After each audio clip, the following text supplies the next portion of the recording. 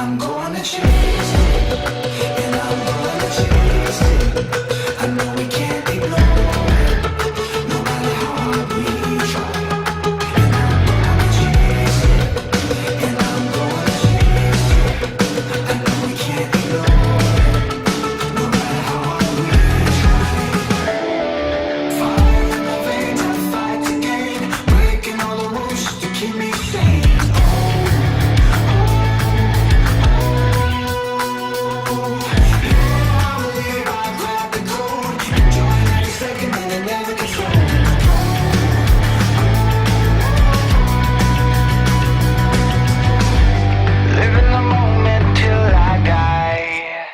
And I'm gonna chase it, and I'm gonna chase it.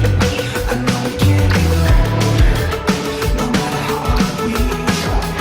And I'm gonna chase it, and I'm gonna chase it. I know we can't ignore it, no matter how hard we try. No matter how hard we try.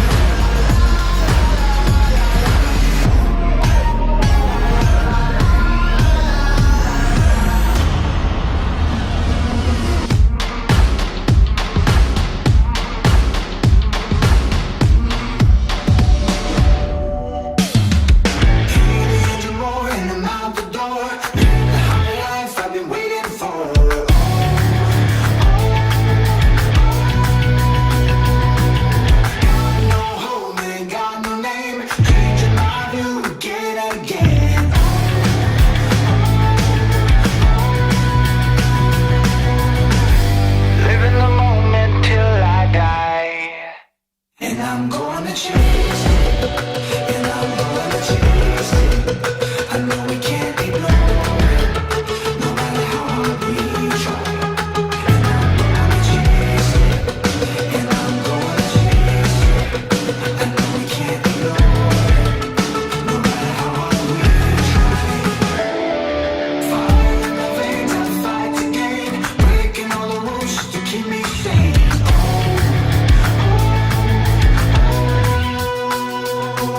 Yeah.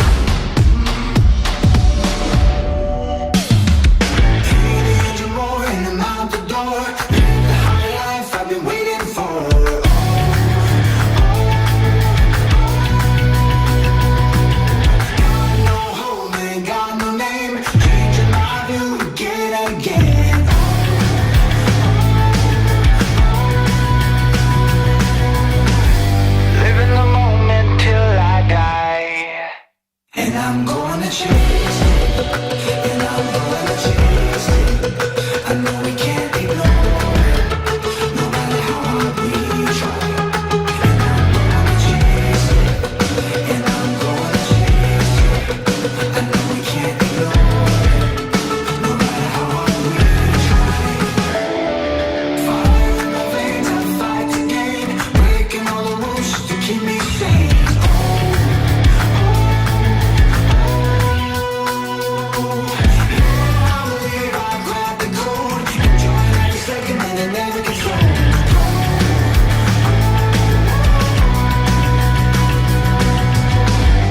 Living the moment till I die. And I'm gonna chase it, and I'm gonna chase it. I know we can't ignore it, no matter how hard we try. And I'm gonna chase it, and I'm gonna chase it. I know we can't ignore it, no matter how hard we try. No matter how hard we try.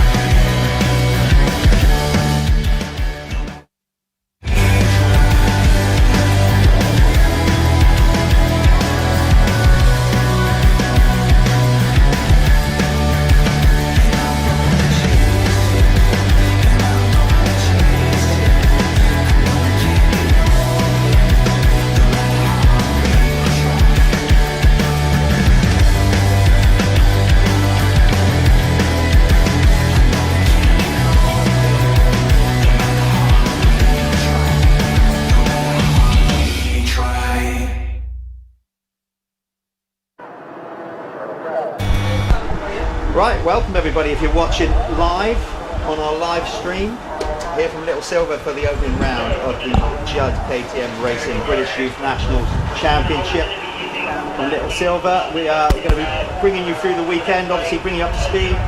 You can see the footage anyway, and myself and Sophie McGinn will try and bring you the best info we can. And what we need, Sophie, is a load of people commenting, don't we? We do indeed. Jeff, we've got round about sort of 45 people watching on the live stream at the moment. But just remember to make sure you like, share the pages, and also if you comment in as well, I'll be doing all the shout outs from the rest of today. Absolutely, yep. Like Sophie said, we are going to be bringing you up to speed throughout the weekend here with the live feed. But obviously, the beauty of live feed is we like a bit of interaction. So we want your comments, loads of them. You know, you can see the action, comment on riders that you think are doing well, shout outs for riders you want to support and get behind. You know the drill. It's modern society. It's what we do. Interaction. So we are going to be starting any time too with the MXY2. My name's Jeff Perrett, and of course on the live feed are joined by Sophie McGinn. That is me.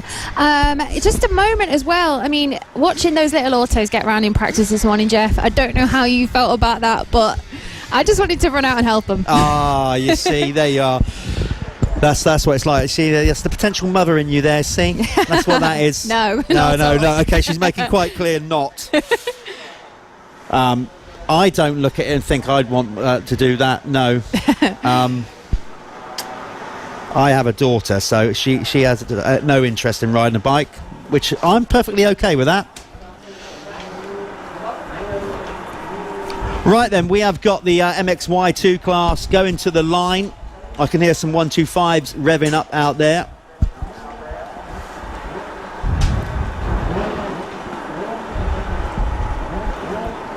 So this is going to be the first and opening moto of the 2020 Judd KTM Racing British Youth Nationals Championship. Of course, what I would say, it's a very different environment we're in today than we're normally used to, so let's just make the most of it, because obviously with everything you've heard in the news of late, we don't know where we're going regards to sort of the degree of uncertainty with major sporting events. So hopefully we'll be able to carry on racing, but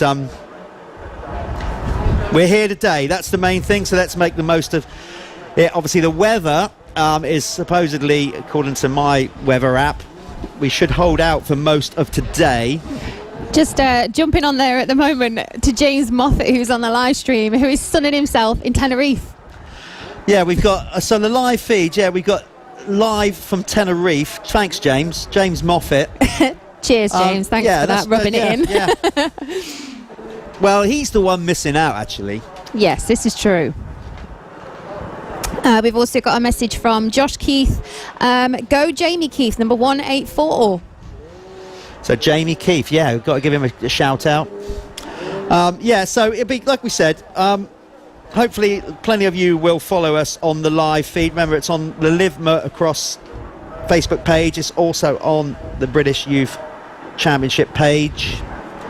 And also the RHL Yeah. YouTube channel as well. And RHL's page as well. So you've got plenty of them to choose from. It's also on YouTube. We're just watching the screen now. There's a bit of activity down there in the waiting zone. Oh, I love this. There's also a delay on our screen. So there you are, see? Love all that. So what we're seeing on our screen is 30 seconds delayed. Just makes it a little bit more Yeah. interesting, I guess. So I'm looking at the bikes lined up. I'm guessing if they're lined up in order, it looks like Cullen Scott may have been the quickest rider in practice. He's certainly first in the queue, but I'm not sure if that means that he was, because I missed the MXY2 practice. Did you? Again, a shout out to all our series sponsors for the Judd British Youth Championship. Basically, we couldn't do it without them. Let me just sort out the desk here. Yeah, so a shout out to obviously Judd Racing, Michelle Arnold and all the crew at Judd for getting behind youth motocross in such a good, positive way. Live motocross, well, we're actually live on Live Motocross. There we are. So the Facebook page is up and running, and Sophie's been doing updates leading into the weekend as well. I'm sure she'll be doing plenty more throughout the weekend. Sports Insure, Husqvarna, KTM, and of course Kex underwear that are getting behind us and doing a prize throughout the series. Shootouts for the fastest lap on the weekend for the 85 classes, 125 and MX and MX1 and 2 classes. So thanks to those people getting involved, and of course Surf and Turf, who have been with the series for a long time. Now, a little birdie told me earlier, Jeff, about this Kex thing. If you see how fast you can get round in a lap, a pair of Kex. That's right. I want to just stipulate at that point that Sophie means on a motorcycle. Are you All right? sure? I thought you were running. It's not a case of just getting out there in your underwear and running around the track. It's for the riders on track. We haven't got some kind of bizarre underwear race going on. But good that they guys got involved. Another new sponsor for the series.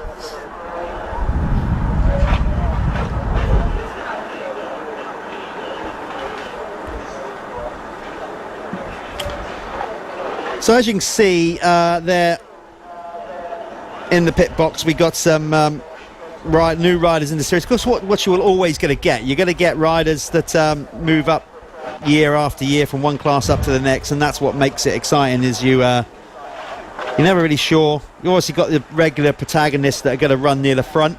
We know that, but there are definitely some riders across all classes that are moving up, and throughout the weekend, obviously we're certainly when we get into the thick of racing, we'll mention them. In this class, of course, we've got coming out the MXY2 class, we've got 125 and 250 machines mixed. So it'll be interesting to see which, obviously, because the 125 has a disadvantage really with a certain power delivery. At the same time, they're lighter and more manoeuvrable. So in these muddy conditions, so they go into the line now. Yeah, coming out for their sighting lap, because the track would have changed quite considerably.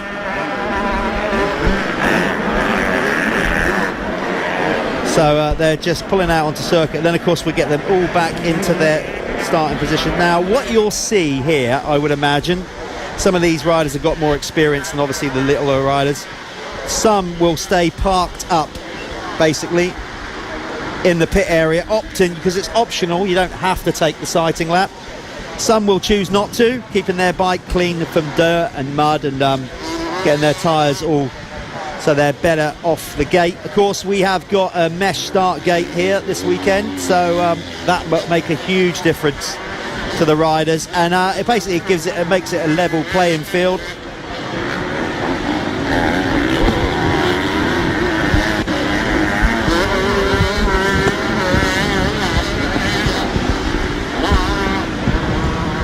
So you can see by the if you're watching on the live feed, which is great, if you're here at the venue, of course, if you're at home, you're watching it anyway, unless you've got unbelievable vision. You'll see that on the sighting lap, the riders going round are just basically, see how it's already started to rut out considerably. Now, these big hills were a bit of an issue for some of the smaller bikes.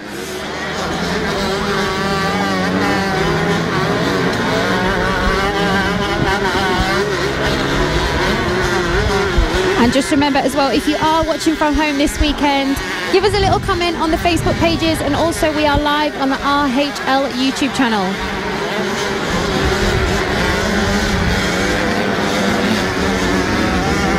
Yeah, so if you are watching live, you would have just heard Sophie asking for shout-outs, and we like them. Basically, as much as we got the racing and we're trying to entertain you, entertain us. we want entertaining. So yeah, let's have all your, we can have your snide remarks. We don't care. We've got thick skin. Go on, give us some banter. Just a little shout out as well on the British Youth Championship Facebook page. Gemma Atkins, there's always lots and lots of messages about Riley Ray Barrow every time we're on this live stream, and I can see why, because he's been riding brilliantly already this morning. Has he got his own fan club, has he? He has. Pocket Rocket, we're calling him. That's cool. That's what we like, though. Yep. I like it when the grandparents and stuff get involved. Oh, they don't come to an event, but they're like super supportive of their grandkids and whatever, shout outs, and that's obviously one of the advantages of doing the live feed. So for some people that can't make it, obviously we'd love people to come out as much as possible. Just a quick hello to Ray Stevens also. Lots of good luck messages for Archie Britton on the live stream. A lot of messages also for Joel Winstanley. In fact, this is a big one. Yeah. Finn Pick in the 65s. Lucas Moncrief, I think I'm pronouncing that right. I think you are. We're up and running. Look at that. We get a load of comments already. Another Robbie Daly message. There's lots going on. Coming in thick and fast. I think the grandmas are chirping in now. What you've been after, Jeff? Well, they are now, aren't they? Because they're fully awake now. They've had several cups of coffee. They're loving life.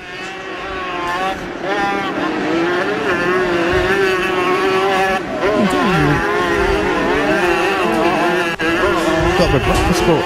Look at that. Get breakfast delivered. You do? I like You're this. getting Is good. spoiled. I am, and I should do this more often.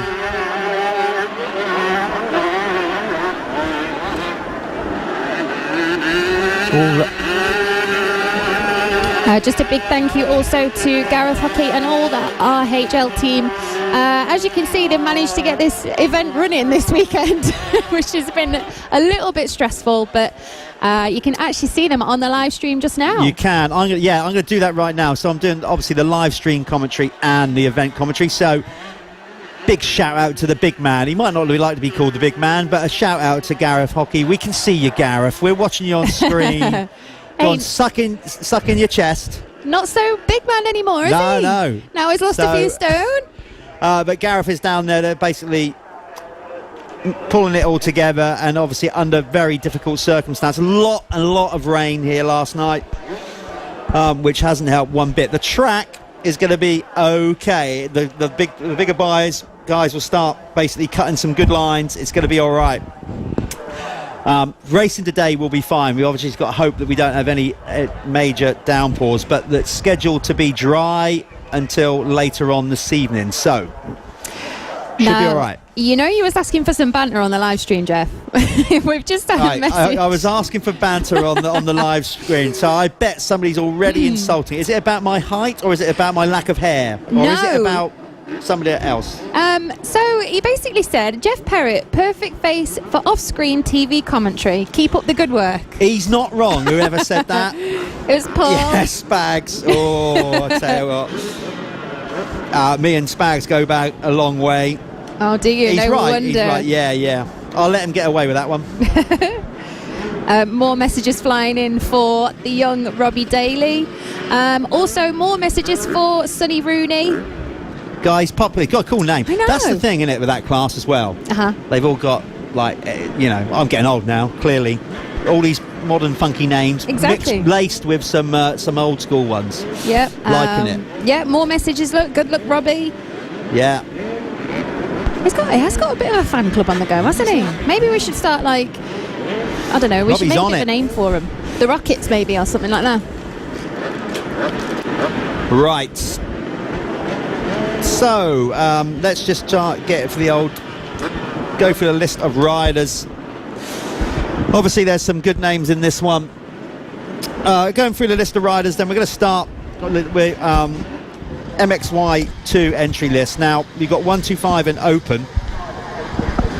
So, the 125 riders to certainly look out for. Well, Jack Grayson's definitely going to be one of them on the Apico Two-Stroke Festival KTM.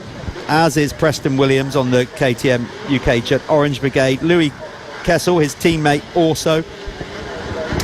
Good to see little Eri Elcock out there. Say little, he's obviously, he's a little short in stature, but he's got loads of commitment and courage. So he'll be running up the front, I'm sure. Another cool name there as well. Yeah.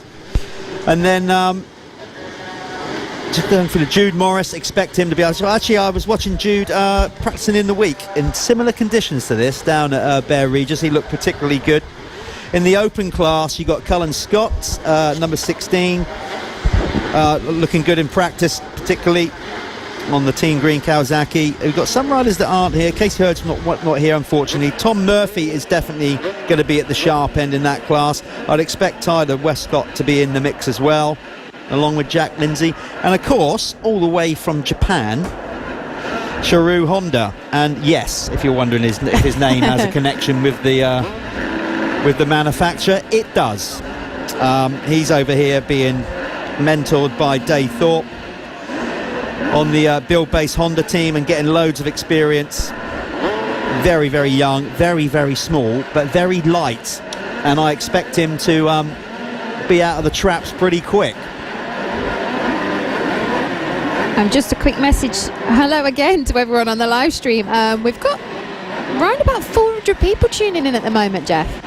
That's good. You 400 people need to spread the word. The 400 people that are watching on the live feed, start texting all your mates and getting more people watching. And that goes to anybody that's actually here at the event as well. And by the way, people watching live at home, if I start talking about the sort of third person, it's because we're also doing the commentary for the people here at the event, okay? Yeah. So don't get confused. I think I've lost my mind. And that goes to all the people that are here as well, okay? So if you suddenly think I'm talking jibber jabber, that's because we are also simultaneously doing the commentary for the live feed. Right, here we go then, Soph, the first race of the year, MXY 1 and 2. Are these separately, or are they? Right then, I can hear the revs up. Gate's going to drop. It has dropped. We're watching the live feed. Slight delay. Right. So they are out of our view a little bit. They don't come into view where we're sat until they come down this hill. And obviously there's going to be plenty of dirty number plates. There's new riders on new teams, but I'd like to think Sophie and myself have got enough experience to try and identify riders by their style, even if we can't see their number. I'm sure 100% we'll be able to spot Preston Williams out of this lot, because he seems to be like one of the tallest ones out the pack. Yeah, he is. Him and Louis Kessel are particularly tall. Tyler Westcott as well. There's Lindsay out in front, I think. Yeah, Jack Lindsay with the whole shot. Thomas Hardcastle's just laid it down. That's allowed Cullen Scott, I think, into second place. So already the ruts are getting particularly deep. But a good start for Jack Lindsay then on the Apico Husqvarna. And it is indeed Cullen Scott on the Team Green Kawasaki in second. And then the riders after them were Sharu Honda in now pushed back to fourth. I do not envy these boys going out in these conditions today. No. There comes an age, and I'm at it, where you think, yeah, it was all right when I was that age. When you're that age, though, it's awesome. These kids don't care. They'd be loving it. Mainly because they're not the ones that have to clean up. This is very true. Just a quick message to, a quick shout out to Michael Pearson. Good luck, Sam Atkinson. He'll actually be out in the next race, I would have thought. Is he moved up into this class? No, Sam Atkinson is out in this one. He's moved up to the 125. His first debut year on a 125. So, Jack Lindsay goes down on the finish corner. He's still got the lead, though.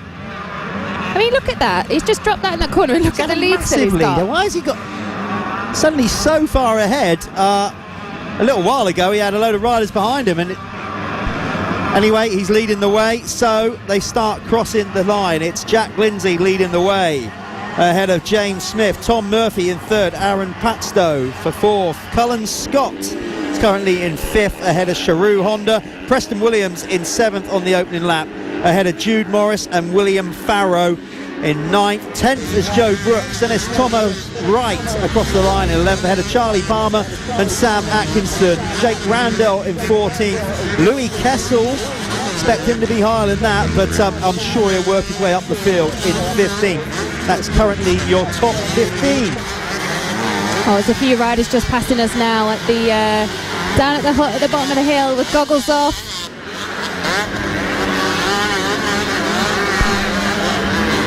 Yeah, of course, and remember, if you're watching at home, and actually if you're here as well, of course, this is a venue where we don't allow tear-offs, so it's roll-offs only, remember that, so you won't see them going for any kind of tear-offs, just pulling that little toggle, and so they get clear vision across their goggles. Poor Lewis and Goggle Bob will have their work cut out They up in the Oakley truck. They really are, yeah. They're going to be busy guys. And of course you want to try and keep your goggles on for as long as you can. Sometimes they steam up, they've got to come off, but of course, we've got a few little stones and stuff in the dirt, so you want to be keeping your goggles on. Tom Murphy in third is on the move, trying to make a pass on James Smith. So it changed a little bit on that first lap. Aaron Patstow in fourth. And then Cullen Scott, who was in second, must have made a slight mistake, dropped back to fifth. There's Tyler Westcott crossing the line, and Tyler must have gone down on the first lap because he's right at the back of the field. I'd expect Tyler to be 2:02 further up than that, so he's obviously made a mistake. And it's so easily done, especially with these conditions, Jeff. Like, I would be struggling to get down that hill without going sideways. I was just going to say to Sophie, how would you cope with it today? Would you even bother? Do you love the sport that much? Of course you do. Of course. Yeah. Me and Stuart were out last weekend at a track up the north, and it was pretty much about the same sort of conditions as it is today. And it was literally stood up everywhere, constant momentum on the throttle, and yeah, still managed to fall off quite a bit. You got it. You know what you're doing. That's it then. So we'll see you out here soon enough. Maybe you can do onboard commentary. Oh my gosh, I'd be out of breath after a lap. Would. That'd be me. So, that was mentioned about me doing it. I wouldn't be able to get to the start line without sounding like I'm making some kind of freak phone call. This is going to be funny. Trying to commentate and for the porridge. live feed for the people here and have my morning porridge. Just a quick answer to Clark Smith as well on the live stream on the BYC page. It is all of the youth races today. Obviously, we'll be back tomorrow with the other blocks, but there is 2 blocks of the youth racing going out on the live stream.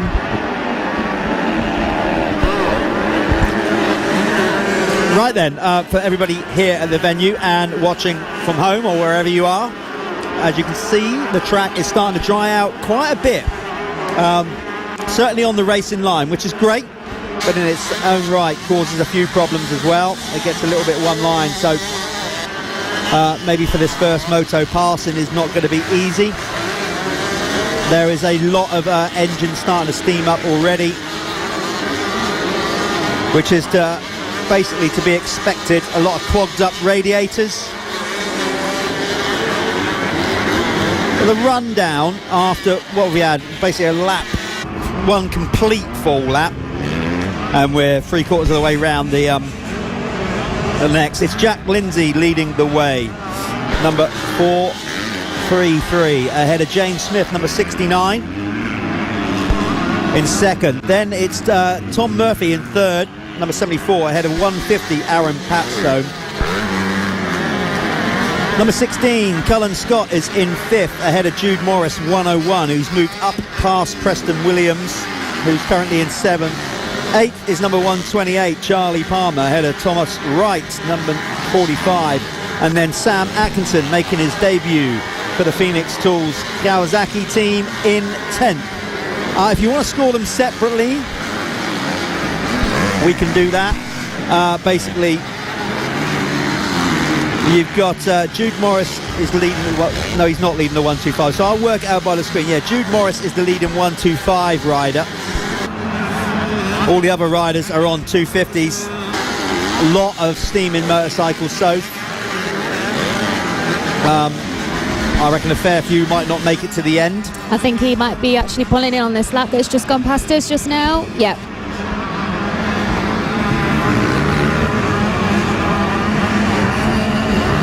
How long?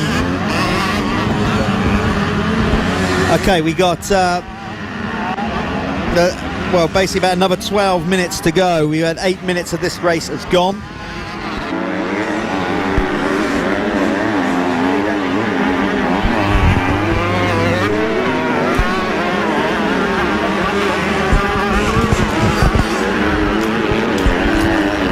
Okay, we got Jack Lindsay making another mistake. So he's been on his side twice and is still comfortably leading the race. Another little slip off there, but he is still comfortably in the lead as he heads back round down behind the start. Yeah, challenging conditions, no doubt. But that is what we do, isn't it? Motocross, basically, you need to ride all conditions. Fingers crossed it's going to be a long, successful season. Obviously right now everything's a little bit up in the air in regards of the coronavirus, but hopefully we will continue to go racing. But in the meantime, we're at least doing it for today, and there's some good racing already going on in this MXY2 class. Lots of support as well coming in for Jack on the live stream this morning. And also, this makes me happy. Good luck, everyone. Not just picking out certain people. Who was that from? That was from James Payne. Thank you, James. That's what we like. Yeah. And also, this is one that you've probably had a lot to do with over the past few weeks. I'm already nervous. Oh, it's nothing bad, don't worry. Okay. Ben Clayton is giving a shout out to the Team Green Boys this weekend. Beans. He's probably still in bed. Probably, yeah. Yeah. I mean, can you blame him though? I don't actually know. I can't.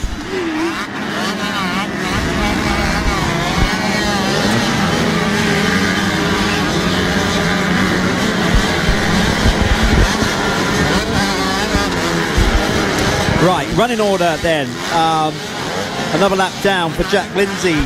He's leading the way, 4:33, ahead of Aaron Patstone. Cullen Scott is now up to 3rd. Jude Morris in 4th, Preston Williams. So it's Tom Murphy that's dropping down the leaderboard. I'm not sure what's happened to him. just trying to get a visual out of them on track. Visuals are not easy, actually. Got to identify a lot of the riders by seeing their backs as they go by. That's Cullen Scott. He's there, gone through in third. Yeah. And there's Jude Morris, leading 125 rider, is currently fourth in the race. And he's got Preston Williams hunting him down. So that'd be good. There's Tom Murphy crossing the finish line. Completely covered in mud all down his right side. So I think that's fair to say he has hit the deck. But Jack Lindsay still looking good, actually. Obviously, because he's not been getting roosted that much. He's pretty easy to identify. Beams has jumped back on the live stream. There's a reason why I stay indoors. he's you know, he's a smart kid. Yeah. You know, sometimes he doesn't look it, but he is. Is it the curtains flopping around? Is that what it is? Kid knows how to ride a bike, particularly indoors. This is true. He didn't live too far down the road either. I would have thought he'd been there. Maybe a turn up tomorrow, eh, Beans? Well, that's it. Get yourself out of bed and come down tomorrow. We've just got a rider pulling in past us at the moment as well.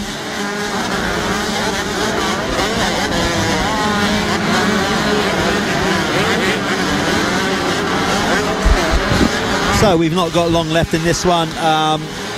By my reckoning, what's that about? Maybe with the extra lap. Yeah, about 10 minutes, I reckon. Sun's got. Look, hold on. What's that? Haven't seen that in a while. That is the old current bun is gracing us.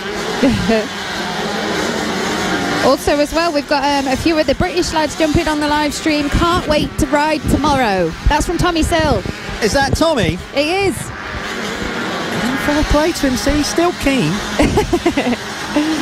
Beam says he's actually going skiing tomorrow. That's why he's not coming. Oh, how the other half live. Blimey.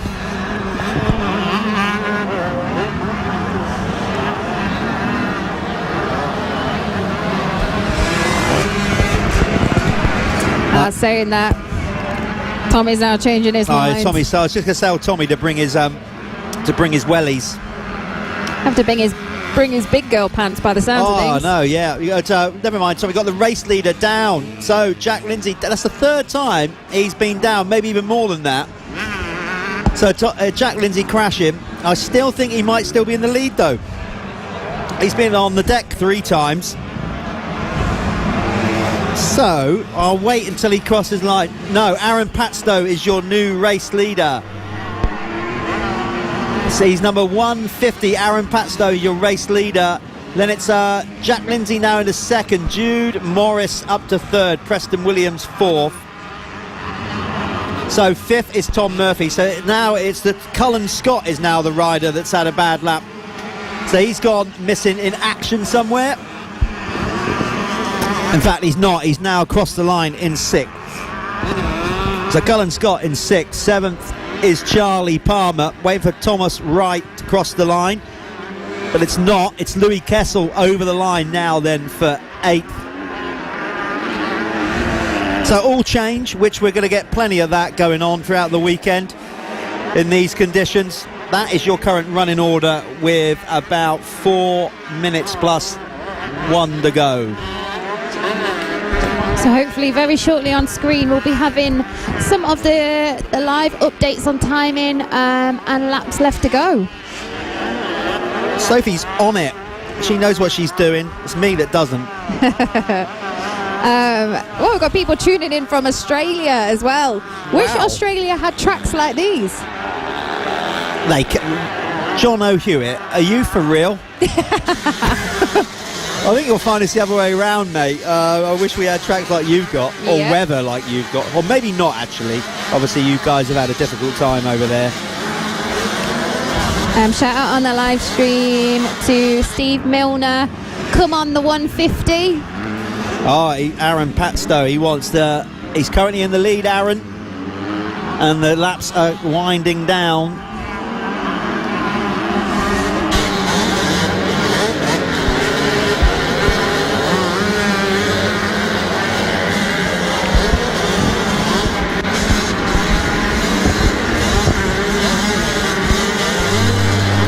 I'd just like to point.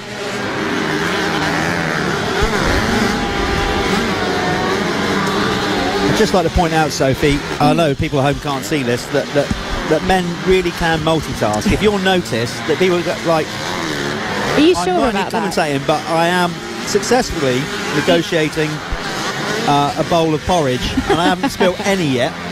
Are you sure? Well, no, let's just wait till I've got it all.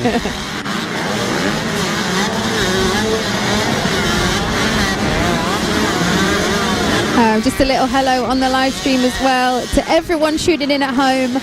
Make sure you drop us a message. Let us know who you're rooting for this weekend.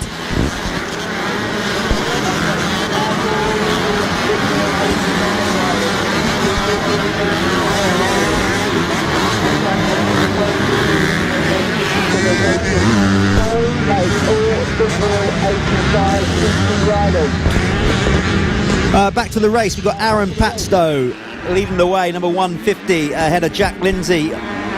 Jude Morris has worked as well very nicely up to third position. Fourth is Preston Williams. Fifth is Cullen Scott. Tom Murphy now down to sixth. So basically, your leading 125 rider is Jude Morris. Preston Williams is the second place 125 rider, and then the third place 125 rider is Louis Kessel. Aaron Patstone has a 8, nearly 9 second lead, and then alternatively Lindsay in second is about 9 seconds ahead of Jude Morris. So they're pretty spread out, but then that in these conditions, that's what you basically end up getting. And now Jude Morris is all over the back of Jack Lindsay, so it looks like he's going to go for second in the race. Obviously Jude is currently leading the 125 class, so he's already leading that, but he's now going for second in the race, and he's all over the back of Lindsay. In fact, Aaron Patstow is stopped at the bottom of the hill here, so Lindsay goes back into the lead. Wow, Jack Lindsay's had a hell of a race, basically. He's had proper drama. He's been on his backside 3 times. He now finds himself back in the lead. Cullen Scott did not see Aaron Patstone ride straight into the back of him, and now he's going everywhere just to get up the hill. So, yeah, so basically, oh no, Aaron Patstow has gone out of it. We had on the live feed somebody encouraging him just a minute ago, and unfortunately, we have got about about 1.5, just over 1.5 minutes plus a lap to go in this opening moto here at Little Silver for the Judd KTM British Youth Championship Open class. Oh, yeah, you don't. It's such a shame for him, isn't it? It sucks. Yeah. And I think, you know, if he let go of his bike, it'd stand up on its own. I'm sure there's loads of people out there watching a race that knows exactly what Aaron's going through right now. And it's always worse when you're leading. Yep. So, Aaron, that bike just won't go. I think he's still trying to get it off the track, in fact. So he's going to go out of this one from in the lead as well, which makes it even worse. Okay, so we are chasing down this 1 lap to go sign. It will be coming out next lap around for whoever I'm not even going to call it, whoever is in the lead, because we've had so many changes in the lead already. So we're going to be next lap around, 1 lap to go for maybe Jack Lindsay if he's still in the lead. He's had about 3 stabs at it, keeps giving it up to somebody else. Hopefully he'll be able to bring it home.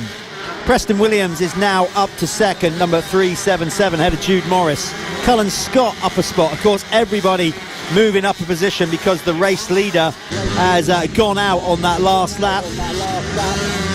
So Tom Murphy in 5th, 6th Louis Kessel, number 69 James Smith in 7th, ahead of Charlie Palmer for 8th, 9th Aaron Patstow. Well, he's showing 9th. He is going to go drop down the leaderboard.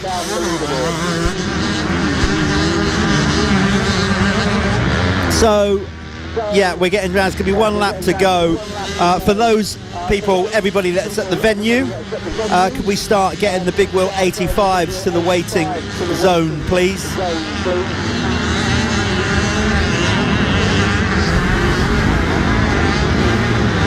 Right, we're waiting for Jack Lindsay to come round, and he's on his way.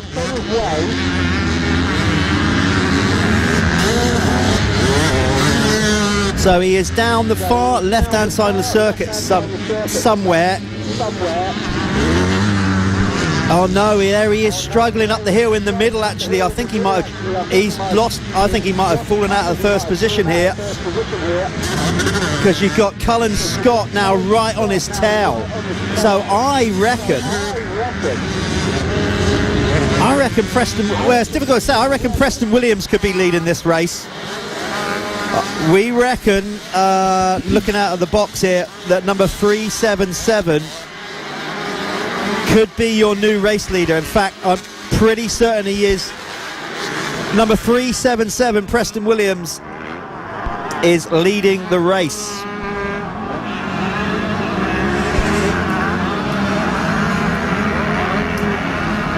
So let's see, but we reckon the new race leader over the line to get the one lap board is going to be 377 Preston Williams on the Judd Racing KTM. Here he comes. Yep, that's him. So Preston Williams is leading the way now. Another new race leader. So Lindsay, there's Jude Morris, which we think's second, number 101, he is. Len Lindsay, who was in the lead, has now dropped down to third. Number 433. That's going to put Cullen Scott in fourth. He's had an up and down race, but he's there now. They're in fourth. Then next up over the line should be number 74, Tom Murphy. Again, for everybody at the venue, could we please have the Big Wheel 85s? You should be in the waiting zone now, please, for the next moto.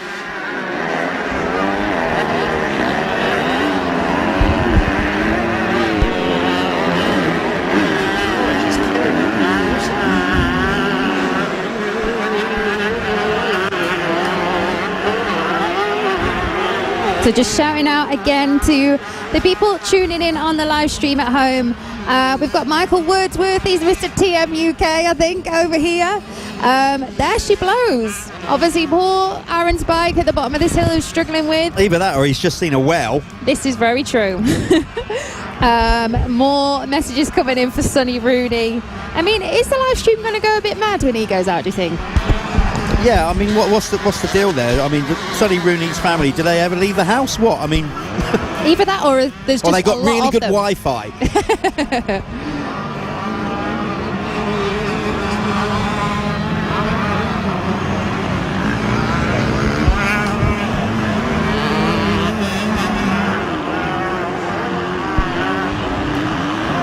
So here we are coming up to the last lap of today's race here.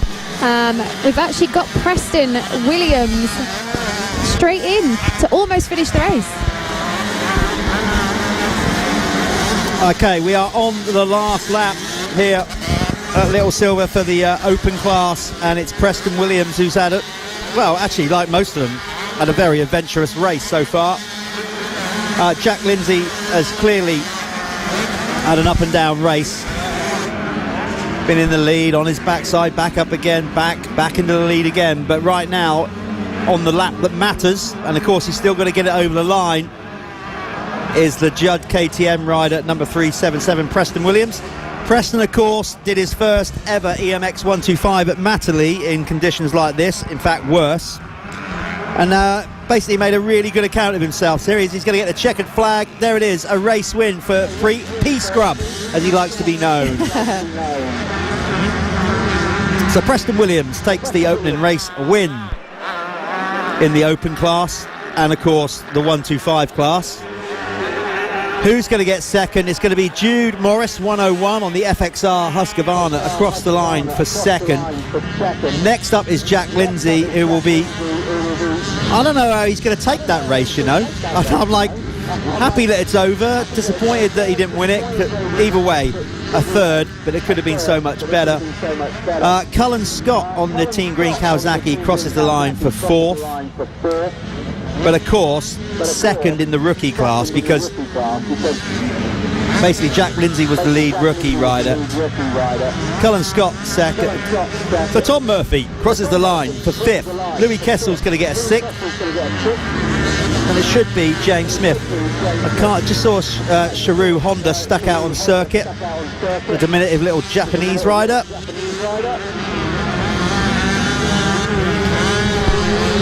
Just a quick comment as well on the live stream from Craig Ross. Good race. Well done to all that survived. It's not wrong.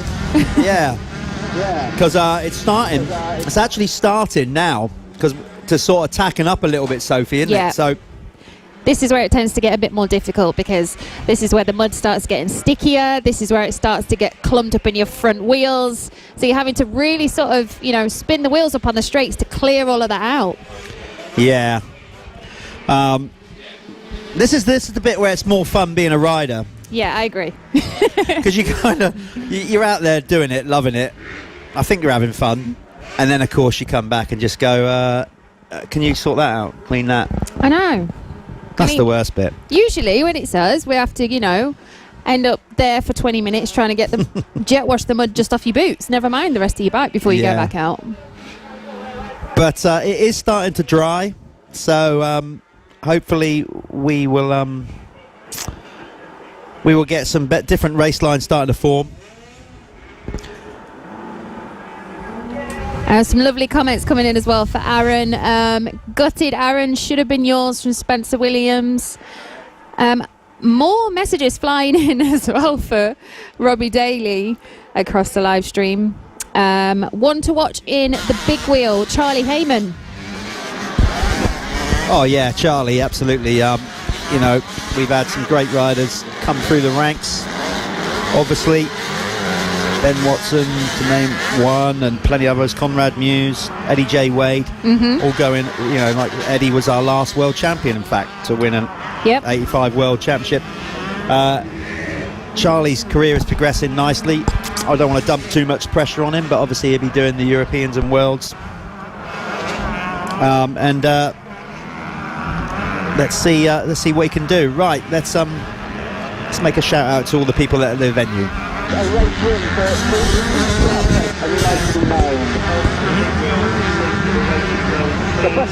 Actually, you small riders don't be too far behind. So that is the final call, please, for all big wheel 85cc riders. You should be in the waiting zone.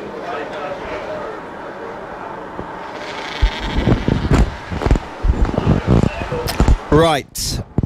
Okay, so we got the up next. We got the big wheel class coming out.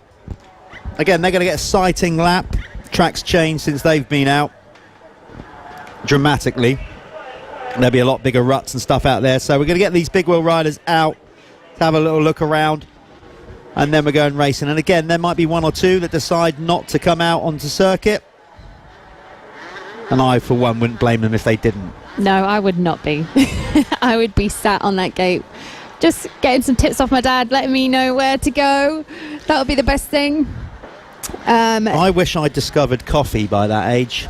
Oh my God, I know. I didn't discover that till later. Obviously, you're not meant to give kids caffeine, but now knowing what I know, I'd be sat there going, can you just whip back to the van and get me a quick coffee before I go out? You'd be getting whole shots every race. Hello to Lauren Dallymore on the live stream. Kieran Karen, you got this, my boy. So I'm guessing that's obviously family watching from home. We've got a few grandmas and granddads tuning in on the live stream. Yet again, more messages coming in for Charlie Heyman. I don't know if you've ever had a chat to Charlie Heyman, Jeff, but he is so... He's stealth. He is so professional. He's really professional. I think it's just his nature. He's just, by nature, he's just a shy kid, calculated. But like when that crash helmet goes on, he's professional, really professional, and he's in everything that he does. And it's he's definitely got his head screwed on regards of long-term career plans. Yeah, very much so. Just a quick hello to Martin Smith. He's rooting for Max Lancaster Bomber Harris. Love in it. The small wheel 85s. I mean, just standard. He has to have a nickname like that, with a name like that. I wouldn't expect anything else. We've also got Tyler Hooley, I was who's just, out in this as you well. must have read my mind, Soph. We're connected more than just wires here. I was just going to mention Tyler Hooley. Obviously, had a great season last year on the small wheel. Pretty dominant, actually, in a lot of races. So I expect him to go well.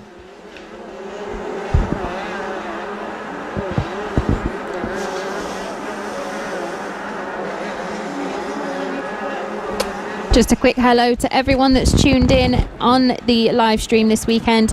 Remember to give a shout out to your favourite rider this weekend. Tell your friends and family to watch. We are also live on the RHL Activities YouTube channel and also the Live Motocross Facebook page.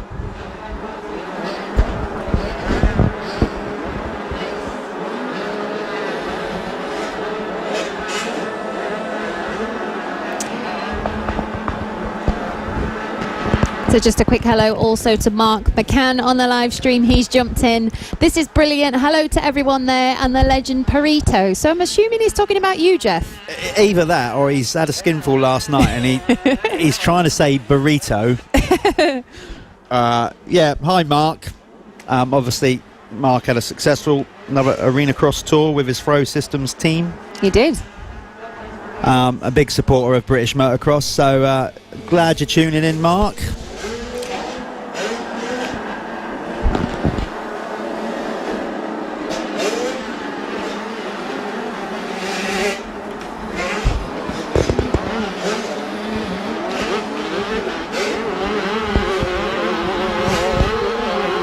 So just remember, the fastest lap rider from the previous race will be winning a set of keks of the weekend, sorry. Yes, of the weekend, that's right. Yeah, so the Kex Fastest Lap Award, remember we got that going on this weekend as well. For everybody here at the venue, I'll just bring you up to speed with that. Basically, that is a new underwear firm. That's not just me being old school and using that terminology. Yeah. Kex. Sports underwear, Sports underwear, yeah. So basically, we've got an award throughout the weekend. Whoever sets the quickest lap time in the 85 classes upwards, 125 open, and then MX1 and MX2 are going to basically win themselves some fresh underwear, which after this weekend, you know, you'll definitely be needing. Yeah. I just want to stress at this point, we're talking about the fact that they're going to get muddy, Yeah. not they've had a dodgy meal. Are you sure about that? Right, so we're going to get them to the line. This is the Big Wheel 85 coming out for their opening moto of the year.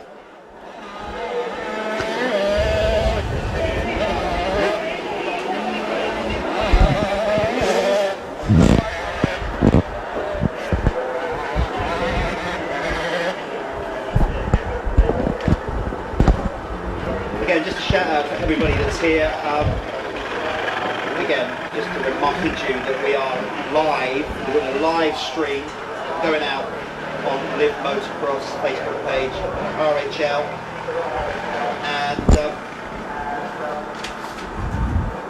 and also on the British Youth Championship Facebook page. So remember that. And if there's sometimes it sounds like I'm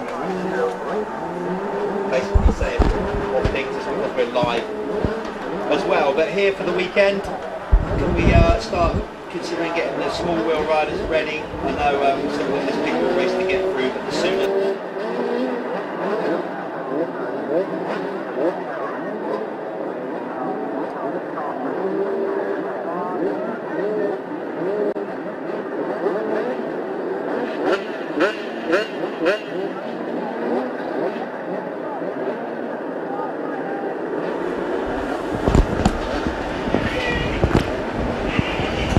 Right, so we're loading them up on the start line.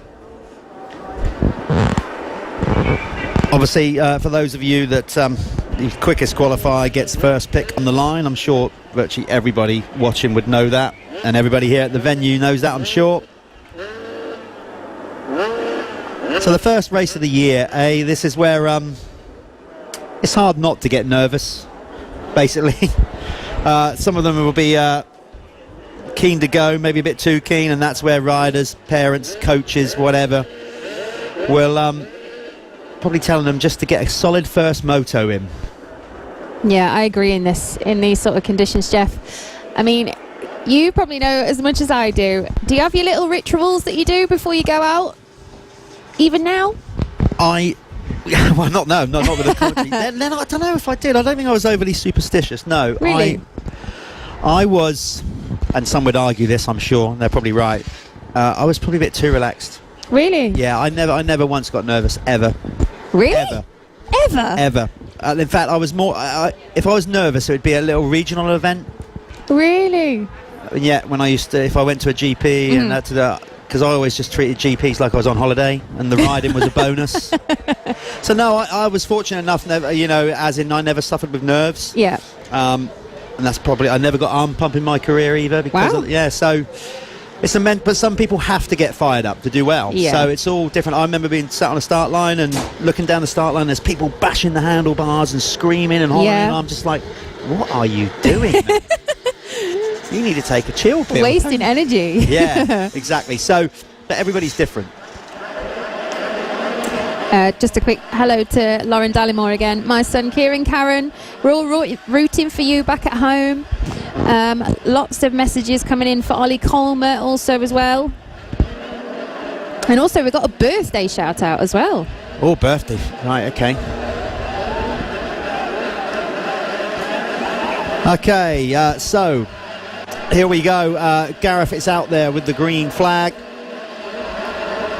We are about to go racing here for the opening moto of the Big Wheel 85s at the Judd KTM British Youth Championship here at Little Silver. Gate drop. We can't quite see from where we are who has got the all-important hole shot.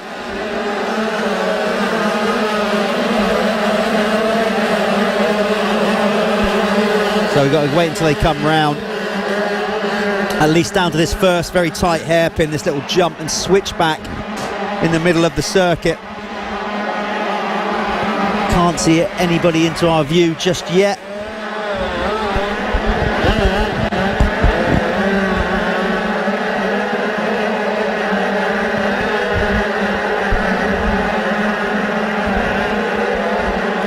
What I can see is number 11, Sean Mahoney, is quite well up there. Oh, he's just took the front coming down this hill that we spoke about earlier. With that being Ollie Colmer maybe Yeah, I hitting the think deck. so. So Ollie Colmer, so Charlie Heyman. So it's Charlie Heyman leading the way.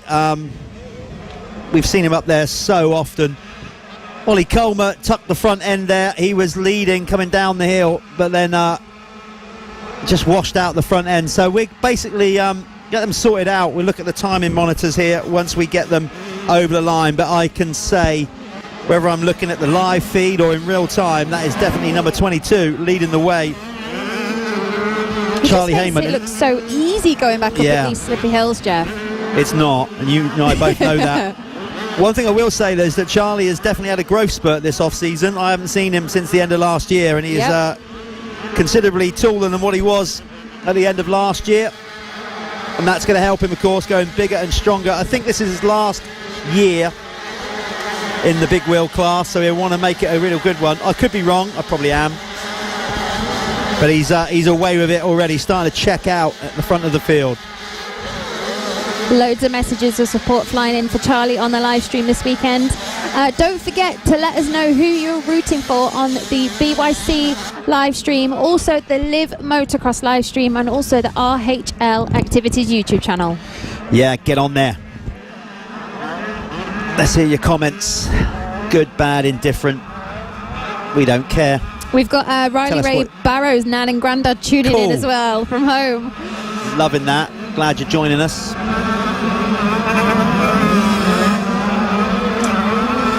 Right, they're going to start crossing the line. In fact, they are. So Charlie Heyman over the line in first place.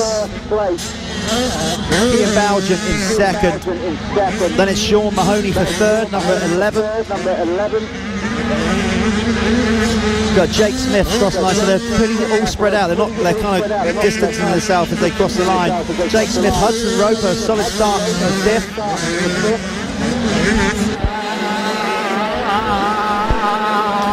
Then it's Ben Musto in seventh, number 163 on the Judd Racing Machine. Then it's Joel Fisher.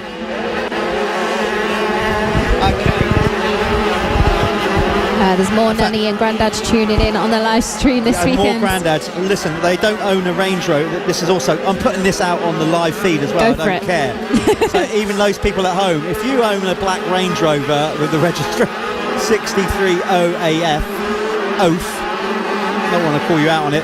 It needs to be moved immediately because we're blocking somebody on the lane. So anybody who's got a black Range Rover with a registration 630AF, could you move your vehicle, please?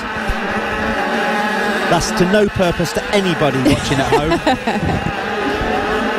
But we are multitasking. This is very much true. Charlie's mum is actually on the live stream as well, so whether she's actually here or at home or sat in a van somewhere, go Charlie, love from mum. Did she put kisses after it? No, she didn't, but I'm sure she will in a moment when she hears this. Okay, so Charlie is way with it out front, still ahead of Kian Balgent. Those two have basically checked out. As you can see on the live feed and here at the venue, they have gone. Sean Mahoney has crashed here just in front of the commentary booth on that switchback, so he's dropping a bunch of places. The top two, well, they're almost in a different postcode already after 2 laps. Charlie has a habit of doing that every time, doesn't he? Just checks out. Does it right, gets a start, gets a clean track and gets gone. So he's doing there. Ollie Coleman making a move there, going up past Jake Smith into fourth. You've got Tyler Hooley now in third.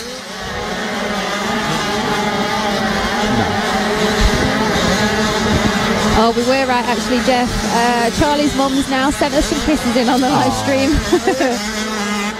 A big hello to Cheryl Johnson. Good luck, Callum Johnson. We are all sat at home watching Love Mum and Reese. Go Charlie. Lots of messages piling in for him. So another lap down for Charlie Heyman. He is doing what Charlie Heyman seemingly does very well. Gets a good start and starts to methodically pull away. But I've got to say, Kian Balgent, 205, is having a good race here. It's good to see those guys, both him and his brother here at the Judd KTM British Youth National Championship. As we said, the top two are, well, basically, Charlie Heyman is 10 seconds ahead of Kian Balgent. Then the gap from Kian to is now Ollie Colmer is a whopping 26.5 seconds. Wow. So, yeah. So the current running order is Heyman, Balgent, Colmer, Hooley, Jake Smith. Then it's Ben Musto in 6th. George Hopkins, number 4, up to 7th. 8th, Mackenzie Marshall. Then it's Joel Fisher in 9th. 10th is Sean Mahoney. 11th, Alex Henderson. Then Hudson Roper is 12th. James Barker in 13th. 14th is Henry Life. Then it's Ollie Addy, number 698 in 15th. Finley Evans finds himself in 16th, not where he wants to be. Then it's Leighton Sully is 17th, number 21. Then Jay Cheel. Warren Clark is in 19th. And rounding out the top 20 is Kieran Caron. We've just actually had Henry Life's mum jumping in on the live stream. Hi Anna. Go Henry Life. Lots of love from mum. Good luck Galway as well from Robert Cater. There just seems to be... It's the perfect opportunity for mums, isn't it? In particular, and dads, I guess, because they can encourage without embarrassing them, because they're out on track and they don't see all this and hear this. This is true. I don't know. Charlie you know might what be it's a little like. bit when he reads this back. You know what it's like when you're a kid and then you know your mum's encouraging you in front of everybody. Like, oh, shut up, man.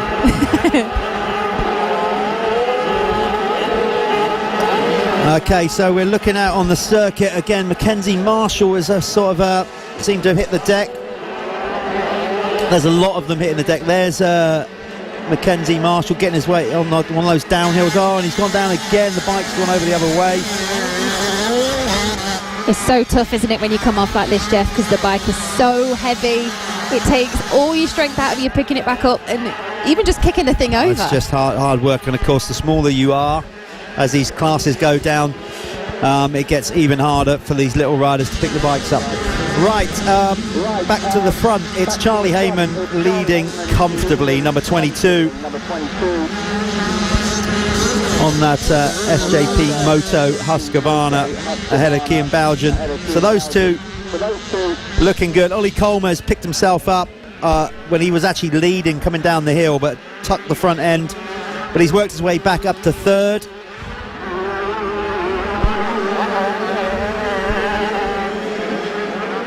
Oh, I think you've encouraged it a little bit now, Jeff, on the live stream with the moms and the kisses.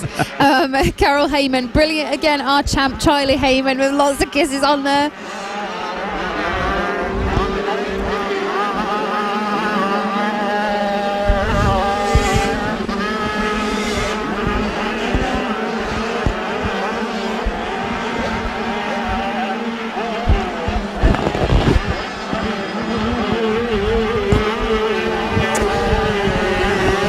So hopefully very shortly on the live stream we'll have some live timing up on screen and hopefully some lap countdown, so that'll make it a little bit more enjoyable for you at home.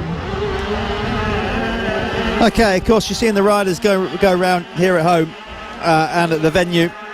Now this is where it start getting interesting. You've got riders going down left, right and centre. Of course riders have to be sensible here and not stick to the track, basically. Anybody trying to start some sneaky lines and cut the course will be penalised, don't forget.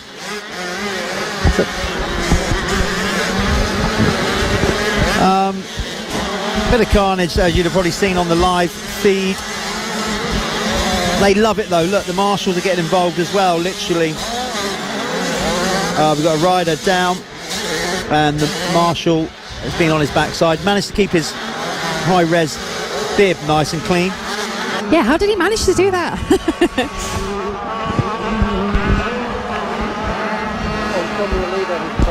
Right, counting down, we have got 3:34 left on the clock in this one, plus a lap.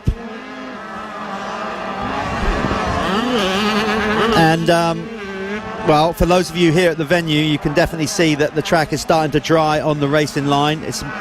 Hopefully that's becoming a bit obvious as well on the live feed TV screen or whatever you're watching it on your phone or your computer. Race leader is still number 22, Charlie Heyman on the SJP Husqvarna, and getting his series underway exactly where he'd want to be. You'd have to be a brave individual to not bet against Charlie Heyman running at the front. Obviously there's other riders out there and everybody's beatable, but he would have started this series as a definite contender, series favourite, I would have thought.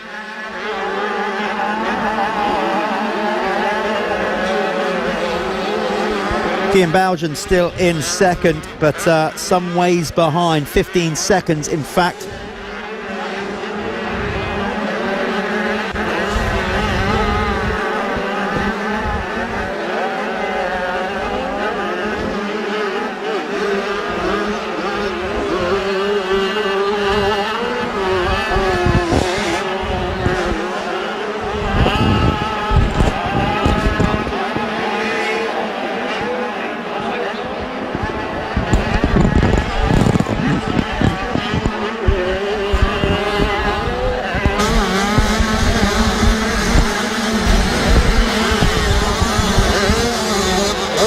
Right, so your current running order with, well, really, we're going to get about 2 laps to go from here, I would have thought.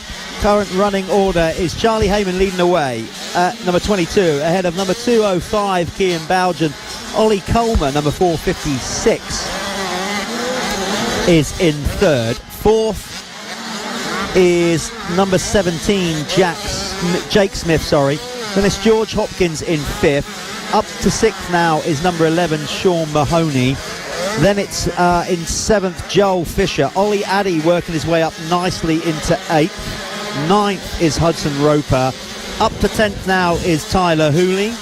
Henry Life, number 8, is in 11th, ahead of Alex Henderson.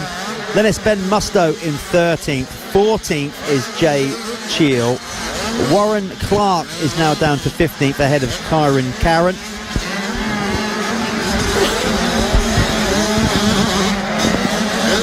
Sixteenth is Warren Clark. 17th is number 146, Finley Boxall. Then it's Mackenzie Marshall, who's had a difficult race, is in 18th. 19th is Leighton Sully. Tommy Smith, number 117, is in 20th, ahead of Harrison Roberts. Finley Evans is in 22nd, and then James Barker 23rd. 24th is Jude Turnton, and then in 25th is JC Austin. There we go, we've got a lot of riders parked up on the circuit. Ruts are getting deeper and deeper.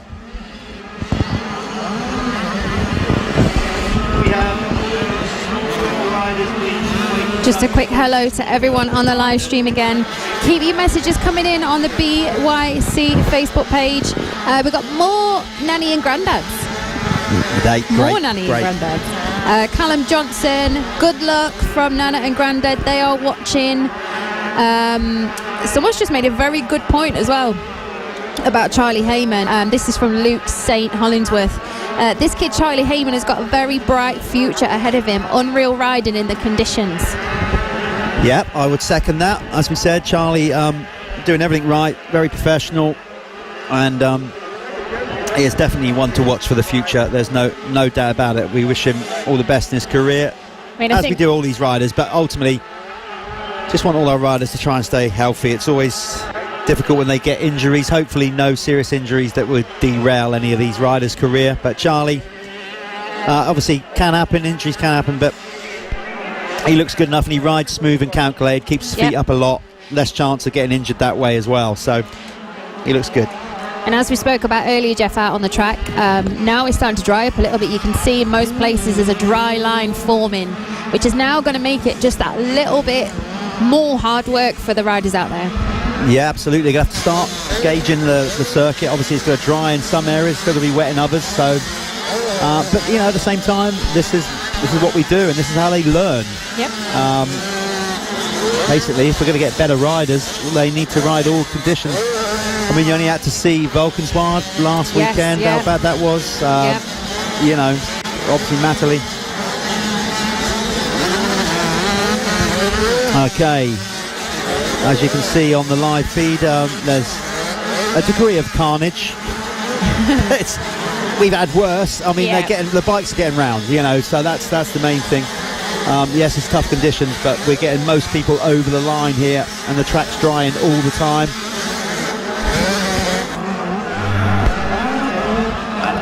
Okay, we are getting close to the final lap here. We just missed it, actually. Well, I say we, the royal we. Charlie Heyman just went over the line after the time elapsed. So basically, it's going to be one lap to go. Next lap around for your race leader, number 22 on the SJP Moto Husqvarna, and that is Charlie Heyman. Here he comes. One lap to go then. He gets the one lap board. So basically, all the people on site here, small wheel riders, you need to get yourself down to the waiting zone because you are coming out next for your opening moto. Thank you.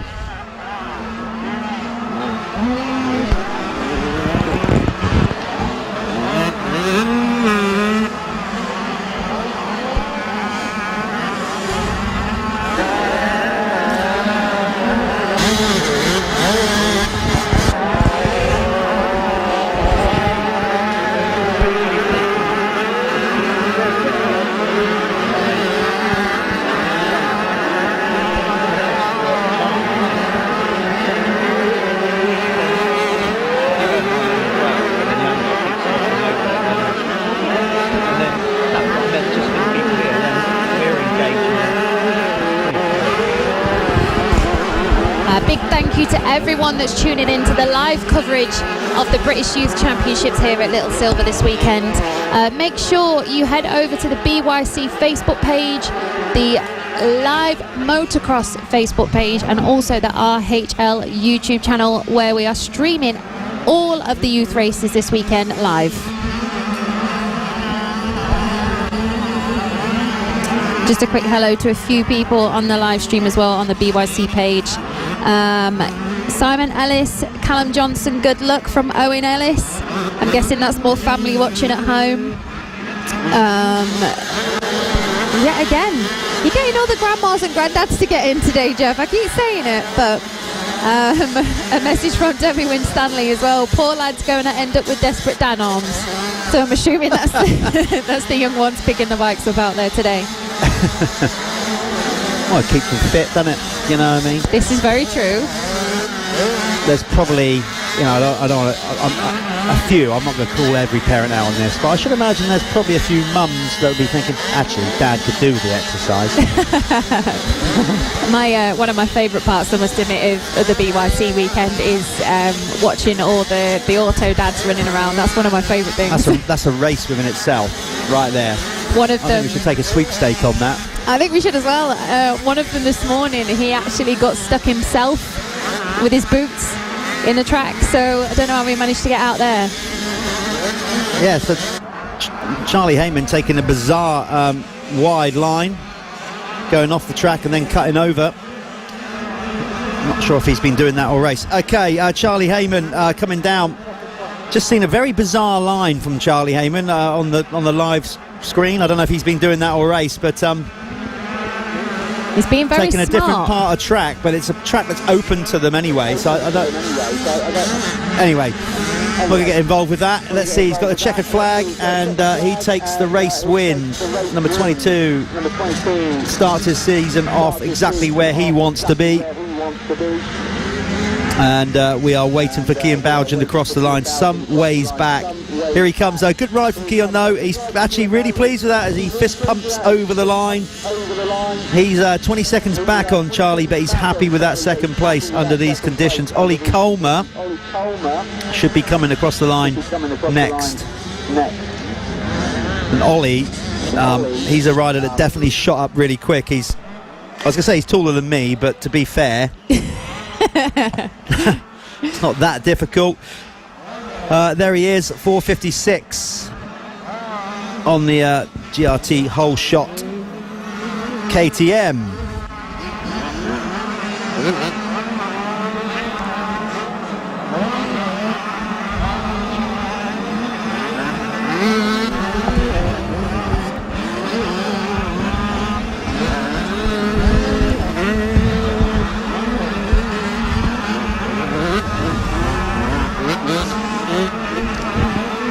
Right, so they're so spread out here. We've only got three of the top riders over the line at this point. We are waiting for Jake Smith. Hopefully he's kept it on two wheels. Is that him? It is. So Jake Smith over the line for fourth. And it should be George Hopkins, number 4, coming in fifth.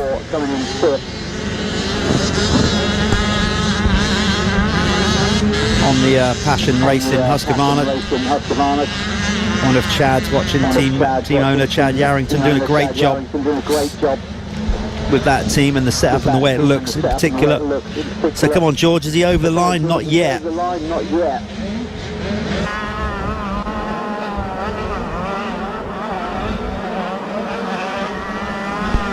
So I can only give you the top 4 at the minute because they're the only ones officially over the line other than those that have been lapped further down the field. So it's Joel Fisher comes in 5th. And then it's number 127, I think. No, we're still waiting for George Hopkins. There he is. Right, so Joel Fisher finished 5th. 6th was Alex Henderson, 6th. 7th was George Hopkins. Ben Mustoe crosses the line for the Judge Orange Brigade in 8th. 9th is Sean Mahoney, and rounding out the top 10, Henry Life. Right, up next we have the small wheels. They should be on the start line or making their way to the start line for their sighting lap.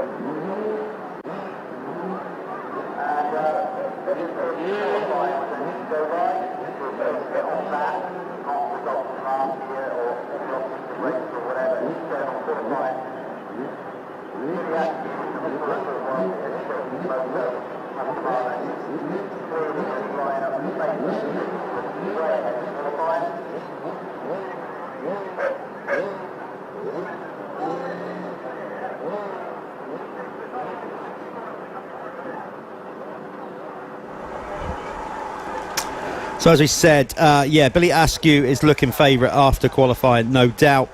He was considerably faster than a lot of the other riders out there. But that's not to say that's just qualifying, of course. We are now going racing, and as you can see by the races we've already had, anything can happen in motocross, and in these conditions, you can just amplify that. So the opening MXY2 race was definite evidence of that. Jack Lindsay was in and out of the lead about 3 or 4 times. So it's all right going quick for one lap. You've got to put it together and stay on 2 wheels, of course. Once again, a shout out to all our series sponsors here at the Judd KTM Racing British Youth Nationals. Obviously Judd and Michelle Arnold and all the crew there for what they do. We've got the Live Motocross website, which of course is www.livemotocross.com. Get yourself on there. Many of you are probably watching the live feed on that anyway. Remember, on the RHL live feed as well. We've got Sports Insure getting behind the series that they have done for a few years now, so thanks to them. Husqvarna, Surf and Turf, of course. The focus ring on the front is pulled back to reveal the red ring. And of course we've got a new sponsor this year in Kex underwear, so basically boxer shorts, etc. So yeah, whoever sets the quickest lap time over the weekend in the small wheel 85, big wheel 85, 125 open MX1 and MX2, they'll win a trophy and a voucher for a new pair of underwear. So, you know, maybe you can just disregard the ones you've been wearing this weekend. Just chuck them in the bin, don't even bother washing them. No, I think the basket's empty.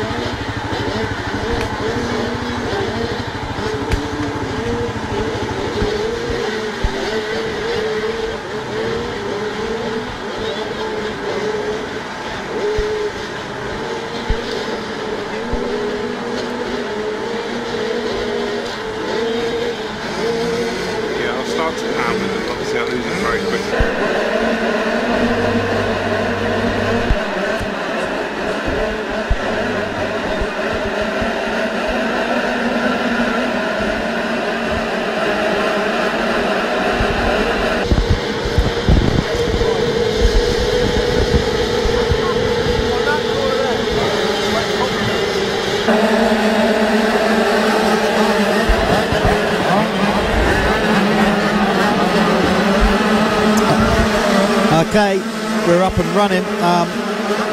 Just looking at the screen and on the live feed, I think there might be a slight delay. Anyway, we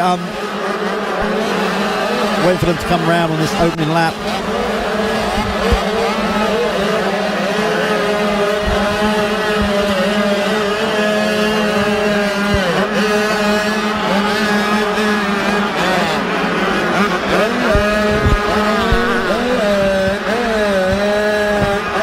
as always, we let them sort themselves out, and there's a lot of sorting out on the first corner, definitely.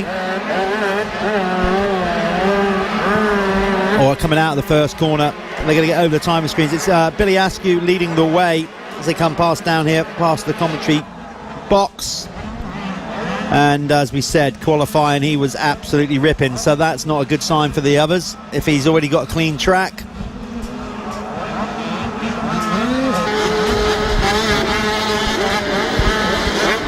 That was third place.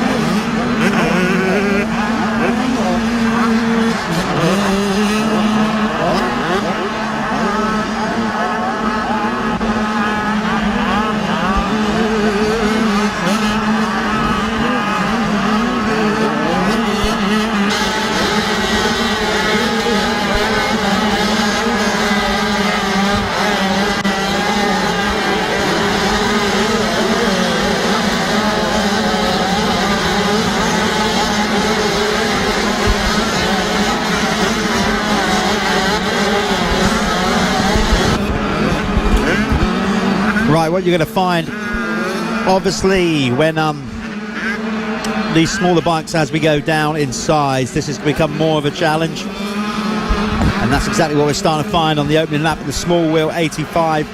Already a fair few of them hitting the deck and really struggling with some of these deep ruts already. See, the bigger wheel bikes have been out, the 250s, the 125s, made some big old ruts, but so far Billy Askew making it look pretty easy. Of course it's not. So he's safely over the line on the opening lap, ahead of Jake Walker. So a good start from Jake. Then Joey Banfield crossing the line in third. So we see Ashton Belgian was up there, but he hasn't crossed the line yet. Harlow Green finds himself in fourth. Fifth is Gus Musto. And then Ryan Waggett, number 55, is up to, well, crosses the line sixth on the opening lap. Next through is 104, Rhys Jones, then Ashton Belgian still not coming through. So he was up there. He's gone missing on this opening lap somewhere. No, he's in eighth actually. Ninth is Jamie Keith. Then it's Cole McCulloch in 10th, 11th Harley Prickett, then Bailey Ward Clark is currently in 12th on the opening lap, ahead of Neo McCartney. 14th is Connor Smith, then it's Philip Turek, number 17, then Sion Wright is number 24 is in 16th, 17th is 810 Seb Moore, then it's William Murphy, Kenzie Cole in 19th, 20th Freddie Gardner, then Jack Evans 21st, Riley Ward 23rd is Brandon Buckley. He's obviously not got off to a good start. I would expect Brandon to be a little bit higher than that. Then it's Cameron Chill, Charlie Richmond, Zach Newlands is 26th.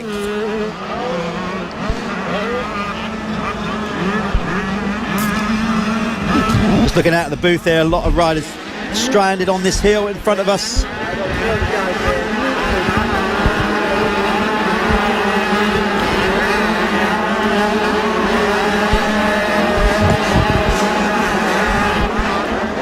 So, and not only that, the clouds starting to get a little bit darker here as well, which is not good. So carnage in turn one going on over the far side of the circuit. No doubt a lot of you can probably see that. We've got riders going everywhere, inside the track markers now as well, or outside. I can't even make it out anymore from where I am down here, just trying to look over the ridge. So that's obviously a very deep corner down there in the middle of the valley. And it's not getting any easier. Just basically to the right of the start line for those people that are here at the venue. Remember, we are, keep mentioning it, we're going out live on Facebook if you want to watch real-time footage of the whole circuit, get a different perspective We're on Live Motocross website and the BYC Facebook. Both on Facebook. I think it's going out on YouTube as well. It's you can see obviously at the track you can get it pretty close, but say if you're walking around, if you've got on your phone, you can actually watch real time and get a closer view. Plenty of comments coming in as well, by the way, which is good stuff. Which is what we want for those people that are watching at home. Let's get involved. Race leader is still Billy Askew, number 441. Pretty distinctive because, to be honest, he looks very, very clean on the white Husqvarna. He's running bright yellow handguards, easy to spot. And right now it looks like he's only just rolled out on circuit. Can we please have shout out to all 65cc riders? We have all 65cc riders, please start making your way to the waiting zone. You are up next for your opening moto.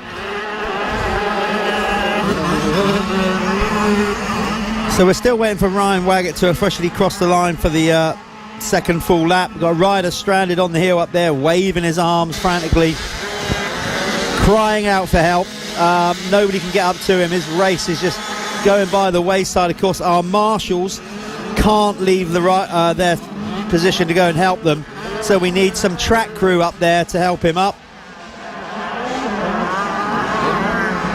Help is now on its way. 6 minutes 22 to go in this one. Billy Askew with a healthy lead of 9.8 seconds.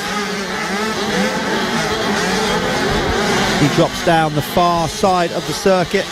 So your race leader is right down the left-hand end of the circuit at the minute, going up the uphill, the step up. He'll be coming round to take another lap soon.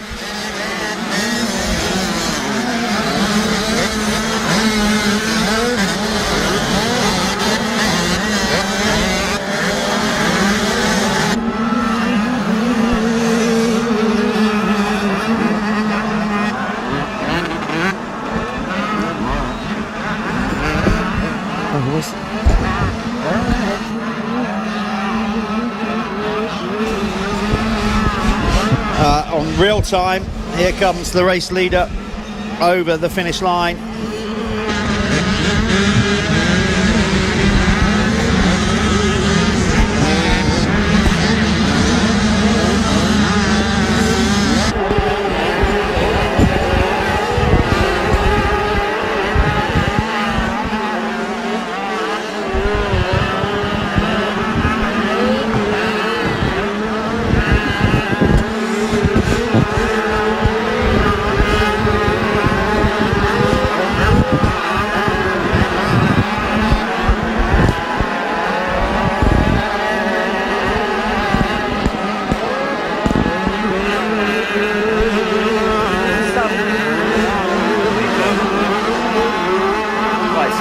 Obviously there's a delay to the actual real time, but then I'm commentating on what I see real time out the window, so does that not then sync up? That's the problem, because obviously I'm trying to commentate for people here.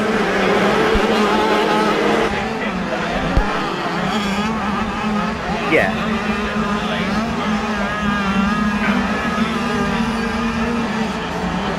Yeah, but if because I'm...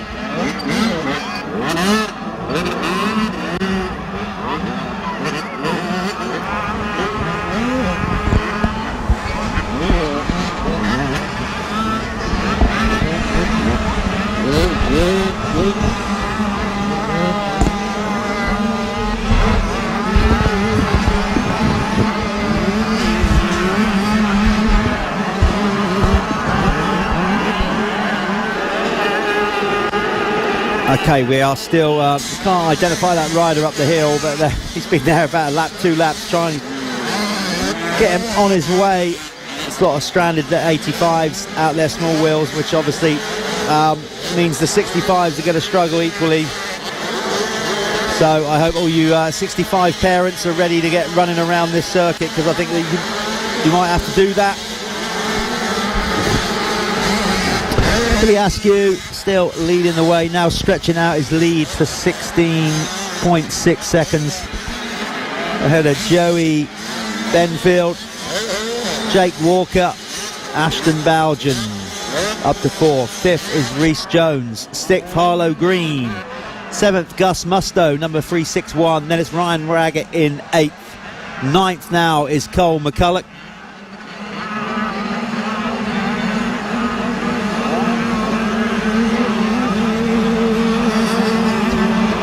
And then in 10th is Philip Turek.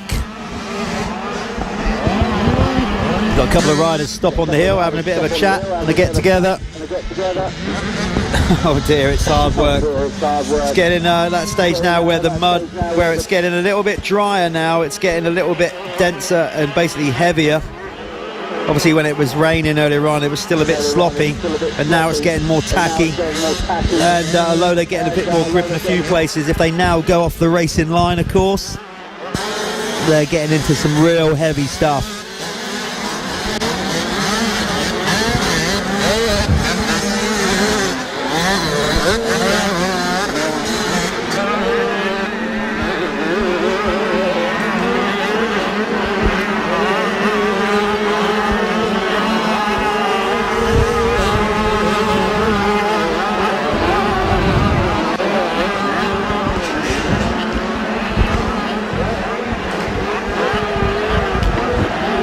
Right, we have 1:26 on the clock, so I'm just trying to find where Billy Askew is on the track. I think we're going to get another 2 out of this minimum, maybe more. The lead rider is Billy Askew, number 141 on the SJP Moto Husqvarna, ahead of Jake Walker. Here's your rider in 2nd, number 99. Then Ashton Bowden finds his way back up to 3rd. Reece Jones, number 104, is currently in 4th. We're waiting for Joey Benfield, number 124, to cross the finish line. The clock off another lap. Is that him there? No, so still not over the line for Joey. That was Gus Musto over the line. Yep, so that's basically the running order as it stands. It's going to be 1 lap to go next time around. 65cc riders, could we have you all down to the waiting zone, please?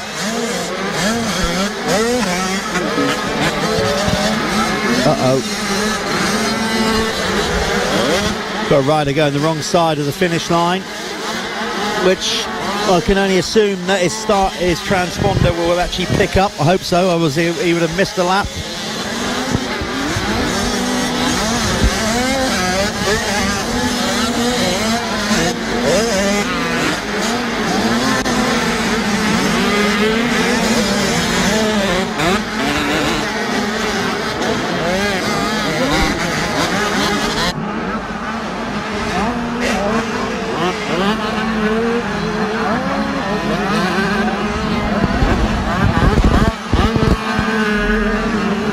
Okay, just looking out on track. I'm trying to watch the live feed simultaneously, but Billy Askew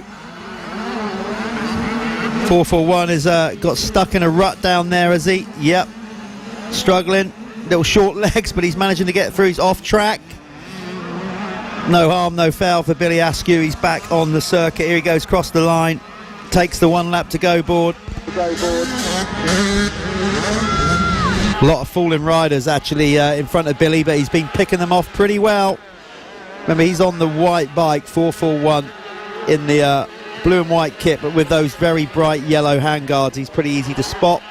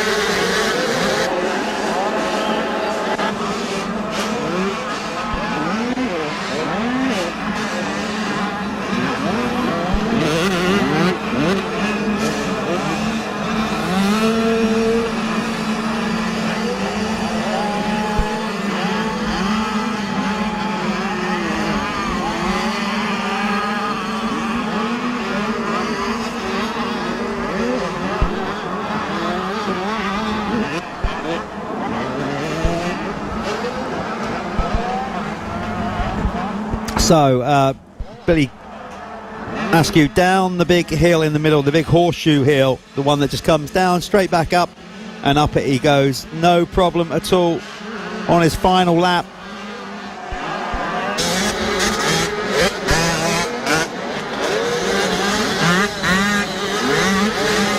He has a very healthy lead, and when I say very, I mean very.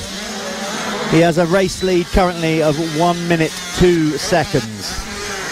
Billy Askew. He doesn't even look, his front mudguard's not even dirty. He's absolutely, well, he stormed it in qualifying, and it looks like he's storming it in the racing as well here at round 1. Basically laying down the marker for, well, arguably the rest of the year. I mean, maybe he just prefers these conditions, but if this is how it's going to be all year, the others are going to have to raise their game to get anywhere near to Billy Askew. We're waiting for him to get over the line here. The checkered flag is about to drop on the opening moto of the year for the small wheel 85s. There he goes, round the outside, past another fallen rider. Checkered flag out then. Your race winner, SJP Motos Billy Askew. In a word, well, let's make it 2. Smashed it.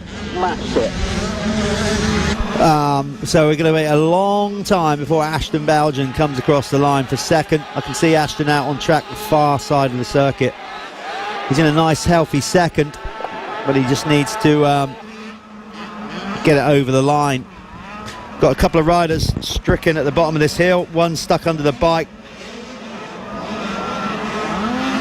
Can't quite see who that is over there.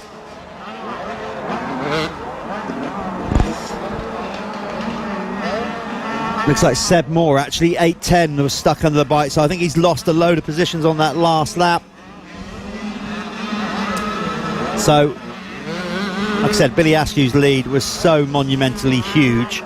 We still haven't got second place over the line yet. Here he comes. Is this him here? I think it is. There it is. Ashton Bowden over the line now for second.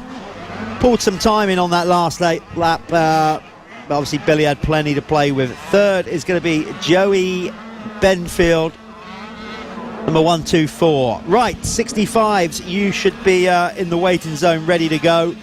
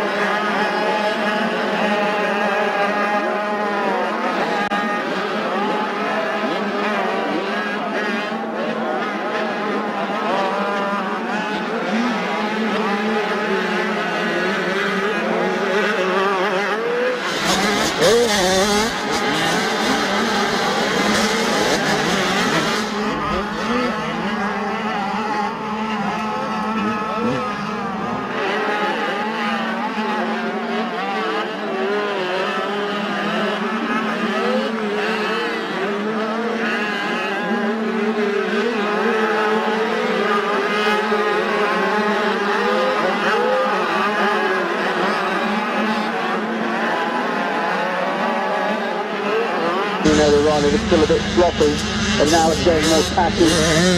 Although they're getting...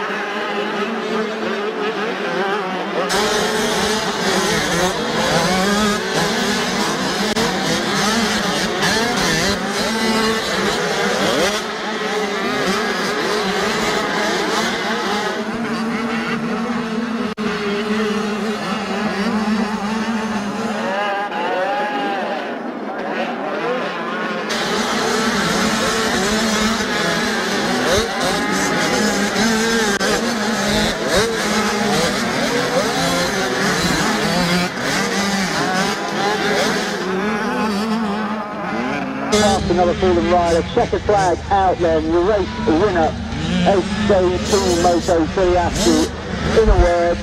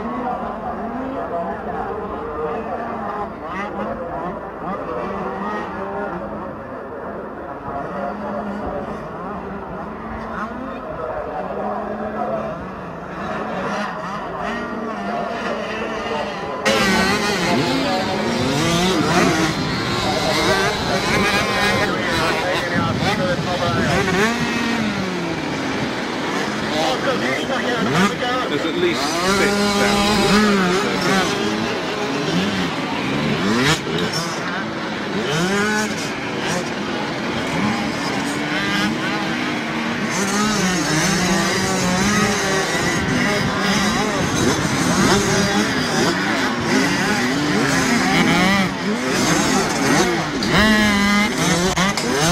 So a big hello to everyone again who's joining us across the live stream this weekend for the BYC.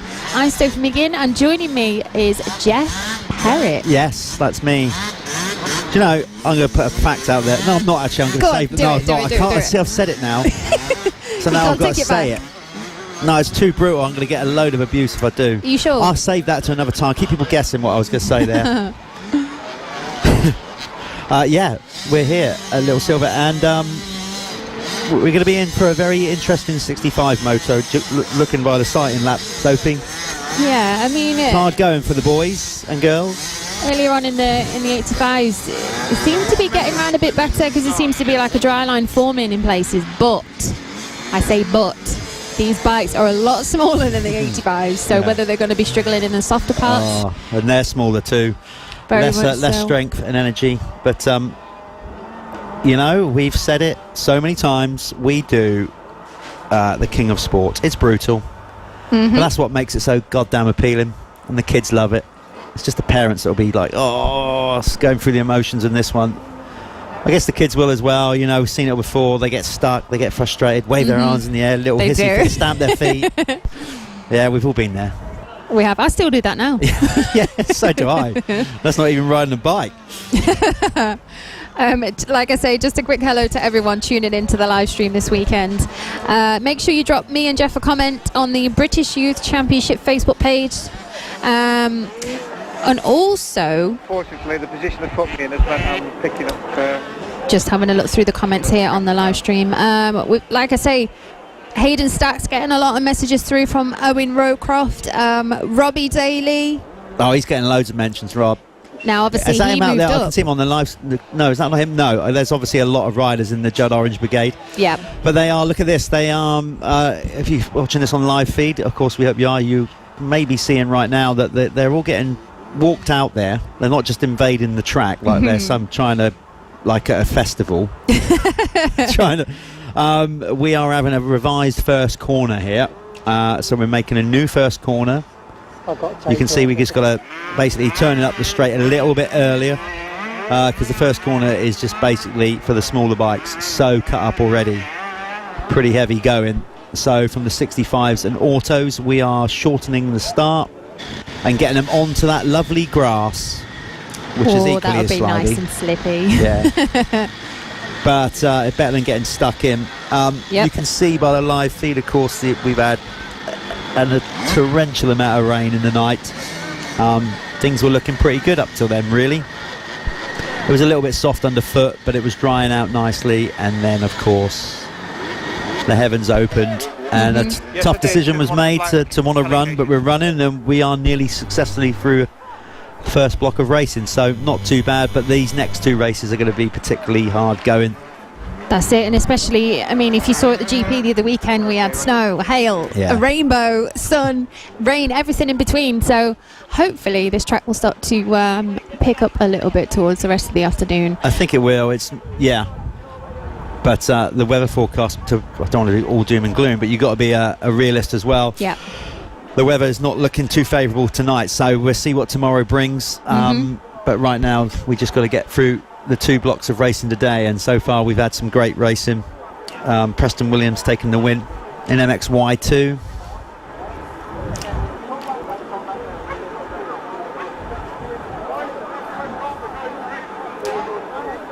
I think there's more Nanny and Granddads arriving on the live stream as well this afternoon.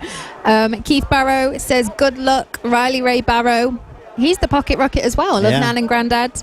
Ben Clayton as well is piped up again. Oh, has he? Zane- Is he still in bed? Well, I don't know I bet he actually. is. He probably is.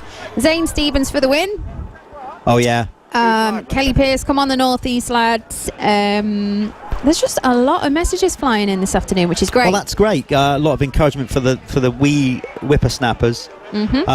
Because bottom line is, if our sport's going to evolve, and we need it to, I'm not going to Yeah. get drawn into the deeper politics of that, but it's not getting any easier for this sport to run in the country with so many other things. We absolutely have to start making new heroes of younger riders Yeah. and getting more people into it. So great that we're doing the live feed. Great that so many of you are following them. Spread the word, even if you've got people that don't know about motocross.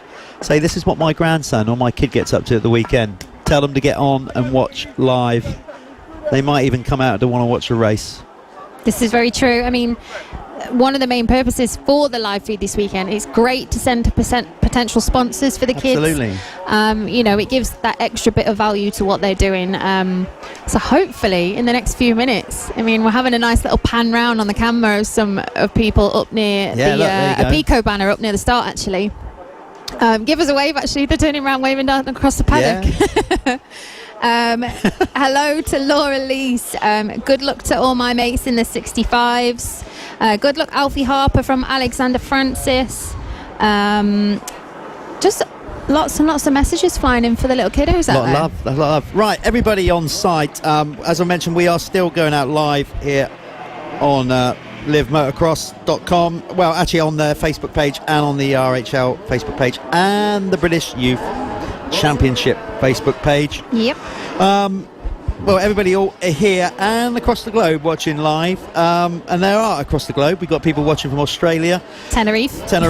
in the warm. Just to let you know, we've had to revise the start corner for these next two classes. So we're shortening the start, putting them across the grass. And then also, when we get to the top of the hill, we're going to have these next two classes, 65s included, like the autos, just run straight across the ridge on the top of the field and then drop down to the far section. So that's basically what we're doing.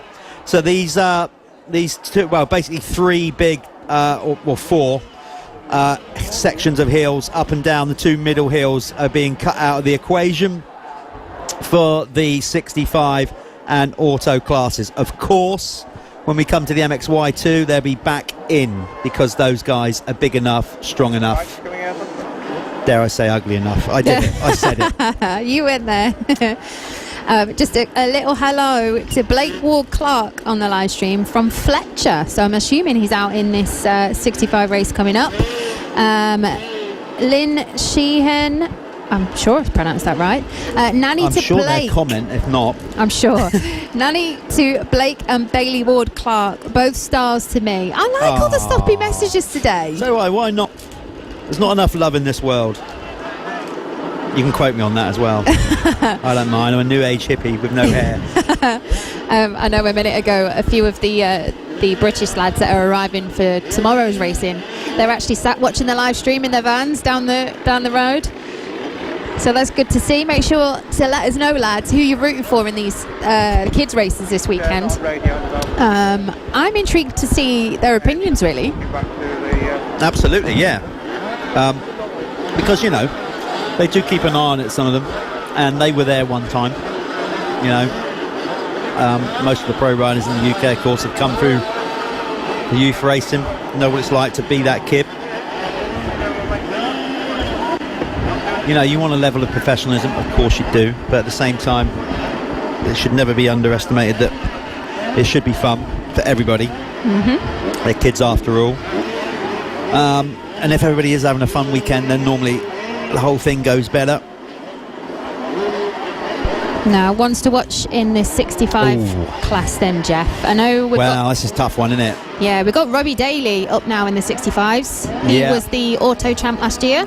And he was a good one as well. Joel Winstanley Dawson impressed me last year. He's a little pocket rocket. Mm-hmm. He's like a little stocky kid, or like but he's strong and yeah, had a little bit of like a Carmichael thing about it. I remember. Yeah, you're right. Yeah, he did like a little short leg, but he holds on to that bike and gives it some. Yeah. Hayden Stat obviously is a name we're all aware of from the auto days as well. Zane Stevens, Judd Orange Brigade, of course, has got a great shout, and he's done enough laps around here. He's lives down in Cornwall, not too far away. Yeah.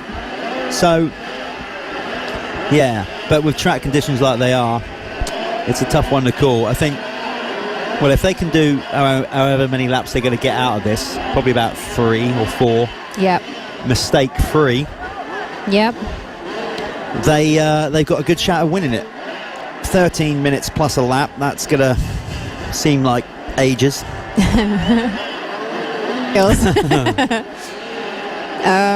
Hello to Jenny Humphreys on the live stream. Good luck, Harry Hall and the Autos. We are all watching and cheering you on from home. That's nice. It does sound nice, yeah. I bet they've got the heating on. Yeah, I was just blanket going, on the that's why it sofa. sounds nice. To be fair, we are sat in a Yeah, we relatively can't warm moan really. cabin. We're not stood on the top of the Dunlop truck this weekend, Yeah. which is good. Oh, good. Blake Ann Ward, Clark's mum, is on the live stream, giving it the big one. Okay, that's the green flag is out. We got 15 seconds to go. The gate's going to drop here for the 65s. Remember, shortened circuit. They're going to tear along the ridge at the top. But at least we've got more chance then of getting them all round, because these two big hills have been problematic. So the gate has dropped. We are underway with the 65 class. Again, from where we are, it's very, very difficult to identify the leader until they come round. And of course now they're going to be cutting out these two hills and going across the top.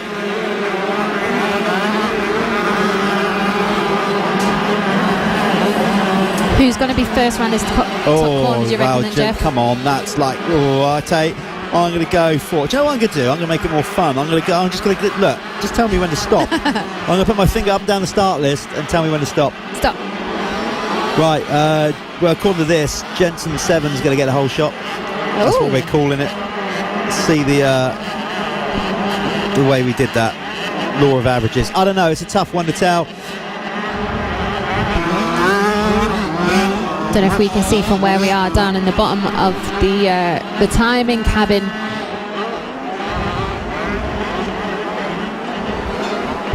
Okay, we have some degree of carnage up there on turn 2, is it, or 3? But for the best part, obviously taking these hills out of it has made a big difference, actually. Getting around much easier now. It looks like Jaden Jones, I think, has got the whole shot, number 199. In that very fluorescent, I think it's shift kit he's got on.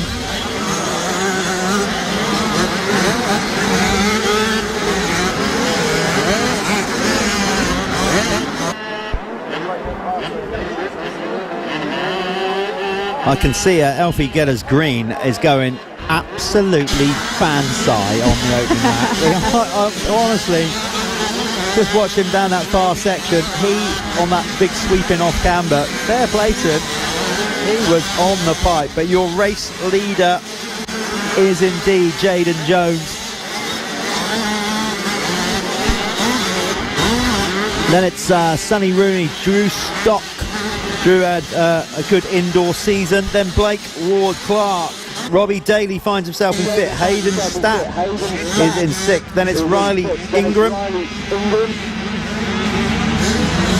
Archie Britton, as we mentioned, moving up from the autos, is in eighth. Ninth is Alfie Geddes Green, who I just mentioned. He's absolutely flying.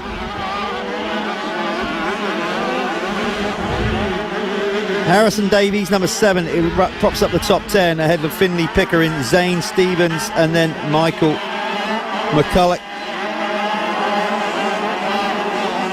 Jack Davey, number 200, is in 14th ahead of Logan Burns. Then Liam Bell, 16th. 17th is Jensen 7. Then it's number 118, Tyler Rogers, ahead of Jaden Anderson and Joel Winstanley Dawson in 20th. What's happening, Sophie, in the social media world? Lots and lots of messages. Like I say, more Robbie Daly messages. We've got some messages about Jensen.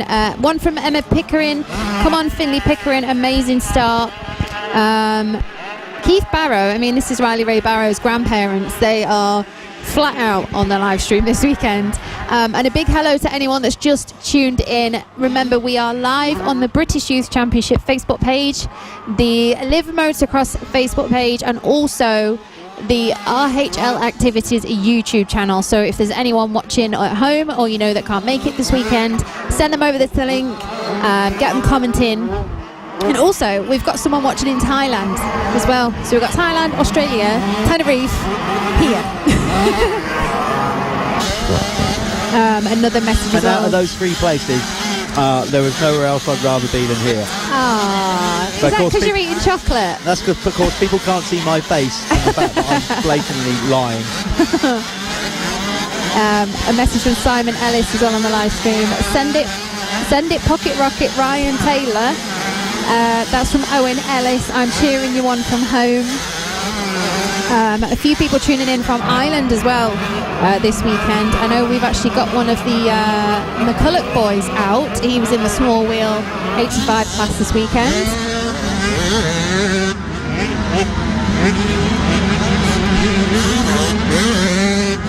Message from Victoria Davey. Good luck, Evan and Jack Davey. I'm assuming both of them will be out racing this weekend. We've got someone in Barla now, wherever that is in the world. Go Jaden Jones, Auntie Sue and Uncle Al in Barla. Would that be Barley or Barla? I don't even want to think about it. Hopefully she'll tell us in a finish moment. me off. Another message as well. This is great. These kids are the future, getting out and giving their all in these conditions. All deserve the very best. Send it, lads. Fair play. Indeed they do. Fair comment. I'll take that. Just having a quick look now on the live stream. This seems to be the biggest amount of numbers I think we've had on the live stream today so far. Johnny and Tom are watching from northern Spain. Good luck to George Hopkins on the 85. More messages flying in again for Sonny Rooney. So keep them coming in, guys. This is getting hard work now. We got riders starting to crash here in front of the finish line. Oh, look at it, just in that map. I know kids like to play in the mud, but that's taking it to the extreme. So, your running order then. Jaden Jones is absolutely flying. He's got nearly a 9-second lead on the SJP Moto Husqvarna, number 199.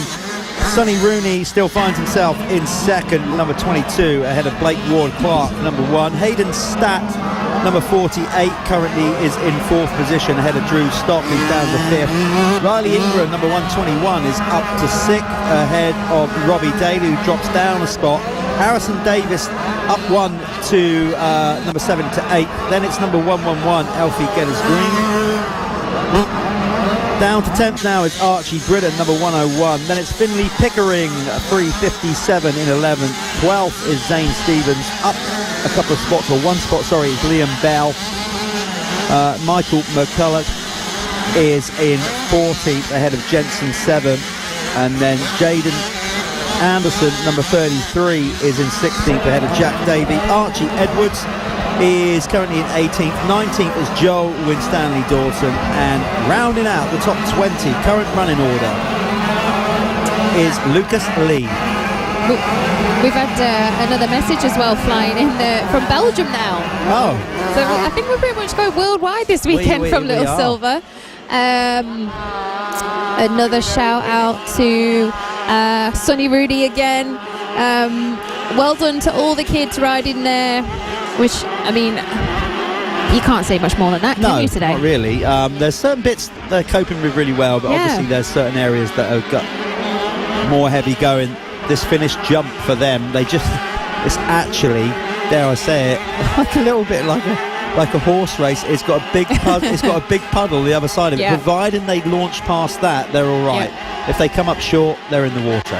Yep. And they're doing all right. They're doing good.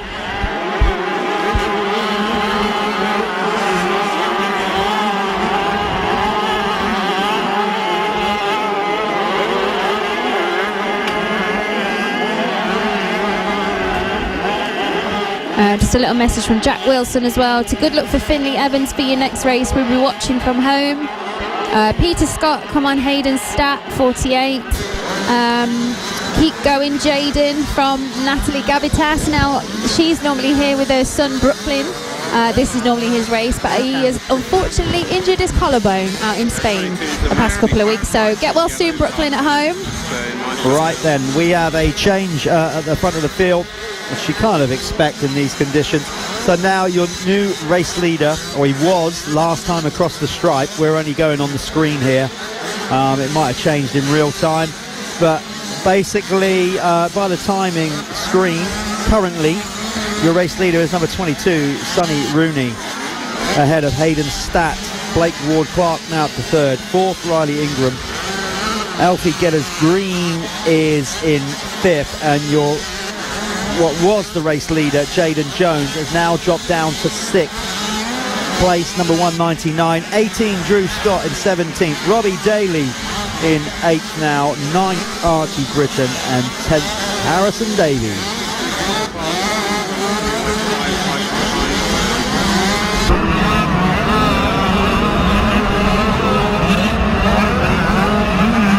So, yeah, definitely heavy going in this one for these 65s. Autos, of course, are up next. So that's going to be even harder for them. But so far,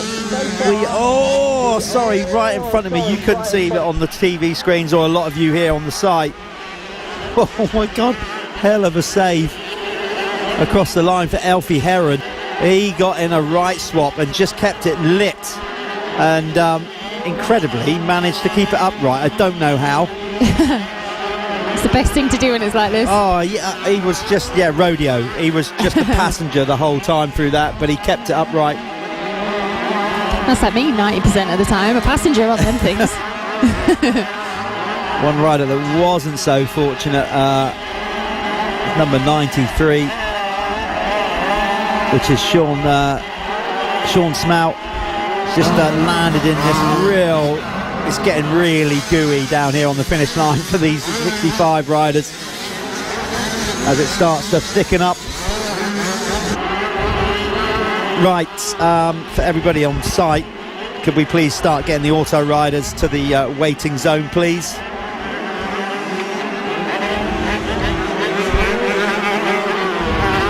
Just a quick hello to Christian Roberts on the BYC live stream this afternoon. Well done, Harrison Davies. Flying now. Great experience since last year. You have got this. Ride safe and have fun and enjoy. Last sentence being key there. Oh yeah, look, we're getting to that stage now. Riders getting frustrated, throwing the arms in the air. Come on, saying, Dad, where are you? Dad, come over here. Oh, this is my favourite part. I know you shouldn't laugh, but the dad's running to get them. Half of the time they slip over.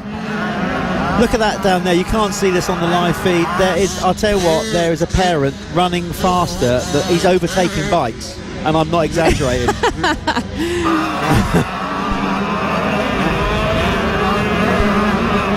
Okay, it's getting to that stage in the race. We have 1:02 on the clock, plus a lap to go. We've got parents zinging around this course faster than some of the riders. And we haven't even got to the auto class yet. Talking of which, they are up next. So all auto riders, get ready to rumble. You are coming out for your first moto of the year up next. And then we do it all over again. We go back to the start and we will be watching the MXY2 class coming out after this next auto race. We're not stopping for a break. So basically prepare for that. I'm sure marshals can't hear me anyway, and they're ready to go for the entire day. I've got a bit of a treat for you in a moment, Jeff. I've got one of the British lads stood behind you. Aha! He's going to jump on the live stream and That's have a chat good. about the current conditions out there today.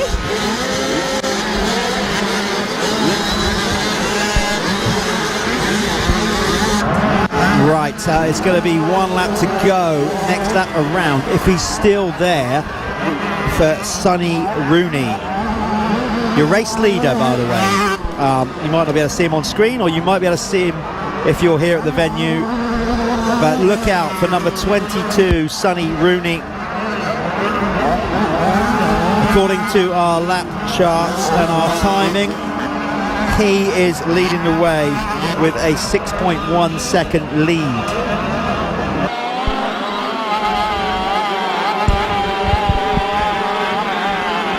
Heading towards Jack.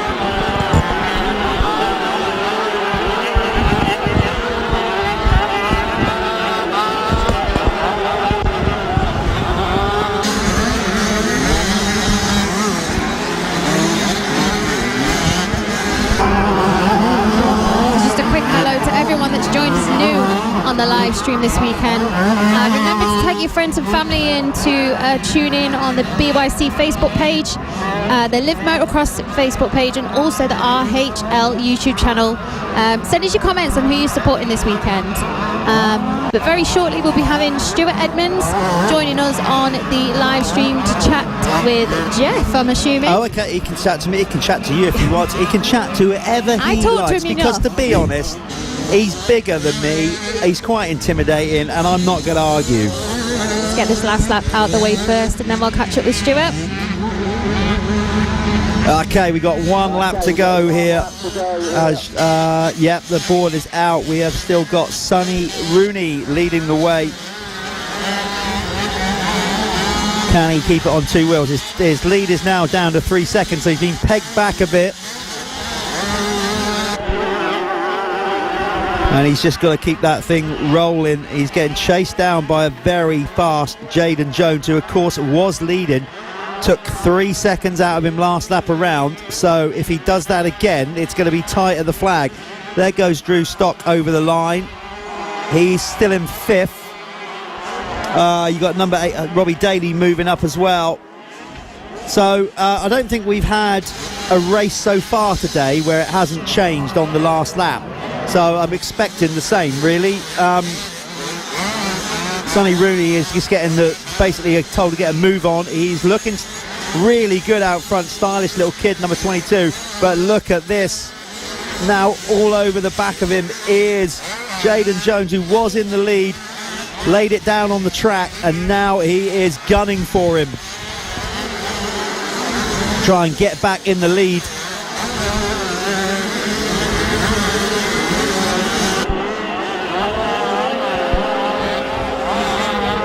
He goes right alongside. The two leaders are down the far left-hand end of the circuit. For those of you that are obviously here and listening to the commentary, remember, everybody at the venue, we're also doing simultaneous live commentary for the live feed.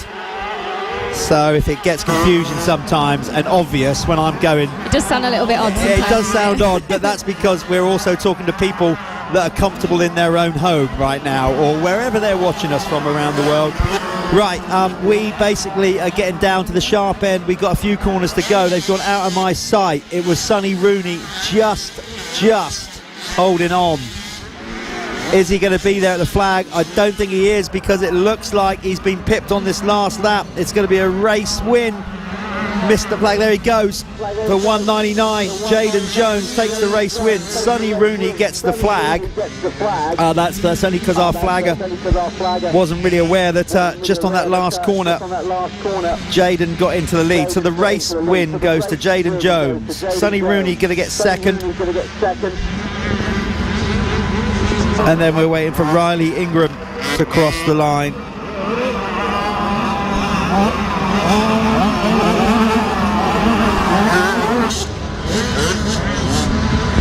And he does. 4th, Alfie Gillis Green.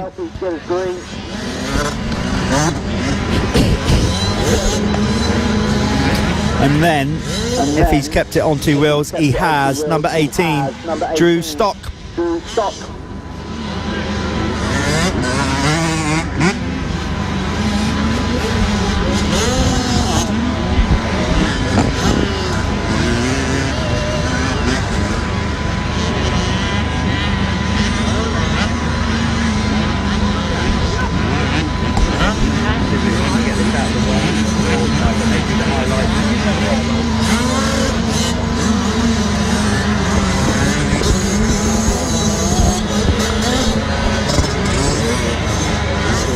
Okay, we're just waiting for all the riders to cross the line, certainly the top 10, and then I can give you the rundown. At the minute, we've officially only got 6 riders on the lead lap over the line.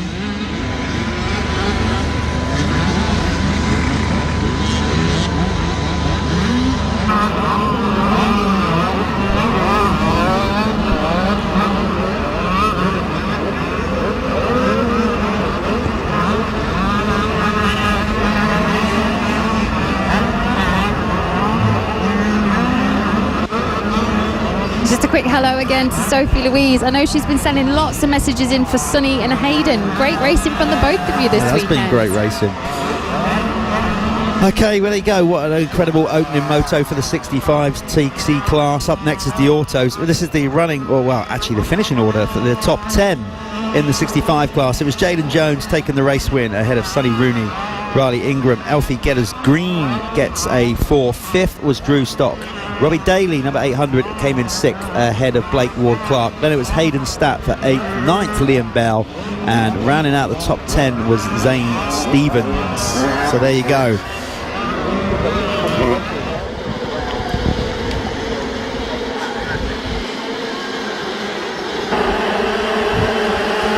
So we're just going to see now on the live stream some highlights of what you've just seen, which is basically an incredible 65cc race from these little troopers getting round, and they're not even the smallest lot.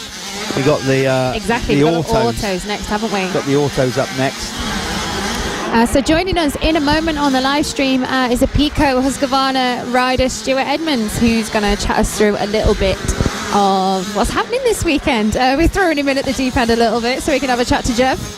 Yeah, so right, once again, the top 10 then, very quickly before it goes up to Hayden Jones, Sonny Rooney, Riley Ingram. Just hello to everyone on the live stream again. Evan Pickering, very well done to our Finley Pickering and all the Northwest boys.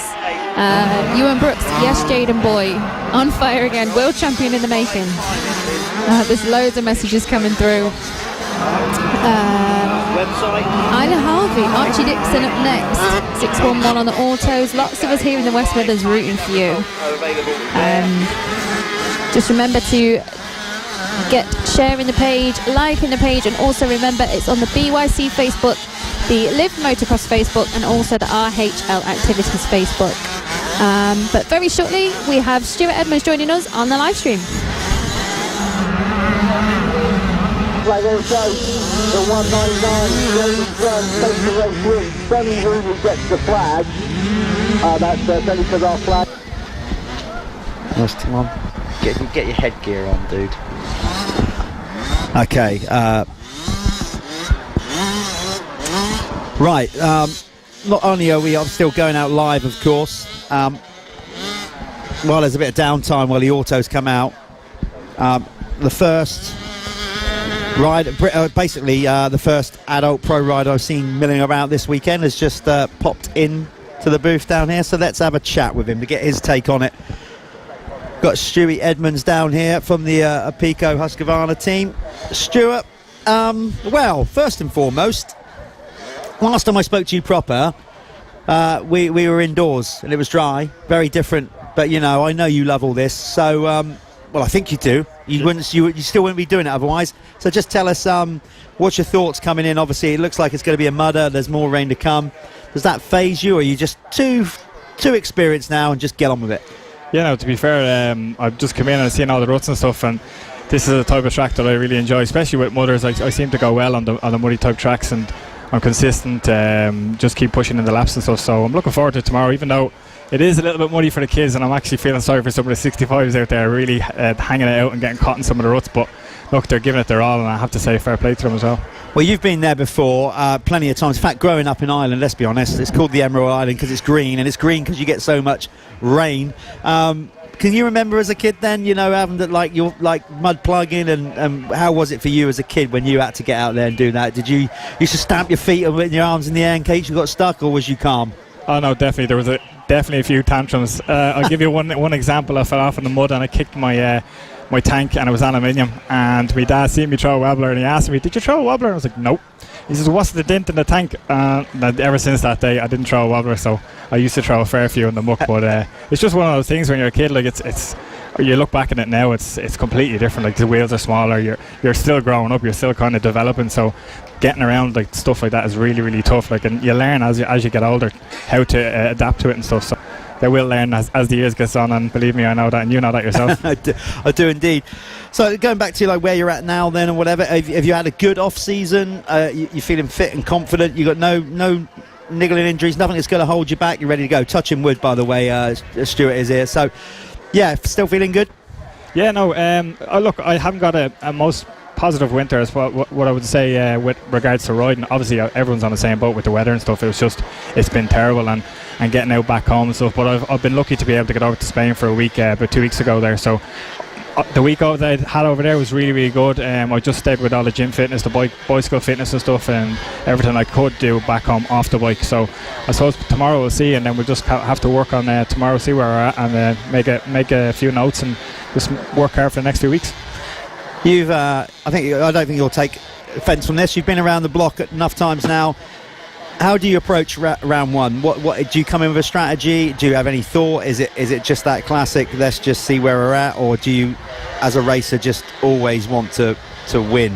I mean, it goes against your thought process, I think, of not wanting to win, but we all know first round you want to at least get solid points on the board. So what's your feelings coming into this opening weekend?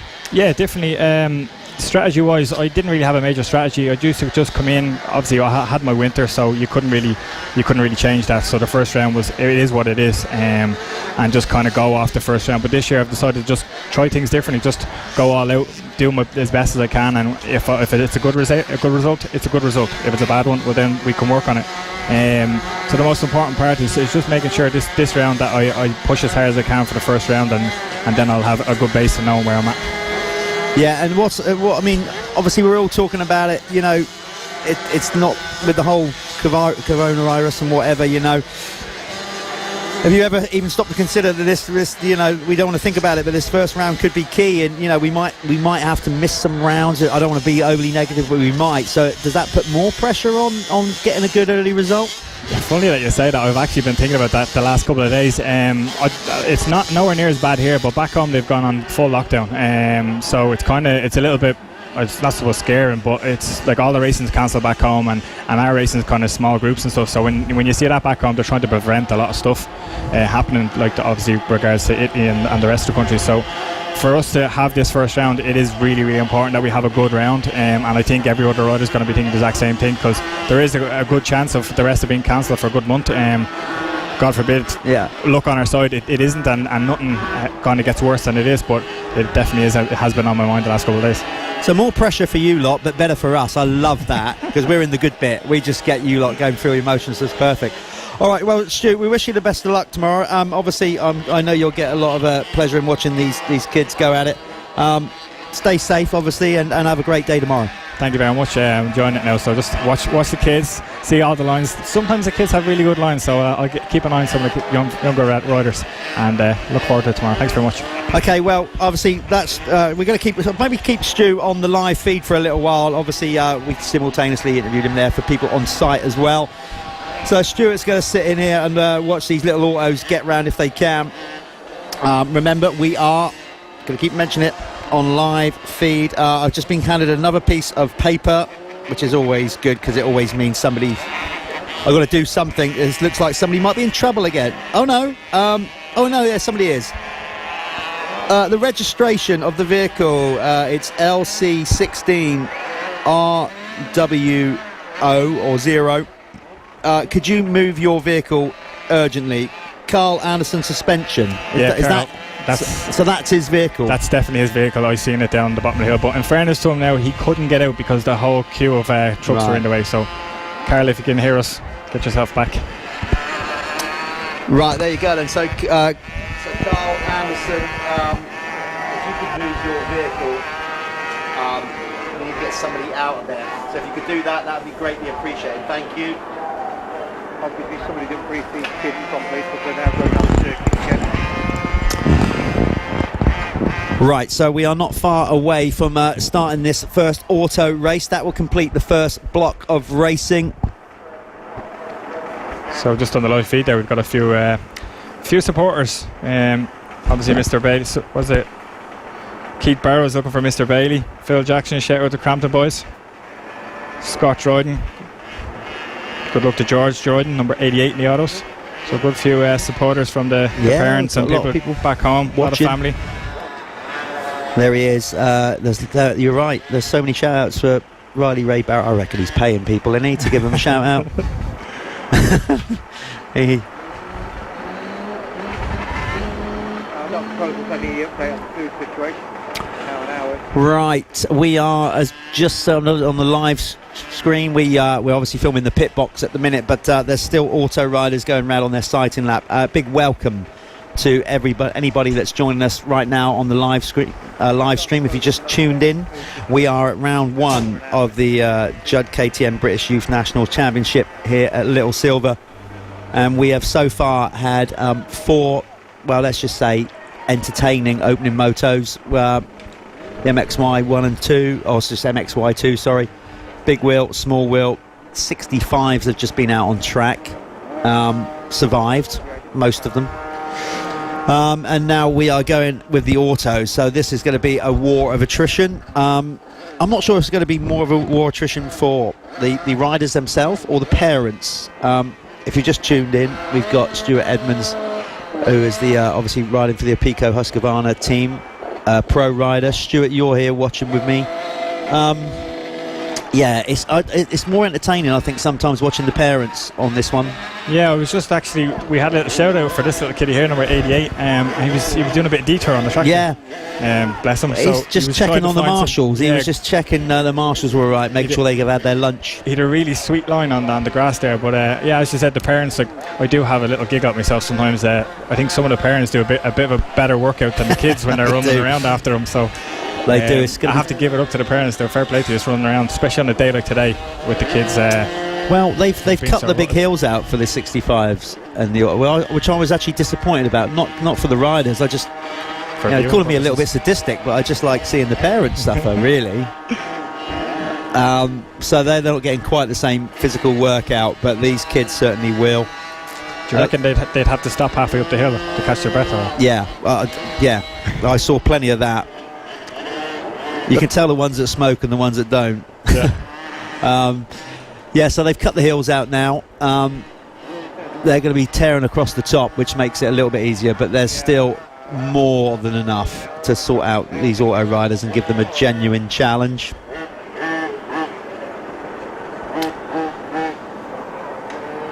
So, looking through the list to cover, I'll tell you what I do like about the auto riders. It's just in this new way now. There's some cool names in the 65 and auto class. It's just because I'm showing my age. Yeah, so there's obviously some good riders out here. Just trying to find the timing sheets from qualifying. I can't remember who did what. Could you just move your foot there, Stu? Thank you. Trod on the lead. So qualifying in the auto practice, Aaron Todd, number 101, was the quickest. Just going back to that, in the practice for the autos, Aaron Todd was the quickest. He is rider 101, and he was ahead of Harry Dell, number 983. Riley Ray Barrow, who is obviously getting a load of likes on the live stream. He is qualified third, ahead of Arthur Moore, number 67. Tommy Perfect was fifth, number 50, just ahead of number 611, Archie Dixon. Then Casey Lister was in seventh in qualifying, number 125. Then it was Brian Giles, number 167, ahead of William Evans, who was number 104. And then rounding out the top 10 was number 307, Rio Cook. But I'm just looking at the difference. The top three even, were pretty much all on the same a second, a 202. And then the fourth place riders on a 204 and 205. So basically, I reckon we've got 6 or 7 riders here that are so evenly matched. Certainly the top 6 of Aaron Todd, Harry Dell, Riley Ray Barrow, Arthur Moore, Tommy Perfect, and Archie Dixon. All 6 of them are so evenly matched. But of course, the track is, a lot different than it was when they went out there, for sure. It's drying out, but with it the ruts are suddenly getting much deeper. What would you be saying, Stuart Edmonds, if you was a father to one of these riders right now? Would you be geeing them up? Would you be keeping them calm? Fatherly advice, I don't know if that's a good idea from me, but no, definitely I would be telling them to keep calm, not to lose concentration, check out for wider lines. Because a lot of the wider lines sometimes they're maybe bad in the practice, but come middle of the day they could be a bit better. So just to play it smart and always pick the bike up and always try to get started until someone comes. That's the main thing I tell all the kids that I coach as well. So yeah, I suppose that's the best advice I could give, really. Yeah, would you advise them to say, obviously, if they did crash, to what you just said, to keep calm and to not get too animated? Yeah, I've seen a few animated how would you say tantrums, but no, look, I tell a lot of kids that I coach, I tell them to make sure that they're okay, they're not hurt, up and pick up the bike as quick as they can, because if they get the bike up and they're trying to start it, if someone gets them, then it just means there's less time for them to pick the bike up, and they'll have a bit of time to rest as well. So sound advice, there you go. Maybe one day we'll see Stewie out there running around, waving his arms in the air. Yeah, so we had a cool little shout out from a Nan and Grand. Nan and Grandad there. I'm at the losing it there. Who's it? Number 31, Harry. So they're telling you to hold the throttle open.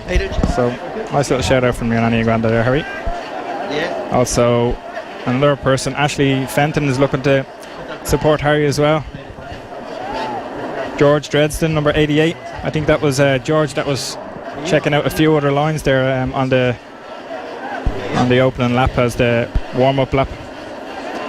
So we've got the 15-second board up. Just as we're looking on the live stream, you can see everyone's kind of just lining up. So as we are in real time, the 15-second board has gone up, the gate's about to drop. And the gate is on. I'd love to do a whole opening ceremony of like a horse race, but I'm not really too good at speaking that fast. So as we looking at the live stream here, the gate's just about to drop.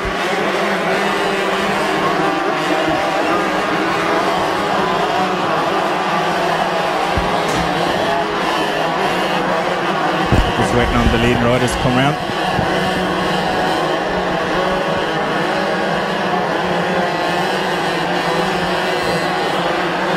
So I believe the first turn is that they're catching a lot of riders out, so there may be a good few riders down, so big 20 bike pile up.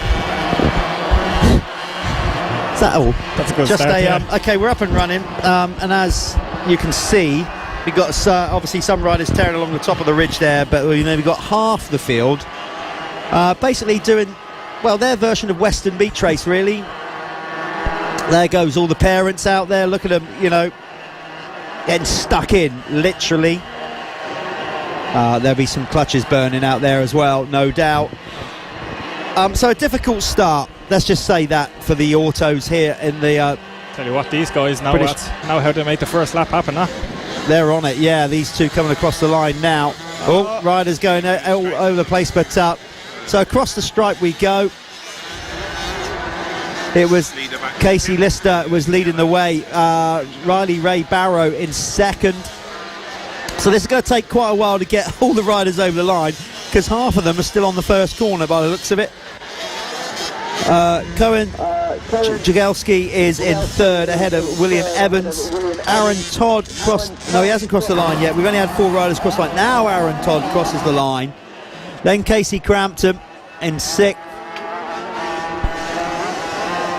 Ethan Gawley, number 70, is in 7th, ahead of Charlie Crampton. Ricky Barrett in 9th, and in 10th is Caden Brown. That's currently your top 10.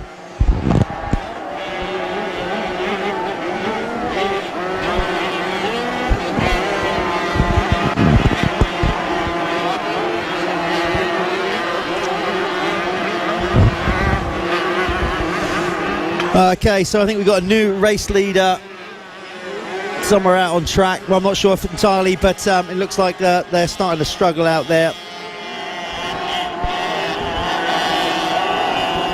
And it is going to be difficult for these kids indeed.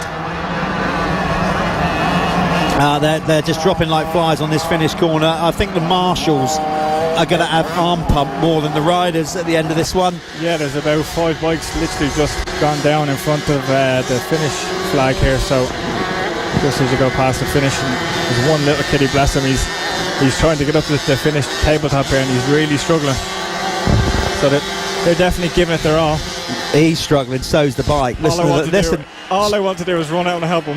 Oh, you do, Stu. Go on, Stu. Go on. No. Oh. Get out and help him, Stu. And now he's burnt the he's clutch down. right out. It's looked like the whole thing's on fire. Okay, just got a rider falling on the finish line here. Two riders as well. Two riders. Clearly, it's the clutch is just heading for burnout. The whole thing's steaming up. In fact, you could hear from the commentary booth that the clutch was basically on its way out. So there's going to be plenty of that going on. There we go. We've got one parent down helping out. That's good. The rest are running up. But you know what? Fair play to them. In fact, fair play to all of them. Marshals, riders, parents. Yes, Thank definitely. you for your commitment to the cause and having a good. Like Mum's out there as well. Oh, Mum nearly went face down then. Well held.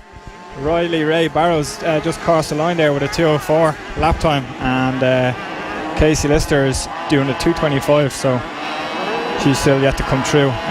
William Evans, he came through with really, really nice standing up style. Probably the best option for a mucky day like today. Yeah, definitely is. Definitely is, Stuart. As you well know, if you can save energy up on the pegs, let the bike move under you. You know, once you start getting fatigued, this gets even worse. You have to try. I mean, I know they're only kids, but obviously if they can save energy and efficiency in their riding style, it all helps. And the sooner you learn that, the better chance you've got of making the grade. What a save. Yeah, that was more coming through, just about holding That's a on. more, yeah, he just about got through that one. Nice little save.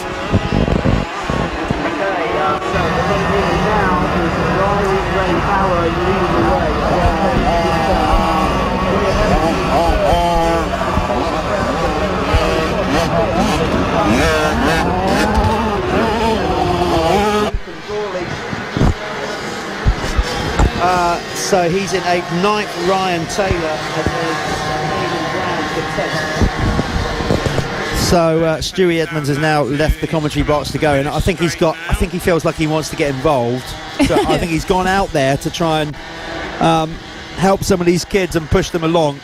As long as he's got high vis on, you know, rules are rules. That's the main thing.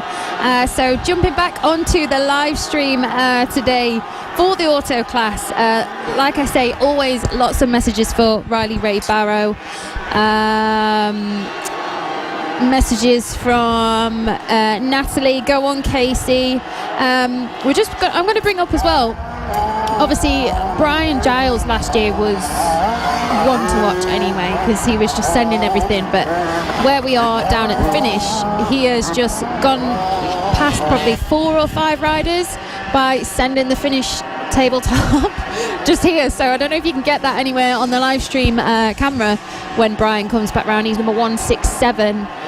He's pretty impressive just to cut through all this bit of slop down here at the finish. A bit of slop. Yeah, but for these bikes, it certainly is. But like we said earlier, it's going to that horrible stage now. Yeah. Where it's starting to dry up and it's becoming heavier. At least this morning it was sloppy, it was wetter, so they could cut through the mud a bit easier. Now it's getting heavy and tacky, and for these little auto bikes, well, that's just hard going. So to get the speed up over this finish tabletop, fair play to that lad, he's flying. Race leader is still Cameron, well no, new one, Cameron Brand is your race leader. So just a message from Joe Cooper on the live stream. Come on, JJ, you're doing great. Another few messages. Go on, Riley Barrow from Keith Barrow. I think that's Nan and Grandad. Just remember, if you are watching from the live stream at home, make sure you tag your friends and family. Share the stream on Facebook. We are live on the BYC Championship Facebook page, the Live Motocross Facebook page, and also the RHL Activities YouTube channel. So just make sure you tune in, let me and Jeff know who you're rooting for this weekend, and just let us know who you're watching on the live stream.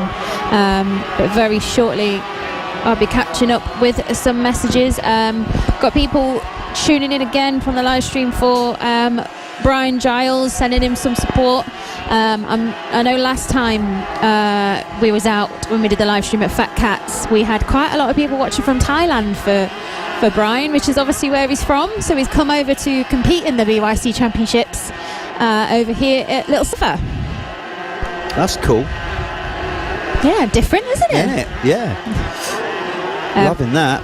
Okay, we got 2 minutes 42 to go, plus a lap for these auto riders, and that's going to seem like an eternity, particularly for some parents who are huffing and puffing.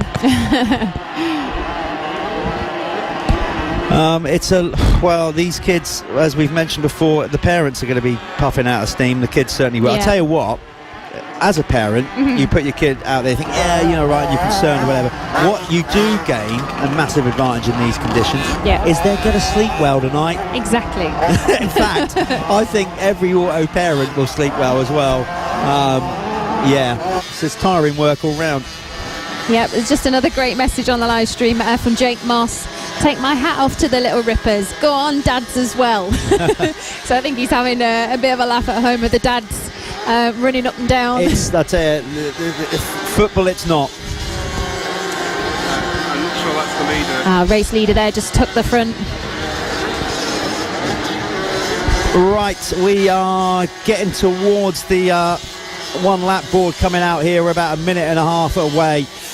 It's Casey Lister still leading the way, number 125. He set a ripper of a lap, by the way. He's flying, there's no doubt about it. He's getting quicker and quicker, number 125. He is, well, all of them are actually getting a bit quicker now. Track obviously drying out, but he is comfortably about 3 or 4 seconds quicker than anybody else. He has a nearly 7 second lead at the front of the field. It's still Riley Ray Barrow in second, Charlie Crampton in for third, number 221. Then it's Aaron Todd, currently 101, doing his thing and doing it rather well, in fourth. Then Ethan Gawley for fifth.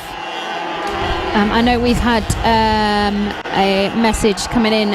In fact, someone else told me this in the paddock as well. Harry Dale, number 983. It is first year doing the BYC, so he's a complete rookie, and also the first time at Little Silver, and he is not scared. That's all I'm going to say. He's just gone flying passes at the finish. Good booth. on him. Well, you got to keep going, flat out, I think, otherwise to just keep the bike upright. Yep.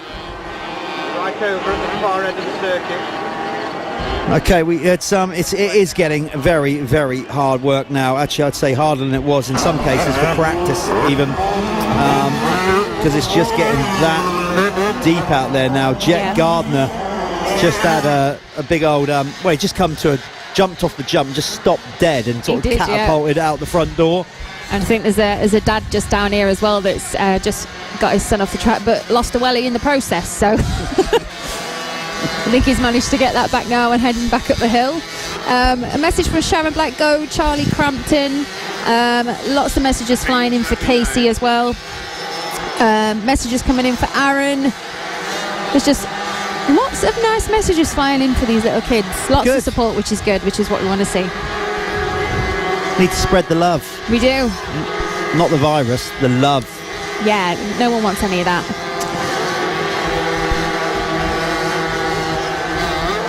Right, the one lap board is indeed out. Casey Lister leads the way still, but setting a blistering time. Actually, he's gone quicker is Riley Ray Barrow in second. So he's working at getting the gap down with 1 to go. Caden Brown still in third.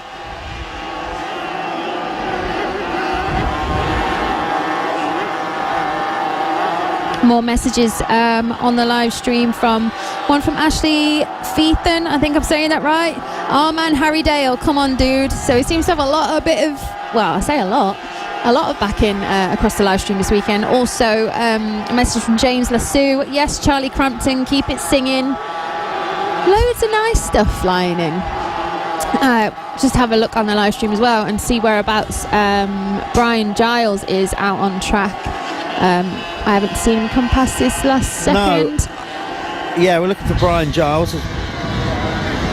because we're talking about him on the live feed here as well. I can't see him anywhere on the current top 25 or 26. So I hope he's still circulating out there.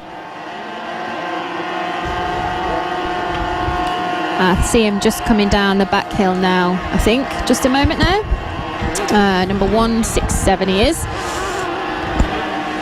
Hello to Don Carrick on the live stream. Hello guys.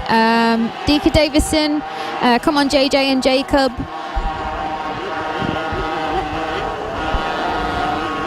There, the checkered flag goes out. It's a great race win for Casey Lister. He gets it done in impressive style. Number 125, and then well, let's just see who's going to get second. It was Riley Ray Barrow.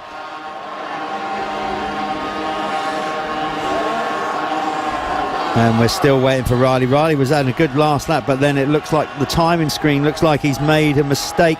So is he still going to be in second? Still waiting for second place Riley across the line by our official timing, by the way. Obviously that's all has to be confirmed at the end of it all. This is the timing straight after the race, of course. That might not end up being the end result, because you always have to wait for potential clerk of the court. There could be somebody made an error, cut a course, something like that. So the provisional result is Casey Lister leading, or taking the race win ahead of Riley Ray Barrow. Does indeed come in second. And it's then Charlie Crampton we're waiting for, and Charlie is number 221. Not that many of you can see the numbers, to be fair. Now look at this. That's what it's about, right there. We got a parent down here who's all in. Is he? No, he's wearing. Looks like trainers. I'm sure they're not. He needs to invest in a decent pair of wellies. Riders going everywhere over the finish line down here, but the point is they're going over the finish line. That's it. A lot of messages flying in for the kids on the live stream this weekend. so this dude, he's totally out of puff. That guy looks much fitter. I think that's the one that lost the welly down on the finish. We'll put the other one on charge. That's the charge is the by these.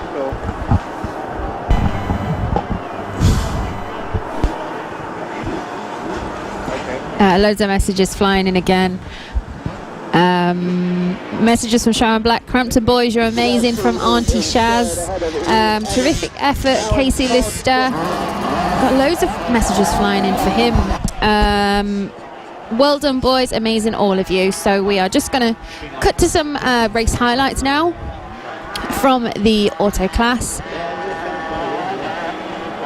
where the last few riders just finish over the line.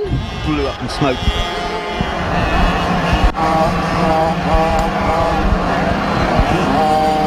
Jake Moss just making a good point on the live stream. Casey was flying at Sherwood. Big things to come from him, I'm guessing. Loads of messages flying in for Charlie Crampton as well. Well done JJ Cooper and the Northeast boys. Well done to all the Crampton boys. Same again. Well, they've got one more moto later on today, and by the time that the big bikes get out there, those ruts are going to be even bigger. So you watching live at home or wherever you are, you're seeing the obviously highlights of what can only be described as wet, organised, controlled carnage.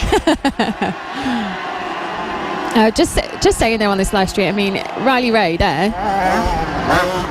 I don't know if you can pick up it at home. There's a little bit of a delay, but it's a Hayden Stats bike. No, it wasn't Hayden, but look at it. Yeah, like bike clutches on burnout bike, but they love it. I mean, what else I can't imagine what else you do on a weekend and what you talk about. Exactly. And like no other sport, I can say, because I've been in it long enough, and I'm biased, but I don't care. This sport is just amazing at uniting families and family time and bringing it together. There's nothing quite like it. You could have your kid want to be into football or something like that, but what do? You buy them a pair of boots, they go off coach, and you can't, without the support of parents, you simply can't do this sport. So it brings everybody together, and I would say, I reckon for about 70% of the people that get involved, possibly more, once you're in, you're in. And you're in for a very long time. Just a big hello to everyone. If you are joining us on the live stream this weekend from Little Silver, make sure you are watching us on the British Youth Championship Facebook page, the Live Motocross Facebook page, and also the RHL Activities YouTube channel, where we'll be streaming live across all three. Good stuff. In fact, great stuff. Yeah. Jenna's got the right idea on the live stream. Jenna Kirkup, nothing better than a motocross weekend away. I like your style. Yeah. So what? So well, is she here? I'm Hopefully assuming. she's here and watching the live stream. So Yeah, best of both hopefully. worlds. Okay, we have up next the second MXY2 Moto. The first one was a Bobby Dazzler. Jack Lindsay, well, eventually won by Preston Williams. Jack Lindsay had a very eventful race. I think came in third, if I remember rightly. Lindsay, I think, wow, I can't remember. Actually, they swapped and changed so much. I remember Preston winning it. So, of course, they're scored separately as well, but then we put them all in together. Same age category, so you've got 125s out there with the 250s.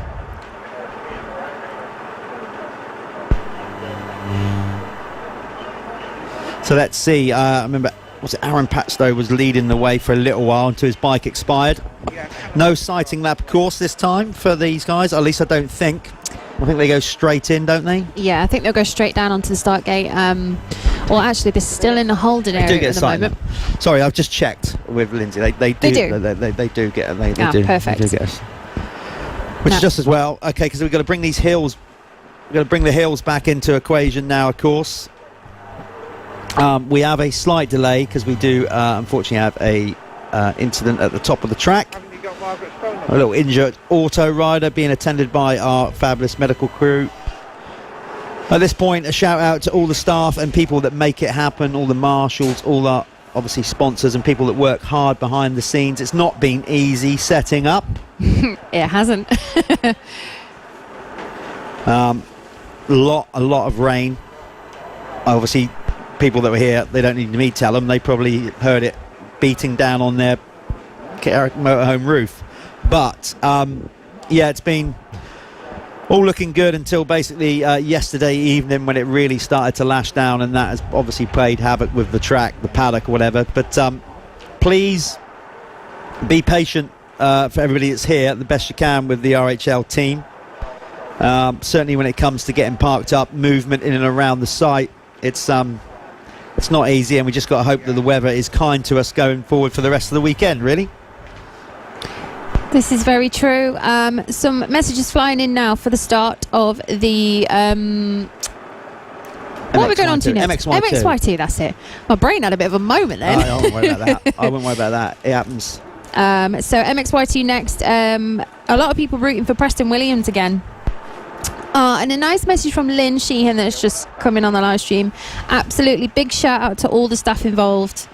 I think it's worth saying that, you know, Paul Gareth has stood out there until whatever time last night, soaking wet through, trying to get everybody sorted. So a big thank you to everyone from the RHL team. So like I say, right, Jeff, let's pick then for MXY2. Right. See, this is Preston came through the pack well. Did. Obviously, let's pick an overall winner because, as I mentioned, they are scored separately. But I like to do it on just the overall winner, really. Yeah. I'd say the way that Preston came through, I thought he was pretty strong. Yep. So I think he'd be hard to beat. But then, you know, Jude Morris was another rider that came through really well. The two 125 riders against the four strokes didn't seem to get off the gate, which we kind of know, but then as the track got worse, they're more lighter and manoeuvrable, and the 125s worked their way to the front pretty well. Also Jack Lindsay as well. Yeah, well, he had, oh God, had what a an event stormer he of had. a start. Oh dear. I mean, you know, he could feed off just talking about the first race for the rest of the year. Yep. He had such an eventful one. If he keeps it on two wheels, he's obviously got a shout. Cullen Scott came in second in the open class on his new ride, of course, representing the green team. So yeah, starts are going to be key, but these hills are still heavy going. They're drying out quite a lot, but if you go off that racing line, you are well out there in that slop, and that will just kill all power. So, and it's easy to get offline. I'd be interested to see what the track looks like after obviously the big bikes have gone out, because there is still, you know, the dry line's there, isn't it? But it's at that point where it's just tacky and claggy now, and it's just going to stick to everything. Yeah. So hoping that will start pushing it out obviously off the track a bit more for the for the smaller bikes. Hopefully it will, but of course we're also getting to a point where the ruts are going to start getting deeper, so maybe some of these younger kids, when we get back to the 85-65 class, they've got a bit of a dilemma, because they've either got to foot it round in a dry, deep rut, or try and make a new one in the slop. Right, while we're waiting for this delay, we've got bikes coming out any time now, so we've obviously got the injured rider off track. Okay, as you can see, we got the green for go. The green flag is out, so the sighting lap for these guys. We have, as I said, now into the second block of racing. Basically, we're going to do everything we did again. We are meant to be using, obviously we're meant to be having 3 motos today, but as we've said, I think anybody with, I'd like to think any ounce of intelligence would accept that 2 motos is more than enough for today, and we will make up that 3rd moto if we can somewhere further down the line in this series. So just 2 motos today. The MXY2 riders are scheduled to have 2 tomorrow. That's not to say they will. I hope they will.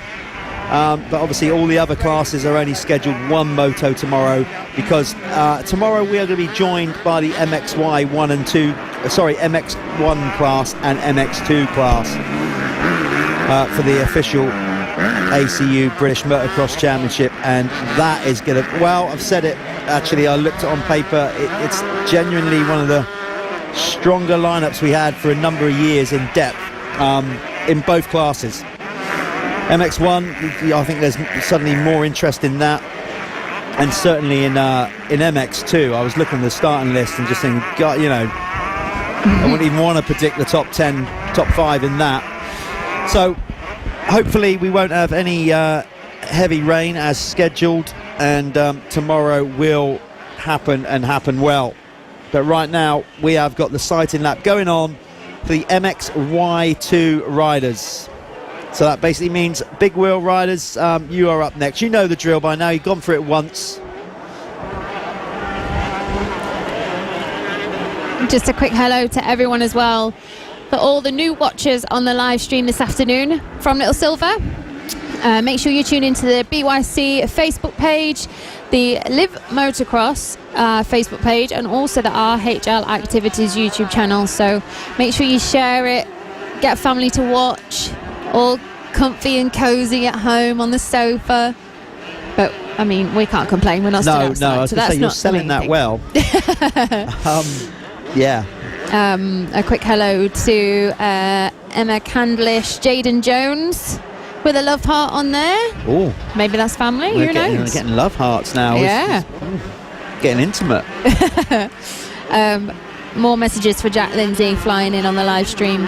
I'm really intrigued to see how he's going to get on this season. I mean, I've really not seen him ride. I've got to say, it started better than what I thought. I don't know why. Maybe just that first year of getting used to the big bike was a struggle for him.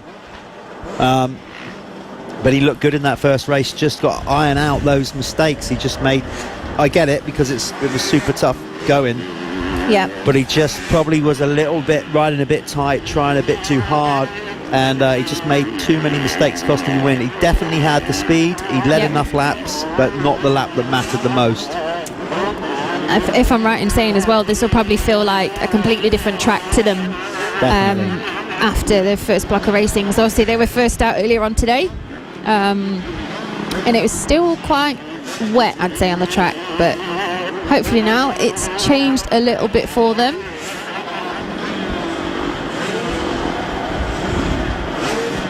Just going through as the MXY2 get their starting lap underway. Ellie Kavanagh, good luck Tristan Williams. More messages for Preston Williams obviously coming in. Make sure you're getting on. Make sure you're getting online and telling us who you're rooting for this weekend from Little Silver for the British Youth Championships.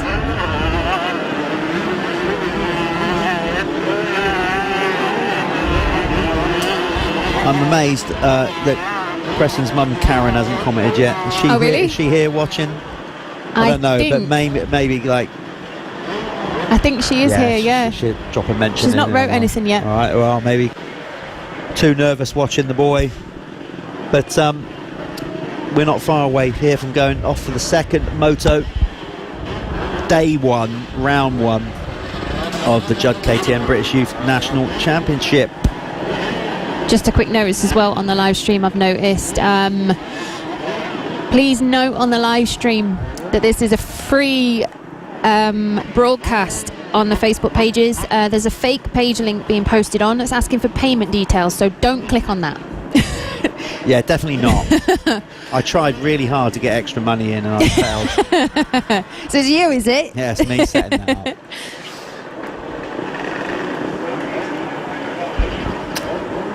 Right then, we are not far away. We're getting them all back into the pit box, as you can see, and then they will go down to the start line in their qualifying order, of course. I think that's how we do it. It's been a while since I've been. Let me just check that. Yeah. Do they go in qualifying position, don't they? Not off. Yeah. Just making sure I'm up to speed with the rules. Yep. So basically, they will go down to the start line as per their qualifying position. And we'll be at it for the second moto. For everybody here on site, thanks for coming out for the first round of this championship, this British Judd KTM British Youth Championship. Really appreciate you coming out in adverse conditions.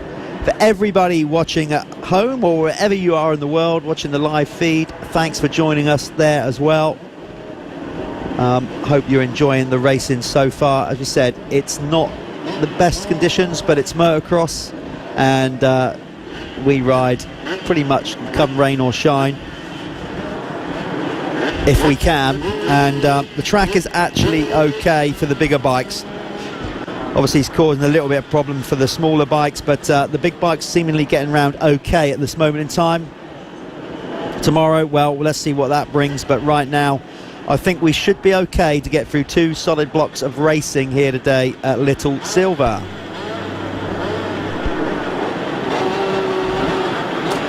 Just a quick message from the live stream as well. All the way from Ireland. Well done to number 70, Ethan Gawley, all the way from Northern Ireland. It's his first time over there. Love Nanny and all the family. Someone else has wrote as well. Ray White, come on Preston, watching you in the dry and warm having a beer. Oh, Ray. A beer? Yep. Oh, Ray's a VAT man. He's a vodka and tonic, I thought. Or is it the gin? Every time I see him, he's not got a beer. He's got a more sophisticated drink, Ray. I was going to say beer, but then I checked the time. It is nearly half 3. That's good enough on a Saturday, isn't it, to Yeah, get that's started? fair enough on a Saturday.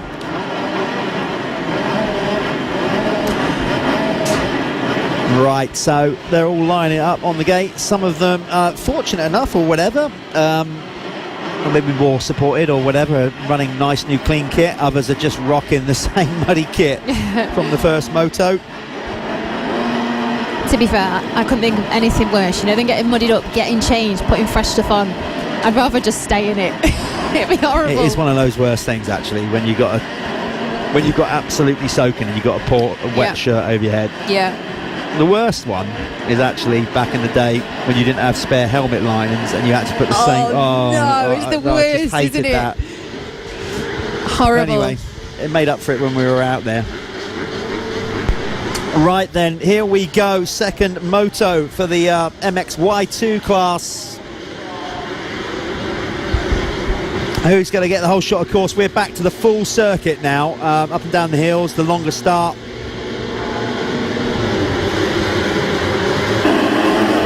So we are off and running again. We can't quite see the first corner.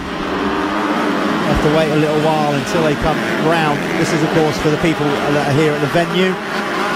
If you want to see what's really going on, we've watched the live feed. But of course, the live feed is slightly delayed to the real-time commentary. Bear in mind that. Not by much, but enough to make it overly complicated when you're trying to commentate for the people at home and the people here. But anyway, let's stick with it. I think it was maybe Cullen Scott with the whole shot, or it certainly think looked it might like have been, it yeah. was. Doesn't look like he's in the lead anymore though, or maybe he is starting to check out actually.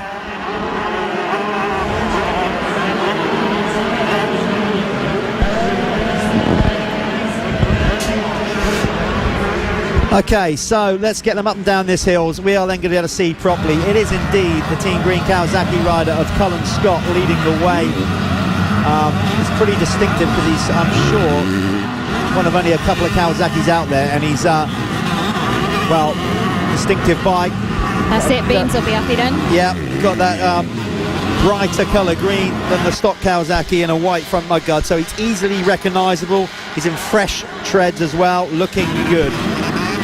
So sort them all out. I'm trying to see where Jack Lindsay way down the field actually, so he didn't make such a good start. And he had an indifferent first motor. Wow, Cullen popping it up over that step up. So the track is definitely drying out. Just a quick hello to all the new watchers on the live stream also this weekend. I hope you're enjoying the coverage from Little Silver. Looking further down the field, some of the top runners have not made a good start. I can see Tom Murphy buried mid-pack, not where he wants to be, but Preston Williams is in second. So he's right there in the mix to ride a solid moto, maybe take another race win, certainly in his class. Remember, they are racing together, scored separately for this championship. So two separate championships, 250 and 125. And right now, Cullen Scott leading the race. There's Jude Morris is currently about fifth.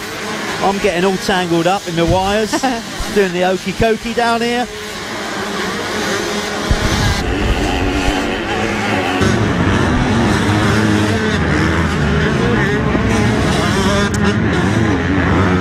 There we are. So if you just noticed on the live stream, we have got some timing now popped up for you, so you can keep an eye on your riders out there this weekend on the live broadcast.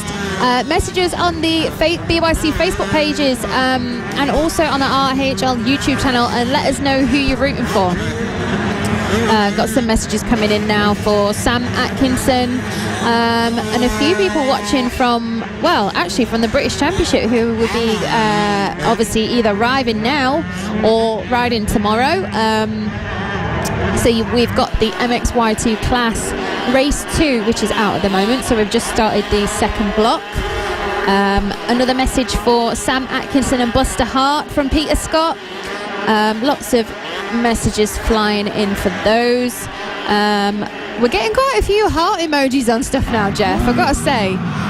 Big up to all the lads who have just gone 125. Good luck to you all from Claire Reynolds.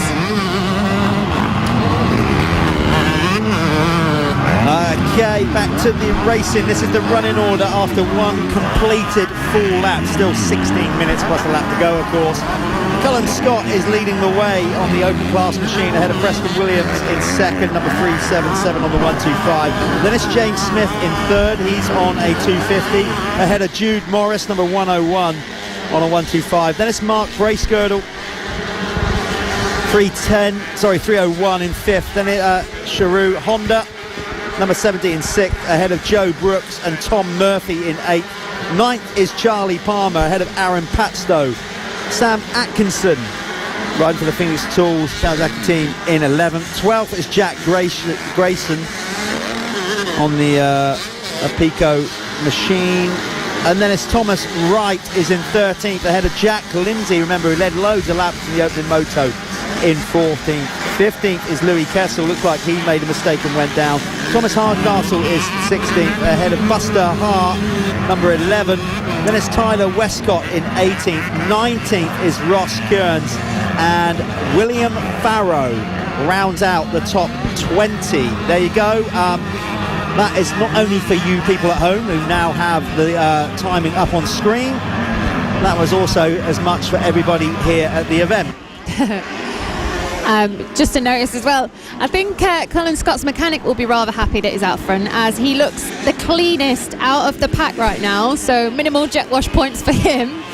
Yeah, indeed. Yeah, so basically We're just saying on the live feed here that Cullen Scott's team, his dad will be particularly happy because the bike's immaculate at the minute.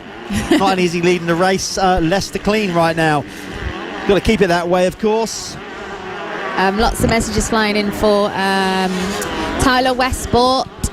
He's currently further down in the pack at the moment. That's from Charlie Mail. Tyler Westcott, even, should I say? We've also got a few new people joining the live stream this afternoon, so make sure you comment and let us know who you're rooting for in this MXY2 class.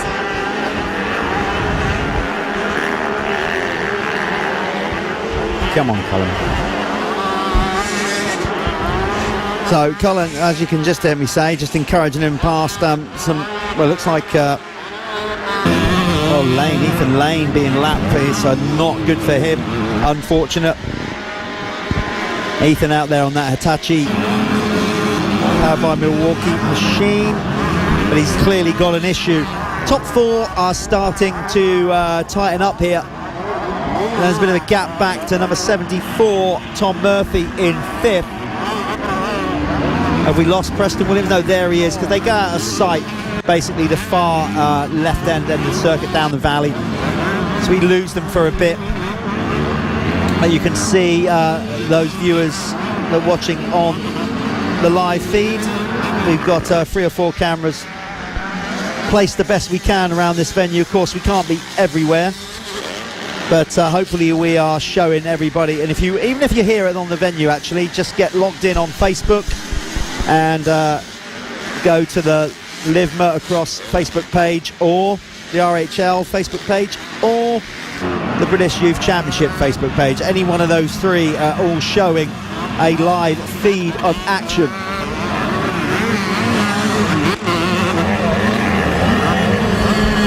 Got some good messages now flying in on the live stream. Good luck, Ty Westcott again from Lynn Ball. Kona Jenkins, let's go Ty. He's currently down in 50th position at the moment. So if you are watching on the live stream this afternoon, make sure you tune into the British Youth Championship Facebook page, the Live Motocross Facebook page, the RHL Activities YouTube channel, and make sure you comment and let me know who you're rooting for, and let us know if you are coming down tomorrow to watch the rest of the racing, where we will be live streaming the British Youth Championship from Little Silver.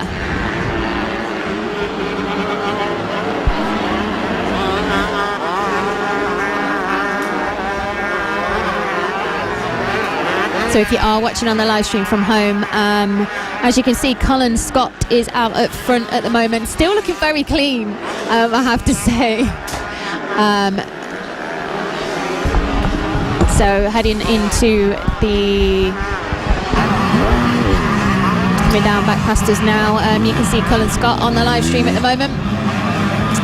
Hopefully he will stay out where he is, because as you can see coming down the bottom of the hill just now, pretty immaculate. But to be fair, you've got Preston Williams on the charge.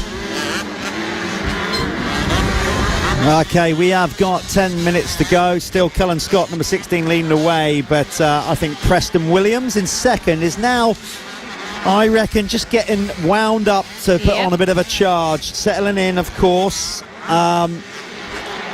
Which, of course, you've got to do. Get through the first couple of laps without making a mistake. But now it looks like Preston's in his groove. And actually, Cullen, number 16, on the Team Green Kawasaki. Preston on the Judd Orange Brigade KTM, just starting to edge away a little bit now from I did see Cullen just having a little check over his shoulder there as they went across the back jump, just to see how far Preston was behind. Yeah, and that's the thing, of course, you've got to focus forward. It's very you got to basically ride your own race. Just trust your lap board, what people are telling you, keep looking forward, particularly in these conditions. Okay, so the top 2 over the line. Then Jude Morris is having a good ride. Number 101 on the FXR. Husqvarna in 3rd, but of course he is the second 125 rider. James Smith on the KJS Husqvarna is 4th in the race, but the second open class rider ahead of Tom Murphy, and Aaron Patstone is now up to 6th position.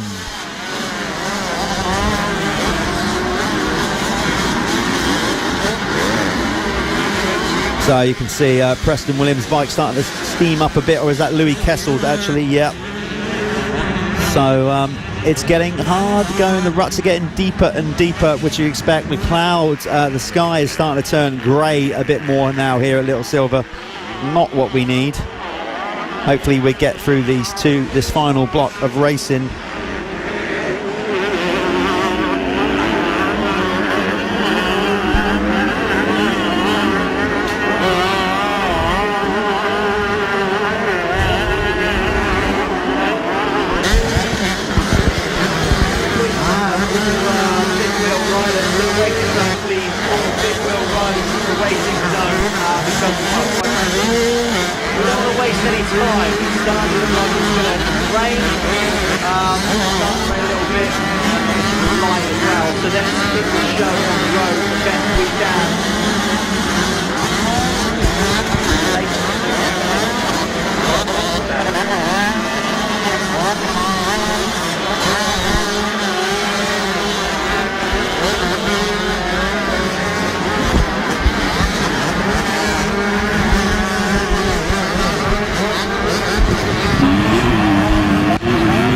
Okay, all the viewers at home with the scene, probably there.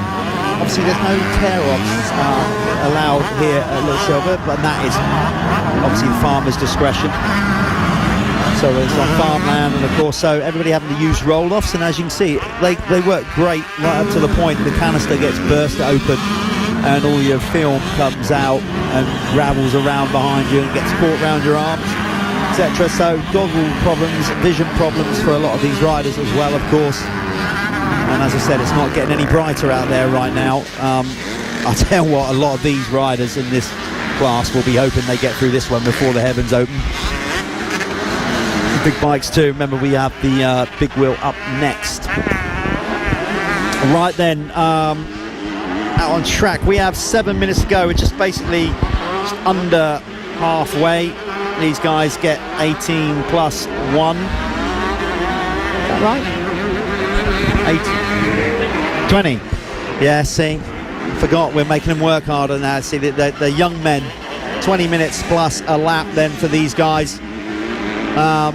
6:41 to go. Your race leader is still number 16, Cullen Scott.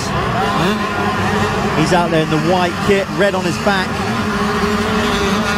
On the Team Green Kawasaki, the Flow green bike with the white front mudguard. So far, so good for him. Preston Williams still in second, but the leading 125 rider. Top 20 actually, from top to bottom, surname only. The currently running order is Scott, Williams, Morris, Murphy, Patstow, Smith, Gratian, Kessel, Palmer and Atkinson. That's your top 10. 11 to 20, Reeds, Hart, Brooks, Bracegirdle, Honda, Westcott, Hardcastle, Lindsay, Wright, Kent, and rounding out the top 20 is Dominic Newbury.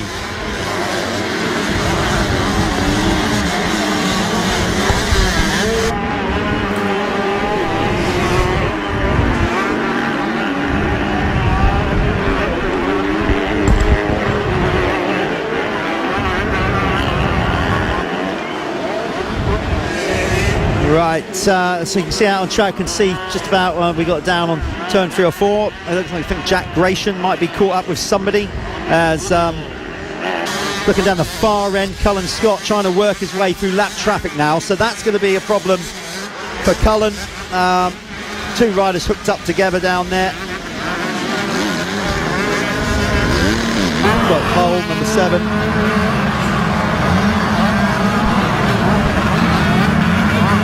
But yeah, slowing it down. So it's definitely, some of those ruts are getting really deep now. The bottom of these hills, you can see they are now getting to a point where the foot pegs are really grinding in.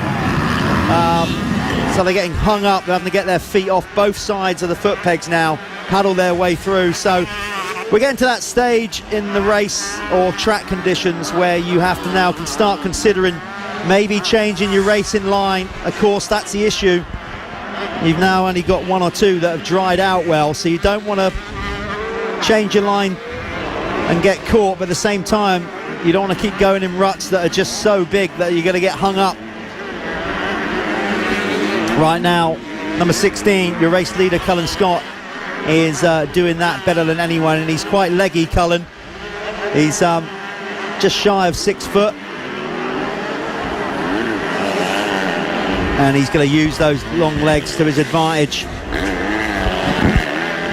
But he is definitely getting mildly pegged back here by Preston Williams, and Preston is on a charge with 3:38 plus a lap to go. Just a big hello to all the new viewers on the live stream this weekend on the BYC Facebook page. We are also live on the Live Motocross Facebook page and also the RHL Activities YouTube channel. Make sure you drop us a message on the live stream. Let us know who you're rooting for this weekend. We've got a new message from Alicia Elliott. Come on, Buster Sun, keep it up. Plenty of new viewers. Also, Steve Milner's back. Hi, Steve. You can do this. More messages flying in again for Cullen Scott. Keep it smooth out there, which he seems to be doing, Jeff. He does indeed. He's doing it exceptionally well. I've noticed this last lap out of the commentary booth window here, he's starting to do what we said, actually get out of those deeper ruts and find some new lines. Yep. And that's helping him big time getting through the lap traffic as well, actually. Right, 2 to go, 2:36 to go. Just mentioned track starting to open up a little bit. New lines starting to be formed. I noticed that Cullen and Preston Williams in particular are both starting to get out of that deeper rut now and start to make some new lines. Tom Murphy struggling a little bit, I see down there. He's lost his goggles, I think, which is he's been getting roosted all the way throughout. But he now finds himself in 4th. Well, I tell you what, you've got to be confident in these conditions to wear white kit, and right now Cullen Scott is making that work for him. He still looks in good shape. Race leader number 16, then 3:77 Preston Williams in 2nd. 3rd is Jude Morris 1:01. Then it's Tom Murphy still in 4th. Not long to go now, and these guys will be done for the day. Remember, they are going to get 2 more motos tomorrow out there mixing it up with the big wheels.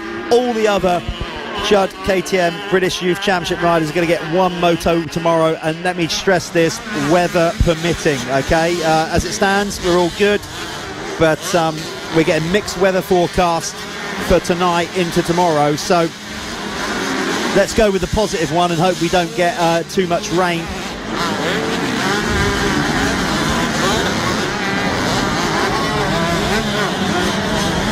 Here we are, so just under a minute now left on this second race of the day for the MXY2 class.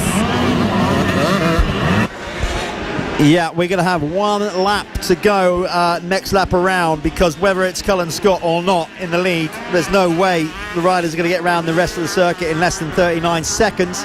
So it's going to be 1 lap to go next lap around.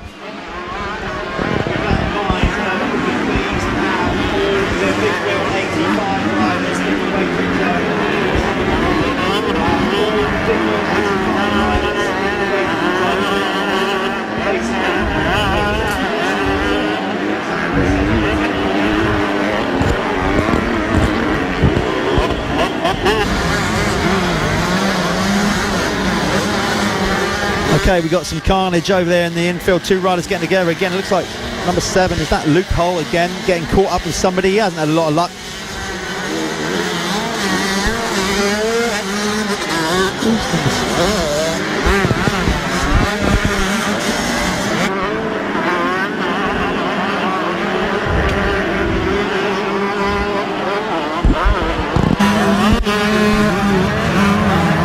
Right, So just checking out here. Yeah, that is indeed Luke Hull stuck over there, number 7. Had a very difficult race on that Yamaha. Goggles off for quite a few riders now. We're waiting for the race leader. Here he comes, number 16. Should get the 1 lap board. He misses it, but there is in fact 1 lap to go. Unfortunately, we just missed the leader there with the 1 lap to go board, but we are officially on.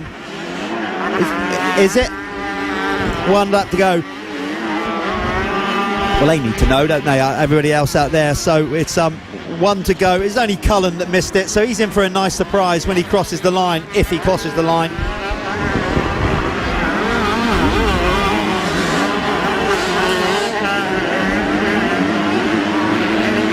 Get some new people jumping on the live stream on the BYC Championship Facebook page. A new message from Wes Rickford. Go on, Preston, you can get him. Now, do you think he's going to be able to catch him up in this last few laps we've got left, Jeff? Well, we're on our last lap, so yep. Of course he could. He's not far behind. I think it's going to take a mistake though. From Cullen. Preston's riding fast, but he's not closing enough to get it done. But of course, Cullen is the race leader, which is great until you come into lap traffic. And right now, in front of him, he's going to be hitting a massive budget. In fact, Preston Williams has gone into the lead, I think. Pretty certain he has. Yeah, somehow Preston's made the moves on him and gone into the lead. So Cullen must have... oh no, sorry. My bad, because I'm looking out of there and then I got distracted by the screen in here. Classic. Sorry, my bad. That's the trouble watching the TV and real time. I didn't know where to look. So it is actually indeed Cullen still leading the way. But I tell you what, Preston is much closer. Right then, half a lap to go here. That little silver, and indeed Preston Williams is closing in on Cullen Scott. They are on the last lap. Cullen confident enough over that step-up double, which, to be fair, is a fair old hook to get up over that. It is, and he just nonchalantly looked across to see where Cullen was. And, yeah, I got this. He's got to concentrate all the way to the flag. Of course, Cullen Scott is on a 250. Preston on a 125, so technically they're both winning. Yep. Their classes, but obviously these kids, young men, will want to, no matter what class, they treat it as one main race. So Cullen will want to get one over on Preston regardless. So Cullen Scott round the corner, number 16. It's a race win for number 16, taking the moto. There we are. We're able to wear that kit again as well. It can, yeah. Preston Williams gets second. So Cullen not only did a great job in winning the race, but keeping his kit clean. Third was Jude Morris across the line now. So he's over the line for third. It's the second 125 rider. Then it's going to be Tom Murphy for fourth. And indeed, he does cross the line on the GRT whole shot machine.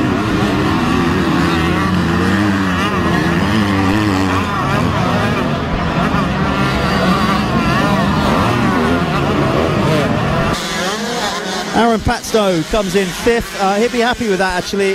Well, I think so. He was leading the opening moto, and pretty much DNF'd it, so he'll be happy with that.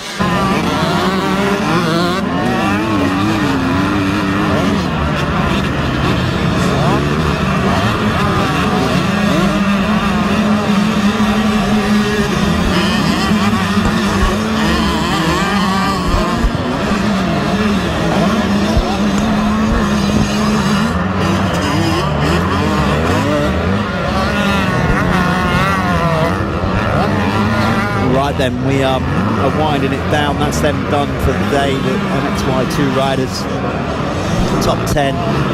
Still waiting for all the riders to come across the line, but by the time it was Cullen Scott with the race win. Preston Williams in second. Jude Morris came in third. Fourth was Tom Murphy. Aaron Patstow came in fifth ahead of Louis Kessel, number 711. And there's 128 Charlie Palmer ahead of number 11 Buster Hart. Ninth was Sam Atkinson, and rounding out the top 10 with Tyler Westcott. We're going to throw up some highlights now on the live feed here of what just went down, as the big wheel riders come out on track in real time to do their sighting lap.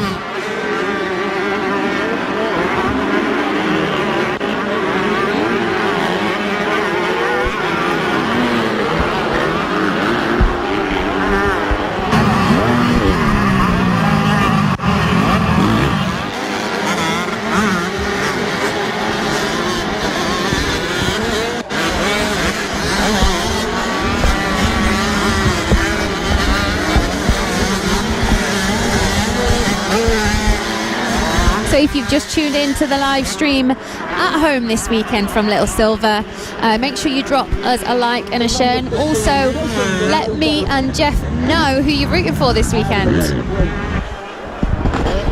Yeah, at the motocross, by the way. Not, we don't want random, you know. Who you rooting for in life? Yeah. just at the races, if you keep it that simple. So Jeff, what have we got coming up next? Well, up next we have the big wheel class, and they are currently out on their sighting lap and getting used to it, and they need it because all of a sudden these ruts are way bigger than what they were for their first moto. You can't, it's difficult, you know, I don't want to do it sound like favoritism, but it's going to be difficult to look beyond anybody beating Charlie Heyman if we go off qualifying what the first race. But having said that, you know, there's a few riders out there that could. Ollie Colmer obviously started well, crashed on the opening lap, and if Ollie gets up there with him, we've seen him race Charlie and stuff before.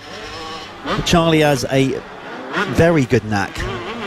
He does, doesn't he? He just adapts. A knack, a good habit to get into of just making good starts, clean track, getting in the way at the start, and then controlling the race. So that's the thing. They need to get with him off the start. Tyler Hooley looked good, I thought, for his, you know, he was in the small wheels last year. Now on the big wheels, looking particularly good. And Kian Baujan as well, you know, coming in on the BCF RFX MA. Well, just he's got too many initials in this thing, basically. Just, I think, just everything other than the vowels. Just get all the consonants in as your title for your team name. Gosh. Hello to Pam Crooks on the live stream. Come on, Joel Winstanley Dawson. Another few messages flying in again for Tyler Hooley. Tyler Hooley Hooligan.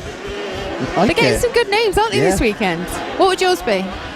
What, for me? Yeah. If I was riding? Yeah. Bald, fat, ginger, idiot. Do you reckon we can fit that in a program? I'll just get all that in. Oh, I'd hate to imagine what I'd be. Oh God! I actually did have a nickname when I was racing. Did you? Got inherited. Yeah, I didn't choose it. I inherited it. I ended up getting called Smiler. Really? And and then my mum did the classics, sewed it to the back of my race pants, and I was known as Smiler because I was always so happy. Oh right. See. There you go. Maybe that was your nervous, chill thing. Was just a smile all the time. Just a big hello to Lauren Dallymore. Come on, Kieran. From Rob Ash, good luck to Isaac Ash in race 2. Small wheel 85. After first corner crash in race 1 that took out his throttle housing, so he couldn't carry on. See, so this is good. Yes. Public media service. We're getting this is what we need. We don't know that because we can't. We're chained to the seats here in this little hut, and we're not allowed out. So this is true. You know, give us the information, people. That's good. So Thank if anyone wants to bring us tea, that would be greatly appreciated. Absolutely, yeah. What about today? More messages again for Ollie Colmer coming in on the live stream. Don't forget, if you are watching from home, drop us a like, a share, a comment. Let me and Jeff know who you're supporting in this Big Wheel 85 race. Right, as you can see, out to the start line here for the big final Big Wheel Motocross today. So we are just trying to get through this block if we can. See, track's good, starting back, they get around pretty quickly. So can anybody with you try and hang in this one? We got the Moto car for this big wheel, small wheel 65 and finishing off the day with 4 teams. And then of course tomorrow race with pro riders. Yeah, big boys.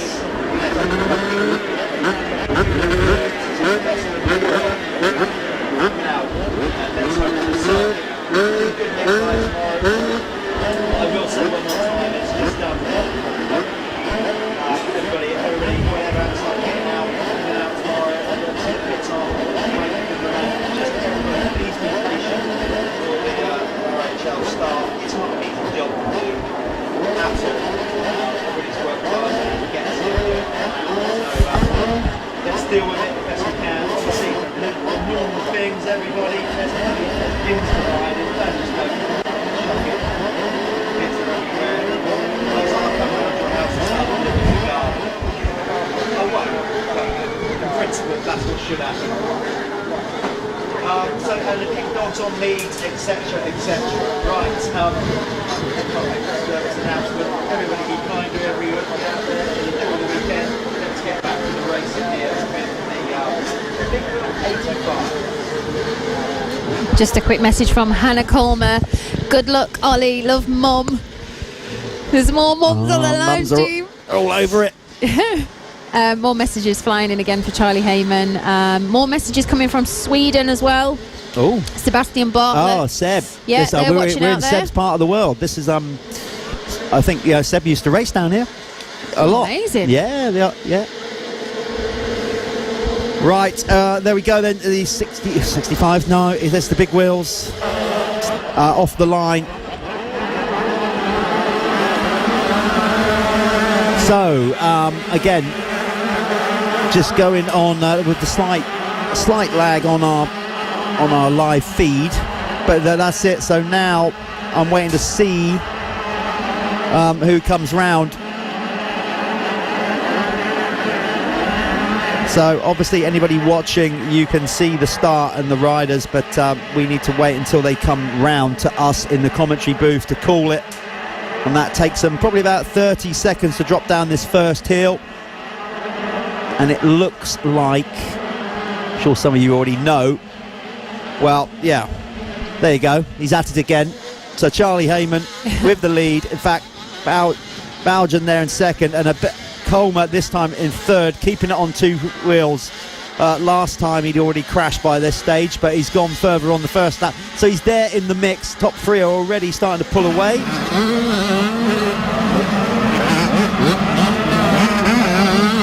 A quick hello from Rossi Jackson. Good luck, lads, from trainer Craig Jackson. Lucy Wilson, good luck, Finley Evan from the Wilsons. Joy Henderson, good luck, Alex Henderson. More coming in for Jay Cheel and Ollie Colmer from Peter Scott. We've got Bobby Norris, who's currently watching in the US of A. Well, there we go. So what have we had? Thailand, Australia, Sweden, Belgium. We're getting about. Right, out on track, Ollie Colmer, number 456 in third, is now already on this opening lap, putting some serious heat on Kieran Bowden there. Charlie Heyman is away at the front though, and if you're racing him, that's not where you want him to be, because he makes good use, exceptional use of a clear track. He's flying as he got down the step down towards the finish here. Outside ruts, cutting across, nice light. Ooh, good job he's grown, because he had to use his feet there to get him through that bit. Colmer is all over Belgian, as I said, then the top three have absolutely checked out already. Better start this time as well for Finley Evans, number 5.06 in fourth. Then it's George Hopkins, Jake Smith, Mackenzie Marshall, a better start from him as well in seventh. Eighth is James Barker. Ninth is Ben Mustoe. And then rounding out the top 10, number 12, Jude Turnton.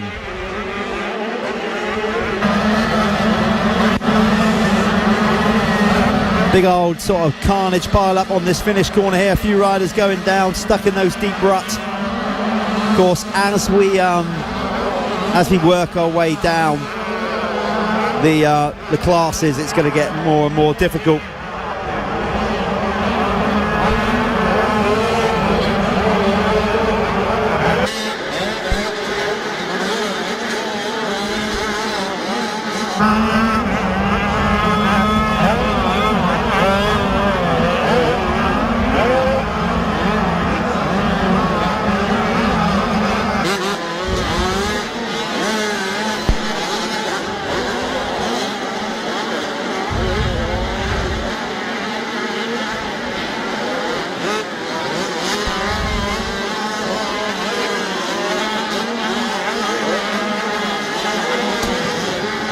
Right, so your race leader checking out already in the distance with a 4.13 lead is Charlie Heyman and Kieran Belgian, who's under increasing pressure from Ollie Colmer. And then Finley Evans back and forth, but Finley getting a bit skew whiff, making a mistake. In fact, just as I'm looking at the commentary booth here, he drops back to fifth after being picked off by George Hopkins there. So the rut's starting to play havoc for these big wheel bikes. It's going to get even more leery when the small wheels get out on track. But they're coping with it well, the lads, so far. It's the little autos that are coming out last on the track's most brutal. But if the first race is to go by, if they don't keep us entertained, the parents will. This is very true.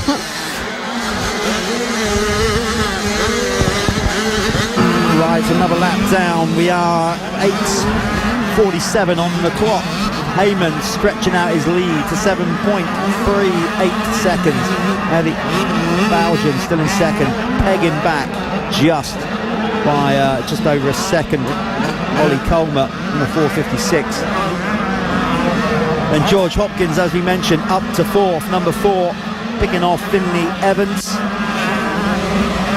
In fact, Evans dropping down the field because Jake Smith is now in fifth, and Evans has stopped right on the finish line. That's why, well, not on the finish line, the corner before the finish line, getting hung up in a rut. So he's losing a load of places. He can't fire that thing into life. Struggling to find neutral as well because it's so deep in the rut. He's now having to lean down with his hand to try and find neutral. So, yeah, now he gets it finally up and running. He's going to lose a bunch of places. So the running order, where was I up to? Fifth, Jake Smith. James Barker was in sixth. Seventh, Mackenzie Marshall. Eighth, Drew Turnton.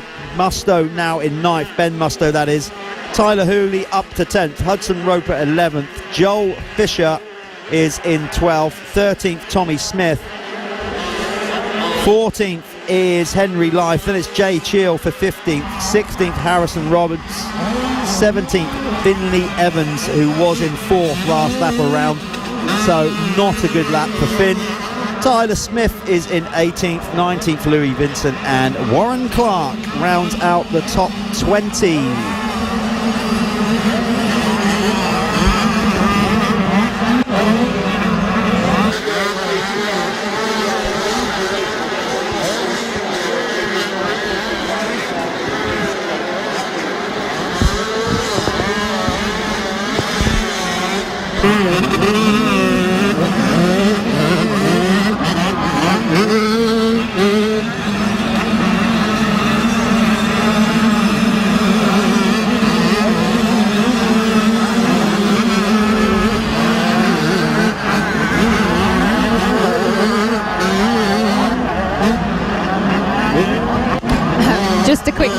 you on the live stream here, Jeff, this weekend. From Harrison Greeno. Predictions for the MX1 and MX2. Top 3 tomorrow. Packer Haribo if you get it right, Jeffro. My little sparring partner, Harrison Greenoff. Right, H. Give me some thinking time on that, because that's, we're talking a packet of Haribos here. I can't just go at a whim. I need to think about that. Also, a quick hello to David Galvin Senior, all the way over in Ireland. Tell Cullen, well done. Kieran Brown, Louis Vincent, Big Wheel 85s, watching it in Tenerife again. We've also got somebody watching it from Dubai, which is a new one to add to the list. Loads of messages flying in for the young lads here today on the live stream. So don't forget, if you are watching on our live stream, let us know that you are, who you're supporting this weekend, whether it be the MXY2, the youth. Just drop us a message and let me and Jeff know. Make sure you tune into the BYC Facebook page, the Live Motocross Facebook page, and also the RHL YouTube channel.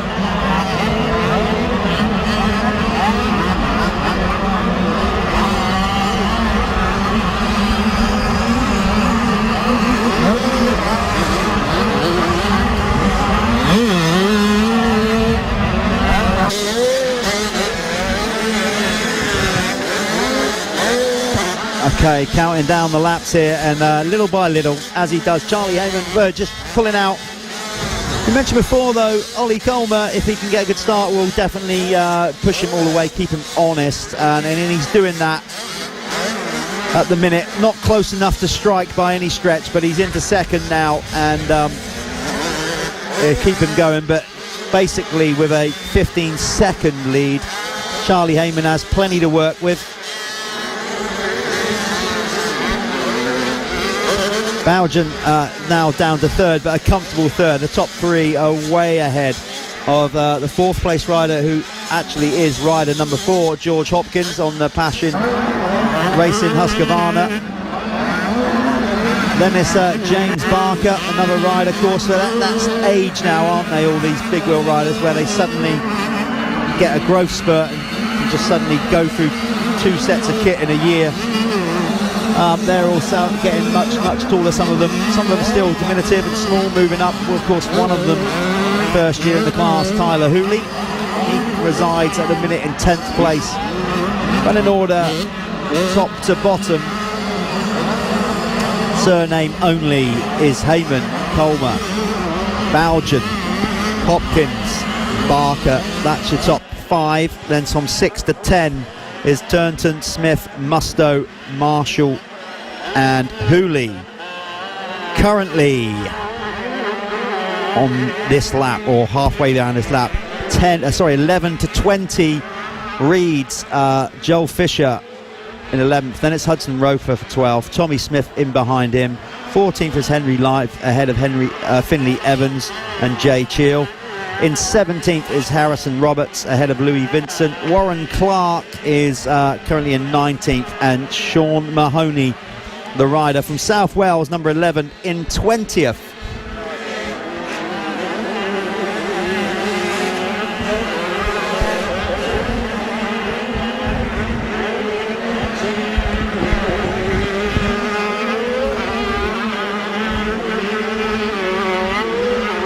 So a big hello to everyone new that's joined us on the live stream this afternoon here from Little Silver. I think you're going to enjoy this next comment that I've got, Jeff, coming in now. It's from Clayton Coker. I'm cheering on Tom Ingram for licking the stamp and sending it. I like it. We've got a new message from Dolly Day. Keep pushing, Kieran. Tough conditions. Katie Wolf, come on, Ollie. Ah, look at Katie Wolf watching. Yeah. Nice one. Good to hear from you, Kay. Eric O'Connor, great coverage. They're all watching in Cork in Ireland. Great. Like that. I like Cork. Yeah, it's cool, isn't it? Yeah, I've had a good night out in Cork. I'll just leave it at that. That's all you need to know. It's always the same, isn't it? Every time you go to Ireland, you always end up with that all right. memory every time. And more comments coming in about Charlie Heyman. I mean, we don't even have to say anything about his riding today, but he is just flying around this. Yeah, as I said, you don't want to. Obviously, we want to give everybody a good mention, and we do our best to do that. Of course, we do. But notably, the riders at the front are inevitably going to get more mentions because they're leading. That's how sport is, obviously.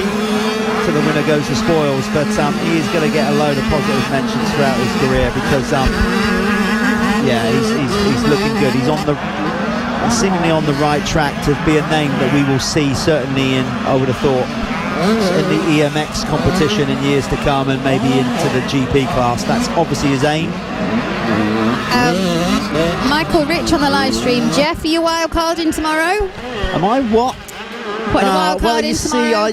if I wasn't doing this, I would. But at the same time, I don't want to go out there and all this young generation school them. Because then they just get a funny on. So I've had my time. Let's just leave it at that. Okay, we'll stick to eating porridge in here then, shall we? Exactly. Wild carding. God dear. Gemma Ridgway on the live stream. Come on, the Smiths. From the Ridgeways. John Hodge, Push It Young Fisher. Leon Rowe. You could lose a mountain goat in them ruts. Yeah, not wrong. And they're getting deeper. Right, let's see. The one lap board is going to come out next time around for Charlie Heyman, who's now stretched his lead out to 18 seconds ahead of Ollie Colmer. 18 seconds? Yeah, you did hear me right. 18 seconds. Wow. Ahead of, like I said, Ollie Colmer. Then we have Kieran Bowden in third, ahead of George Hopkins and James Barker and Jake Smith. Ben Musto in seventh on the Judd Orange Brigade machine. Tyler Hooley up a spot into eighth. Ninth is Mackenzie Marshall, and currently 10th is Joel Fisher with nearly a lap to go. Not quite, but anytime soon our race leader will be crossing the finish line down here and be on his way on the last lap.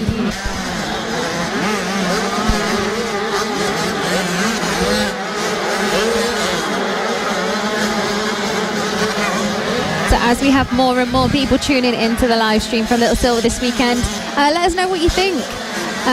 Also a message from Luke St. Loco Hollingsworth. Top credit to all riding there, all great. Once again, if you're looking for all the results when the racing is actually over today, if you head over to www.britishmotocrosschampionship.co.uk, that will give you all of today's racing results. So make sure you like, comment, share the live stream here, all the way from Little Silver.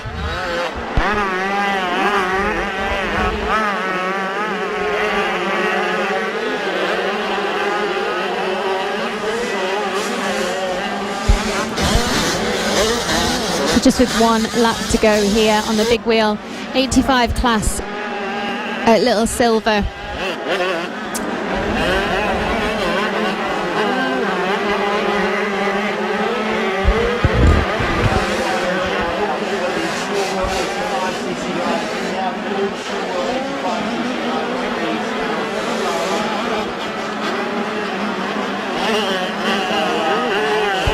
So just remember, if you are tuning in from the live stream at home this weekend, make sure you share the BYC Championship Facebook page, where you can tune in tomorrow, where we'll be live broadcasting all of the BYC Championship racing. So all the youth racing tomorrow, Jeff. We're doing all the youth racing tomorrow. Okay, Yep. so just exclusively the youth racing, correct? Yep. Just to get that out there, so Yep. people, before you even start asking the question, why can't we see the big boys? Well, that's effectively a different championship, Yeah. okay, and different media regulations we have to follow for that. So yeah, you have to, unfortunately, if you want to come and see them, you need to get here, basically. Exactly. So yeah. So don't go moaning and asking why can't we watch them, because you can't. Simple No, as that. it's just simple as that. But you're going to get plenty of action watching these kids anyway, because they are proper little troopers. A message from Mick Price on the live stream. Coverage is great. Favourite team is SJP. We've got Katie Wolf still watching on the live stream. Great ride for Ollie. Yeah, well, obviously Kay knows Ollie really well from plenty of riding time down at Red Sands. Yep.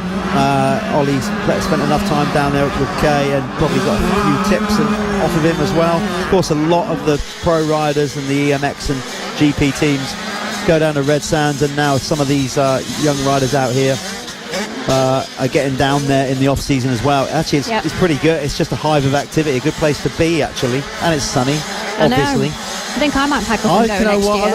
I'm talking my way round to go, you know what, why aren't I there? Yep. Yeah.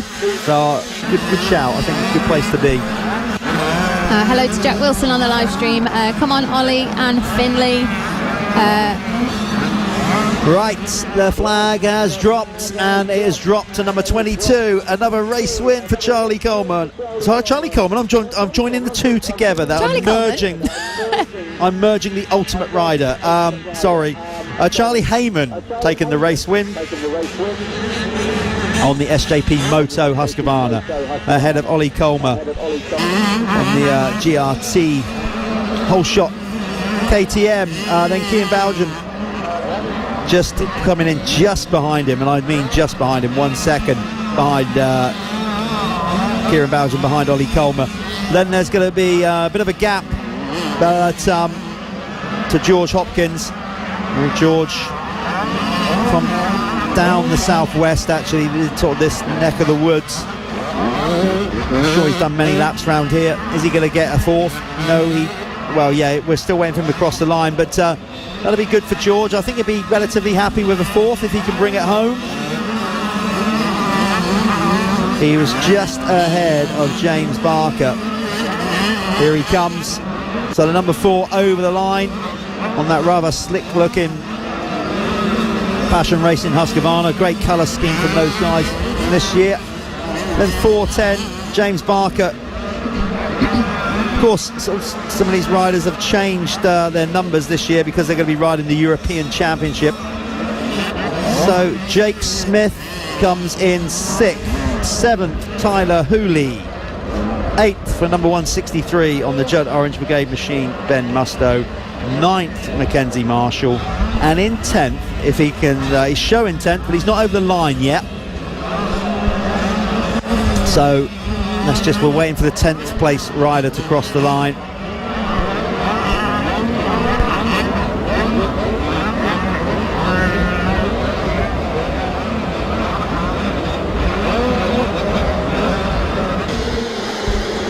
So we're just going to run through some Big Wheel 85 race highlights now on the live stream this afternoon. Gemma Saxby says, well done to the RMJ lads, hard work pays off. Now I know all those boys have been out, like we say, at Red Sands the start of the year, training hard. Dean Curry, tough conditions, lads making it look easy. Yeah, well they are. I mean, they are some of the top riders. And as always, actually, TV or video doesn't really do it justice. No, it doesn't at all.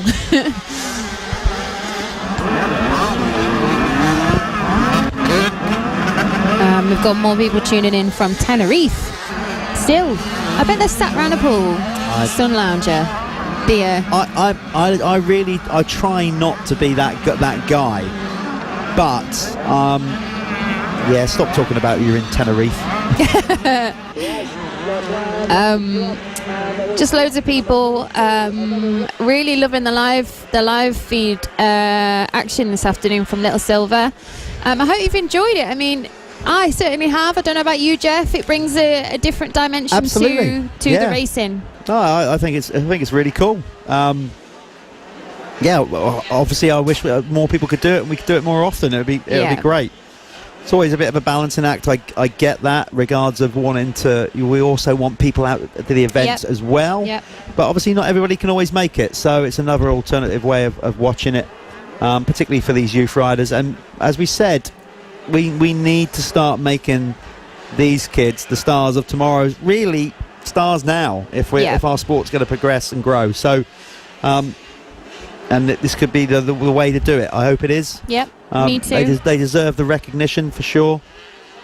Yeah, and they're doing a grand job at this moment in time on very tough, challenging conditions. Obviously, I'd love to think as the series goes on, and I'm being optimistic that we're not going to get pulled down by the virus. I'm just calling it that now. The virus.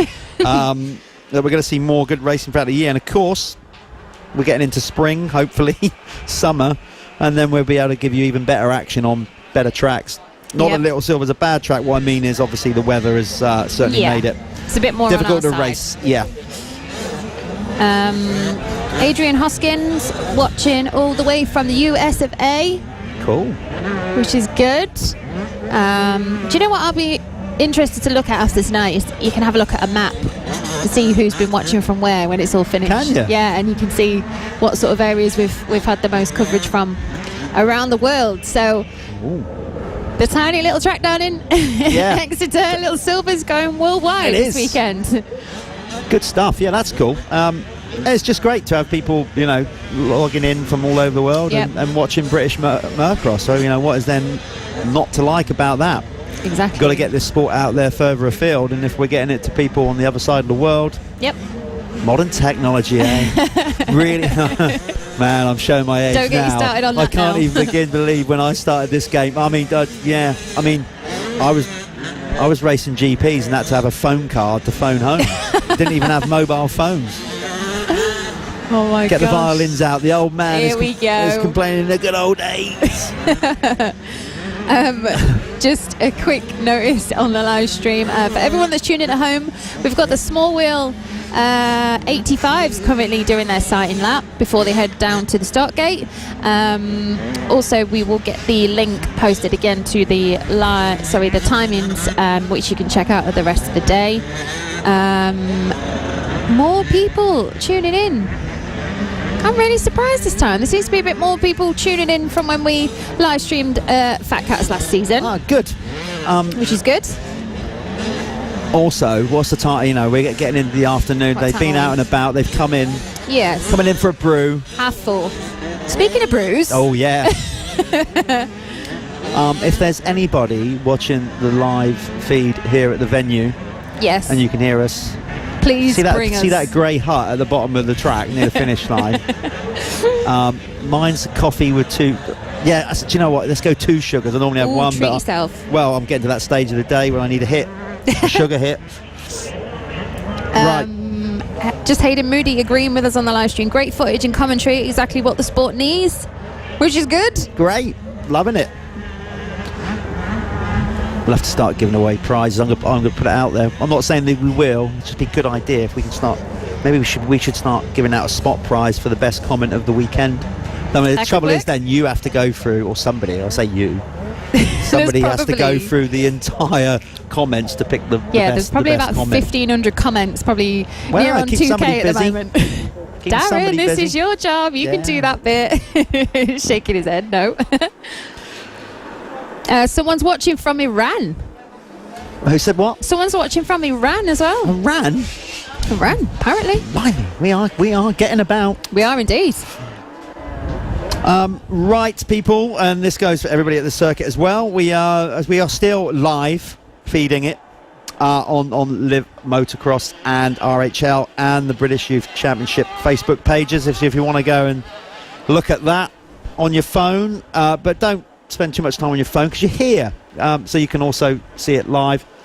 We are about to go racing with the second small wheel 85 race. After that, we have just 2 races to go to complete the day.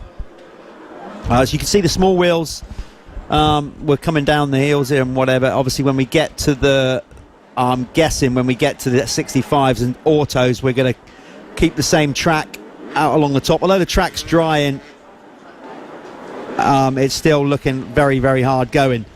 So 65s, I'm sure we'll still do the shortened circuit across the top.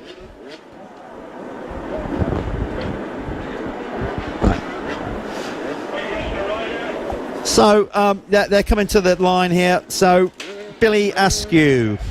So really, in the 85cc class, looking at what we've had so far, we're looking at a couple of dominant riders really in each class so far. We've had last race. I'm just getting some info in my ear there of what's going on. Yeah, we got Billy Askew basically dominated the first small wheel 85 Yep. race, convincing. So he's looking good coming out in this second one. That's the rider to watch really, to see, because he did win by a country mile basically. We've got AD Simmons, great coverage, tough conditions on the live stream. Hayden Moody, good luck, Ryan Waggett. Maz Smith, rooting for you, Charlie Richmond, that's from Nan. Yeah. So just a big shout out to everyone that's tuned in at home on the British Youth Championship Facebook page for the live stream. We are also live on the Live Motocross Facebook page and also the RHL YouTube channel. So make sure you share it, tag your friends in, let us know.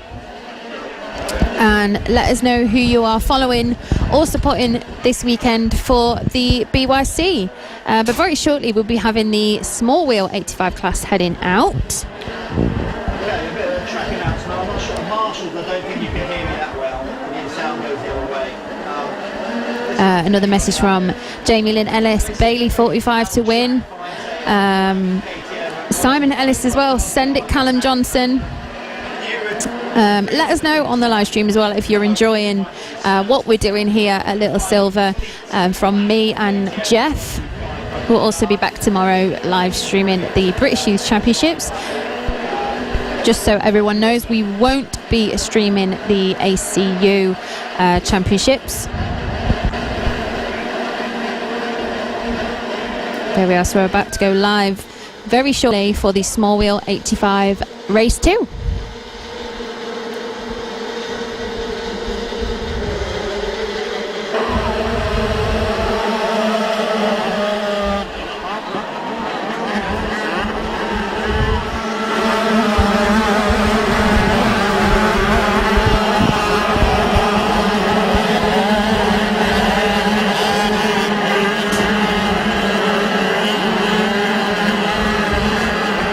Right, as you can see, we are underway with the small wheel class. Let's again get them all sorted out because it's going to be a bit chaotic first couple of corners. And it's always best if we get them over the finish line because at least then we get the official timing off their transponders and, well, quite frankly, we're not guessing then and getting it wrong. This is true. Just got to sort themselves out before they come into view for us in the commentary booth.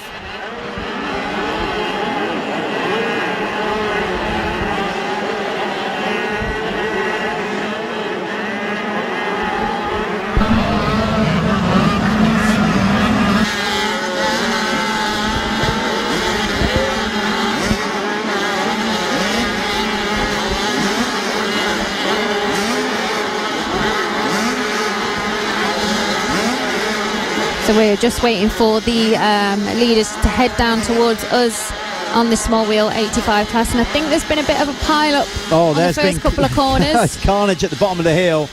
Looks like a Judd Orange Brigade rider down, but it's Joey Benfield, I think, leading the way. Number 124 has made a bit of a flyer. I can see Billy Askew up the sharp end. He's not leading at the minute, but it's Joey Benfield, I'm sure, in the lead. Being told by either a marshal or a track crew down there that he's got a huge lead. He has got a lead over Billy Askew. How long it'll be huge for, we'll have to wait and see. So yeah, some of these riders really struggling. Of course, as we get to the smaller wheels, we get bigger ruts and just more difficulty. So yeah, these guys suffering a little bit. But they'll be back for more. They love it. There's a message for you on the live stream as well again, Jeff. Mark Jones, MX Coaching. Oh, Jonesy. Hope my old racing buddy Jeff is okay. I'm fine, Jonesy. Yeah, absolutely sound. I can genuinely say one of the he was so fast at GP level. Jonesy, but he's also one of the maddest people I have ever met in my entire life. Absolutely bonkers he is. Really? Yeah. He might not show it, now he's a coach and whatever, but you take him out of that environment, my God. You may be able to take the boy out of South Wales, but you certainly can't take South Wales out of the boy. Yeah, we had some good times, me and Jonesy racing GPs, that's for sure. He was a bit younger than me, though. I had to educate him on the ways of... No, he was far more wild than me. I was going to say.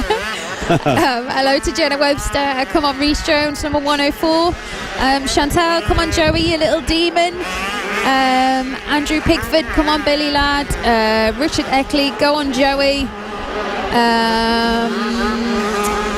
Just a quick reminder as well, if you are tuning into the live stream this afternoon, all of the footage will be available to re-watch tonight. So when you get in the campers, get all dried up, nice and warm, kids, you can watch back the racing from today's events. Better be careful what I say then, because, you know, talking about the riders, thinking that they can't hear us, they can get to watch it back. Yeah, of course they can. Of course they can. Better be, you know, complimentary to all. Well, we'll try to do that anyway. Right, okay, back to the race here. We're messing about on the live feed for everybody watching around the world, and obviously here at the venue, Joey Benfield is leading the way, number 124, ahead of Billy Askew on the opening lap. Ashton Bowden crossed the line in third ahead of Harlow Green. Number 10, 104, Reece Jones was fifth, sixth was Gus Musto, then in seventh, number 17, Philip Chorek. Riley Ward, number 642, was in eighth, ahead of William Murphy. 10th, Joel McCulloch, rider from Ireland, ahead of Charlie Richmond. Ryan Waggett is in 12th on the opening lap, ahead of the local rider Isaac Ash, who just down the road in the Newton Abbott area. Then Bailey Ward-Clark was 14th on the opening lap, ahead of Lucy Barker. Lucy out there mixing it for the girls. I can't seem to ever mention the girl riders here this weekend. I know Beanie Reese was meant to be riding, but unfortunately broke her foot. Oh yeah, I did see that for Beanie. We've got JC Austin. I think she's in the big wheels as well. Oh yeah, she is as well. Yeah, so we've got a couple of female riders out there. Well done, girls. Showing the boys how it's done in some cases. Max Harris in 16th, 17th Sion Wright, Brandon Buckley 18th, 19th Austin Beef Steve, and in 20th is Jack Evans. Hello to Lisa Collins on the live stream. Rooting for Charlie Richmond. They're all watching back at home. Julie Miles, come on, Joey B. Keep it coming, guys.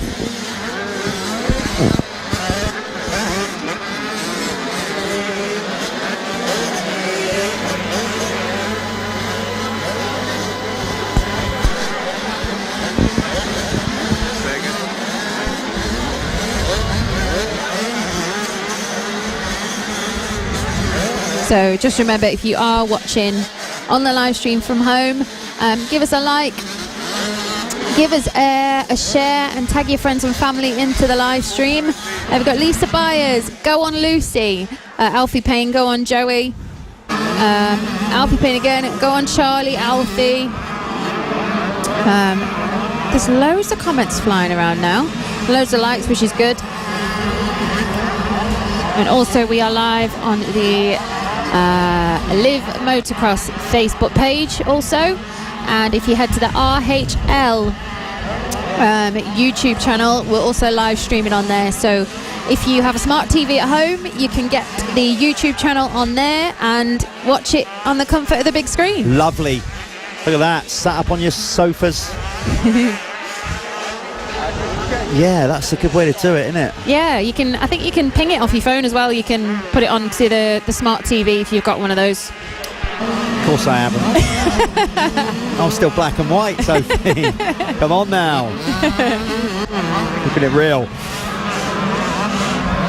Right, 6 minutes 35 on the clock, and for those of you interested, which is all of you, so or it should be, Joey Benfield is still leading the way. But Billy Askew is just starting to peg him back a little bit in second. Ashton Belgium, number 522 in third. Harlow Green in 4th. Reece Jones still in 5th. So no change real there. Gus Musto is in 6th. Upper spot, though, into 7th is Ryan Waggett. Ahead of number 17, Philip Chorek. Then it's Charlie Richmond. He's gone up a spot as well, past Riley Ward, who is now down to 10th. And also moving up the field is number 100 in the all-pink kit, who said real men can't wear pink. Isaac Ash.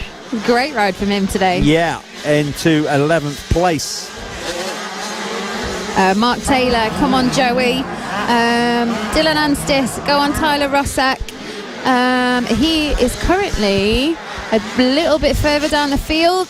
A big hello to all the new people tuning into the live stream. So we've got Paul Winrow. He's tuned into the live stream. Oh, Mr. Winrow. He will throw out some sarky comment. Does not surprise us. No, I like surprised it. he's not already done it, if I'm honest. Claire Dent, That's come what on we Riley want. Ward as well. Bit of humour. Kay Richmond, go team SJP.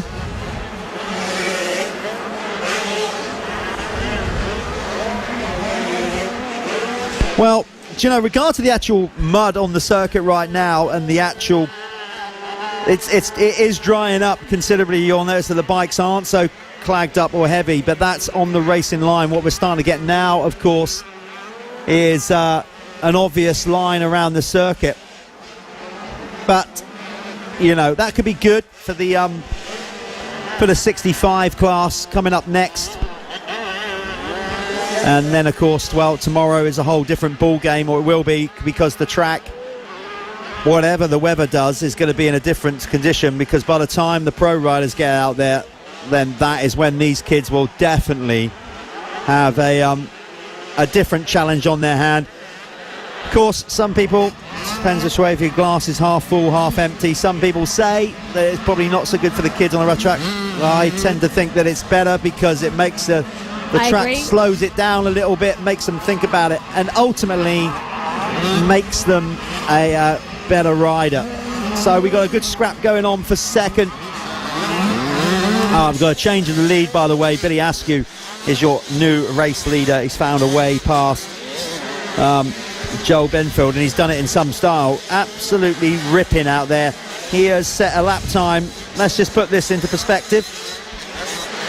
He set a lap time of 2:48.83. The nearest competitor to that lap time wise is the rider in 4th, Reece Jones, with a time of 3 minutes 1.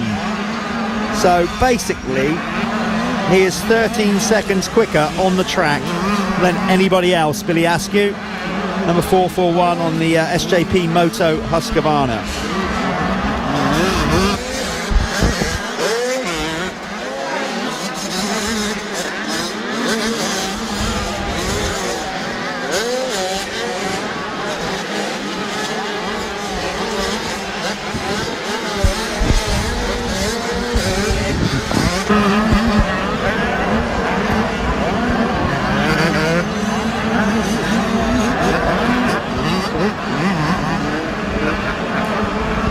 Okay, so from what we can make out, Ashton Belgium, who temporarily got into second.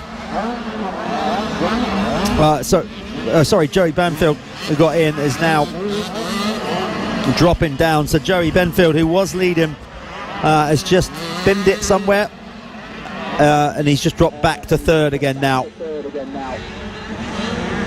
Hello to Stuart Flockhart on the live stream. Sorry we couldn't make it down for round 1. Just enjoying the Scottish weather up here this weekend. Got my slippers on and kicking back with a beer. Hope to see you soon. Andrea Kearney as well. Come on, Bailey Ward Clark. We're cheering you on from the sofa. There's a lot of cheering on from the sofa, isn't there?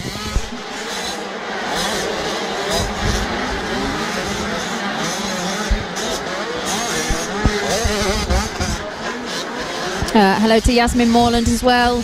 Brandon Buckley, keep going. There's loads of riders down on the live stream at the moment. I'm sure you can see. Oh, Just a moment there, dropping down behind the number 15 rider. Oh, Dad's running on track to help out there. As you can see, it's starting to take the toll on their bikes this afternoon at Little Silver.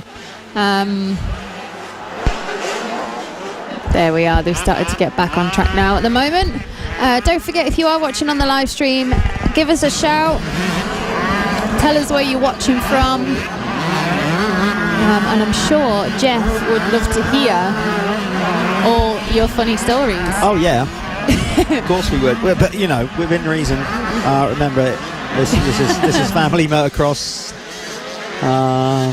Yeah, keep the comments to at least readable ones. And knowing some of my friends out there that are watching it and knowing their background. Mark Jones, are you listening? God, don't tempt them. No, I'll be all right.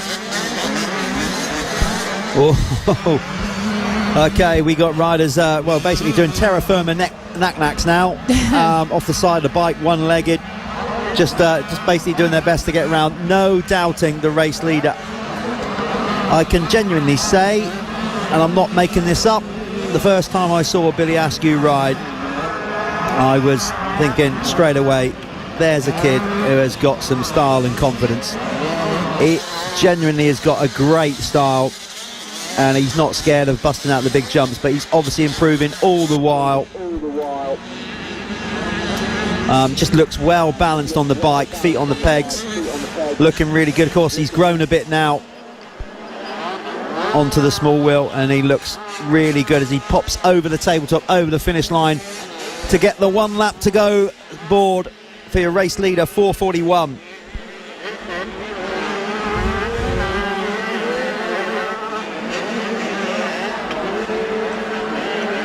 Hello to Callum Ward on the live stream. They're watching from Gloucester, shouting on Riley Ward.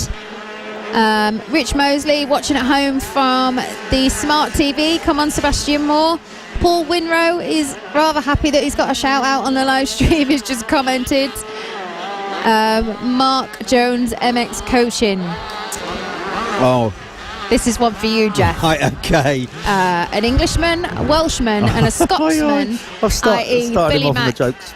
Start again, sorry.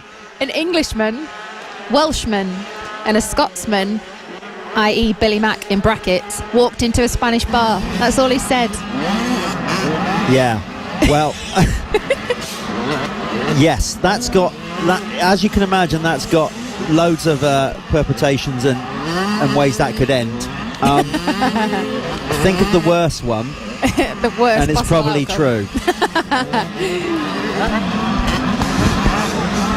Hello to Yasmin Morland, Brandon Buckley's nanny and granddad. They are watching from home.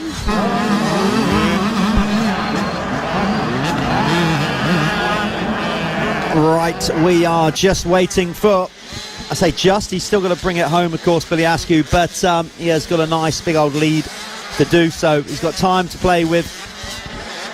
The way he's riding at the minute, he is riding pretty immaculate.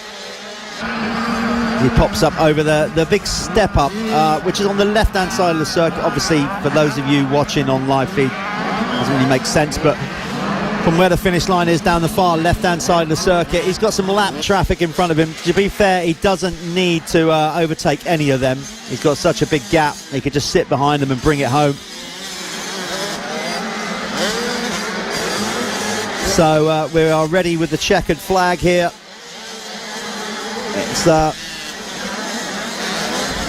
rider 441 on the white SJP Moto machine in the blue kit, yellow handguards that are a little bit more dirty this time around. He's had to work a little bit harder for this. Here he comes, footing his way through. It's another emphatic race win for number 441, Billy Askew.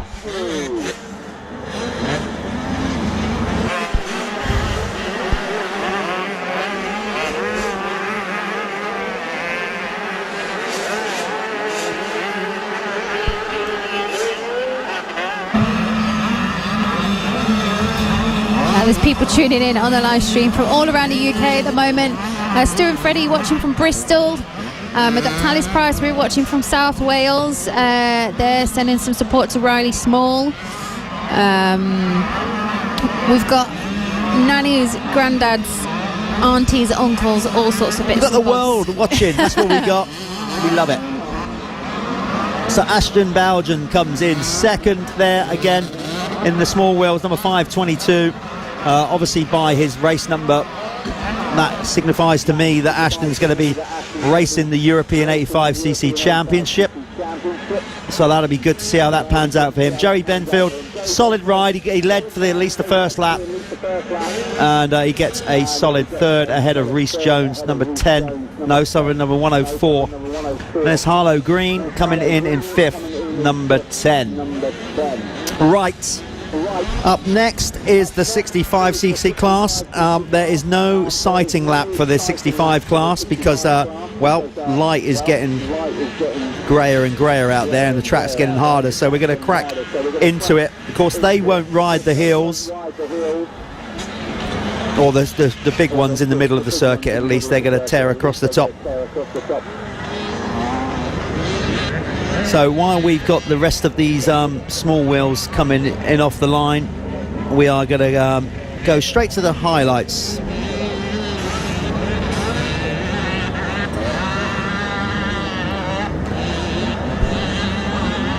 Katie Wolf still tuned in on the live stream. Good job to Ryan. Hayden Moody, well done Bam Bam. Which is another good nickname for Billy Askew out there this afternoon. It is. Very good name for him. Billy Bam Bam Askew. I like it. We've just had a quick question on the live stream as well from Lee Nocivelli, if I'm pronouncing that right. As you're asking me, basically... what do the letters after the number mean? The letters after the numbers? Yeah. On what? On the live time? On the timing, so as far as I know, they've got a little R on those. Might be, yeah. Well, what that might mean is that some of the riders are wild cards. So if they got a W, I'm guessing, after their number, that means they're sort of guest riding their wild card in the weekend. If they've got an R, I'm assuming is that a rookie? Of course. Yeah, it's rookie. Yeah. Look at that. That's exactly what it means. Because we've got the Rookie Cup, haven't we? Championship this year as well. So basically, riders moving up from a different class are registered as rookies, and they've got a chance to win a championship within a championship. Basically, is how that works. Lee's commented again. Yep, that's close enough. So that's good to know. Yeah. If you are at home and you're watching on the live stream, just remember we are live streaming again tomorrow for Sunday's racing for the British Youth Championship only. So we won't be showing any of the ACU MXGB Championship tomorrow. No. So if you want to watch that, you know what to do. Get here. Basically, yeah.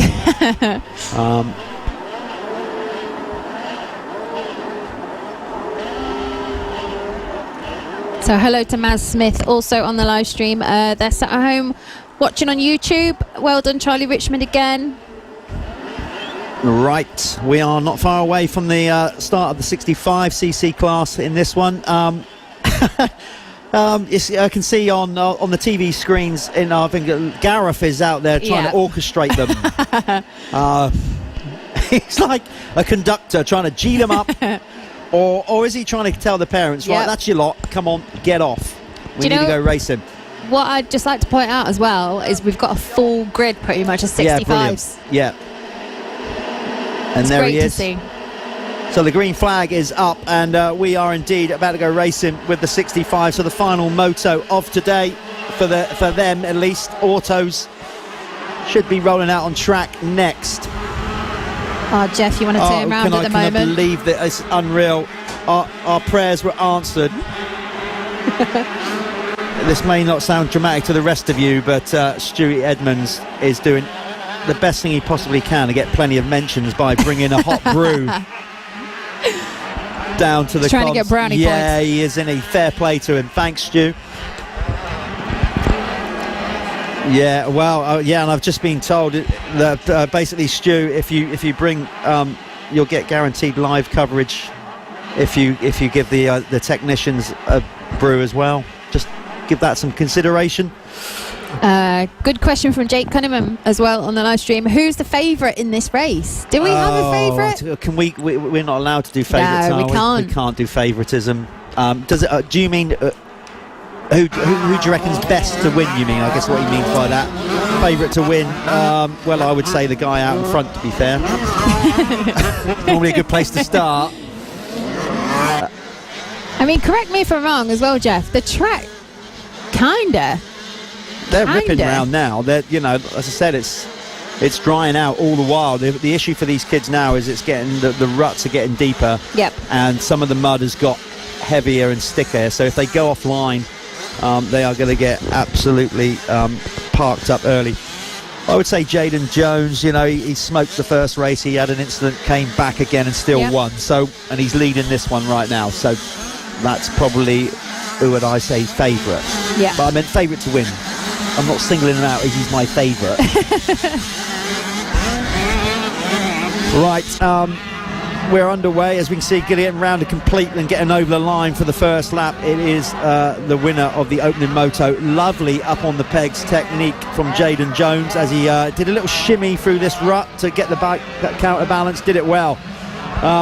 So he leads the way ahead of Blake Ward-Clark. Then it's Robbie Daly charging on in third. Track has definitely dried out through this section at least. They're coming through the finish line much faster than they were in the first race. Riley Ingram is in fifth. Ahead of him was Drew Scott.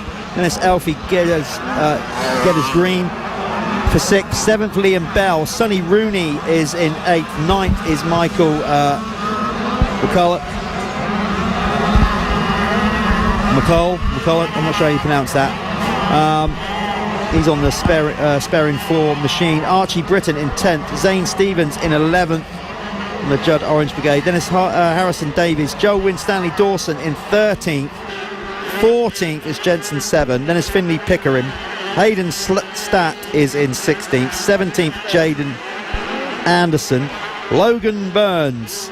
I wonder where's Logan from? He's with a name like that. Where? The southeast? Northeast. I was going to say he's got to be up near Scotland with a name like that. Elfie Heron is in 19th. 20th, Lucas Lee. Kalen J. Griffiths in 21st. And that's most of the riders. They're coming over the line.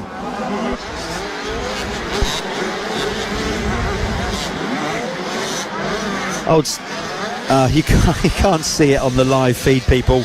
But we got a very charismatic marshal on track. I think he does actually get picked up. Someone's already mentioned about him. Yeah. Right. Okay. Well, he's marshalling the section that has now been cut out. So he's got time. He's actually smoking. He's got a pipe. He's a pipe smoker. Is he? Yeah. He's not having one. But earlier on, I saw him. He's having a pipe. C6 Steve, basically, as a marshal. That is. Bless him. Right. Well, Jaden Jones is absolutely flying. He's already pulled out nearly an 8-second lead as once again carnage starts to ensue on the rest of the circuit. Here he comes. Nicely over the line. Nice on the pegs. He's riding on the balls of his feet, which is obviously the way to do it. Let the bike move around underneath you. So he's doing everything right as he stretches his gap at the front of the field. Robbie Daly on the Judd Orange Brigade machine, number 800, up to second now. Oh, and just right as he come around the corner, was that Blake Ward-Clark? But just no, it was Drew Stock. So Drew Stock had got into third, but then just laid it over, tippled over on the finish corner. But he's back up and running to fifth.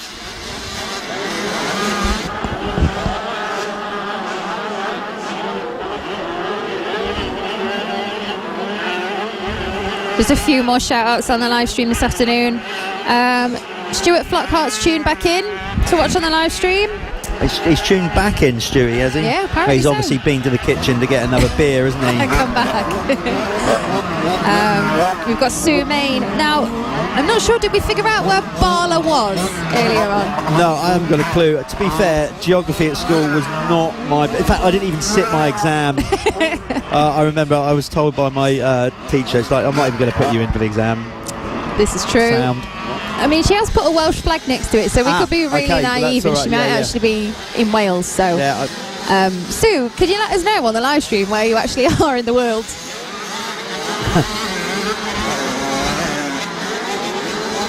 Hello to Jackie Francis, Alfie number 99, go for it, keep it up. Jason Stokes, go Jensen. More messages coming in for Robbie Daly. Emily Victoria, come on boys, Blake and Drew. More Sonny Rooney messages. Constant today for him. he's the boy, isn't he?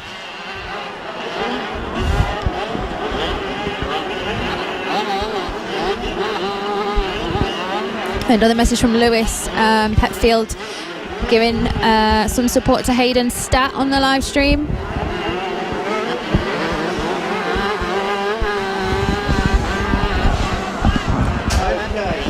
Okay, everybody, I've just been told in my logo. Well, that's how you hear, isn't it? I mean, where else would I be told? That the auto class is their second motor today is not going to run. So this will be the last race of the day. So everybody here, all you auto riders, parents, our apologies about that. But obviously, I think you've had a meeting with Gareth and have collectively helped make that decision. For all you viewers out there on the old interwebby, there will be no auto race following this. So this is our last moto of the day, which is the 65cc class, and it is being convincingly led by Jaden Jones, number 199. Sue has got back to us on the live stream. It is in North Wales. Right, there you go. That You makes see, sense. this I like this interacting with it. It says educational. It is. Very much so. So just if you did miss out on that on the live stream, we figured out that Barla is in North Wales, but also the second auto race of the day will not be going ahead, so that will be rerun at a later date at one of the other rounds Who of the knows when? championships. We'll try and fit it in where we can, I'm sure. What we need is nice sunny weather and longer summer days. Then we can Agreed. just keep going. Yeah. Okay, you can see there's how deep those ruts are now for some of these 65 riders. Heavy going as they come round to that finish corner in particular. But they are still getting a march on, some of them, a good old lick on round. So at the minute, you know, as far as I can tell, looking out of the window today, we haven't had many hold-ups with injuries. No, it's been good. I think we've had one little hold-up for probably 2 or 3 minutes, and by my understanding, I think the kid's all right anyway. So, great. Obviously, really tough going for the kids, but at the same time, everybody so far has been healthy and no major injuries, which is great.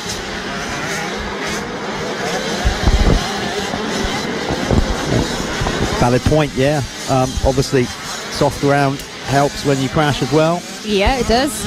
Because we all know what it's like when you go down on the hard God, stuff. it's not good, is it? No, not at all. I don't even want to take myself back there. No, me neither. That horrible feeling when you're flying through the air backwards and all disorientated, and you see like earth, sky. Yeah. Not good. Right.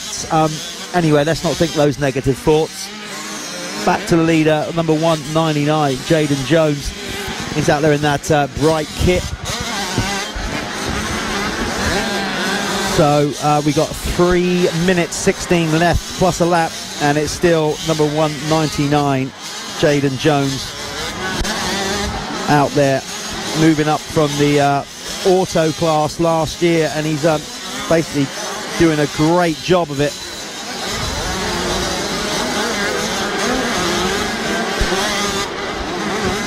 Second is now Drew Stock on an absolute flyer. He was getting a major hurry on before he laid it down on this finish corner a couple of laps ago. He's picked himself up off the deck and just carried on charging, and he is now into second place ahead of Riley Ingram. Fourth is Sonny Rooney, and fifth is Alfie Getters Green.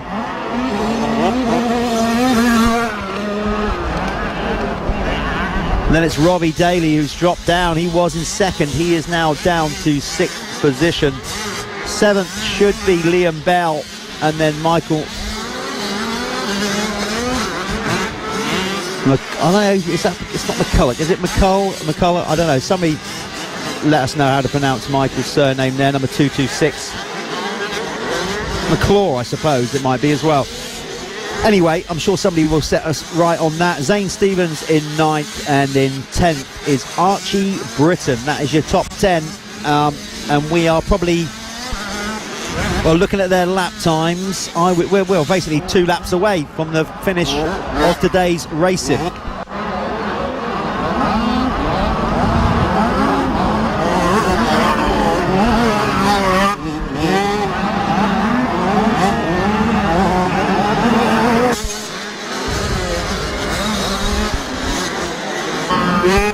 So hello to Emily Victoria on the live stream. Well done, Drew. Come on, number 18 from all of us in Northampton watching. Rich Mosley, who's tuned in from Stoke-on-Trent to see Arthur Moore in the autos. Rich, you'll have to tune back in tomorrow to watch the rest of the autos racing.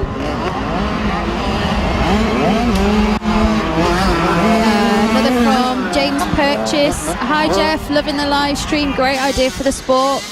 Enjoying watching at home after a busy day at the shop. At the shop, yeah. James at 121. Motorsports. Is it 121 or 120? Sorry, James, you know what? 121, I'm yeah, sure sorry, it is, yeah. sorry, dude. It's been a long day. I'm forgetting the name of your shop. Anyway, glad that you're tuning in. And I'd just like to point out this was not my idea. I'm not taking credit for looking right. I'm just joining the party. Oh! Okay, we got a big Endo on the finish line. Just landed in the soft stuff.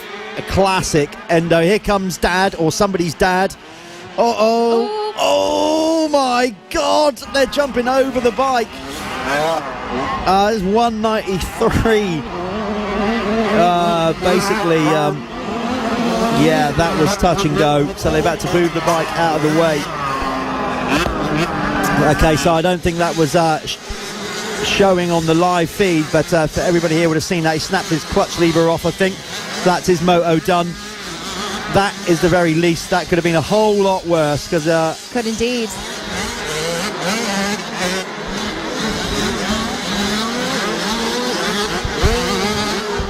So right, so oh, look at this. He had a massive lead. Jaden Jones, a 34-second lead, and he's gone and crashed on the last lap. Can he get that bike kick-started into life on the hill? I tell you what, it's going to be difficult to even bump it in these conditions. He's trying to bump it, but it's just gonna skid up. He's on the far section of the course, down the left-hand side in the valley there. There's a sort of free bike pile-up now because of it. So, who's second? Drew Scott. I'm trying to see Drew. Here comes Drew. Oh, he's got going just in time. Drew Stock comes round the corner, and the race leader is still number 199, Jaden Jones. But now Drew Stock is much closer to him. But all he's got to do now, Jaden Jones, is get him over the line. So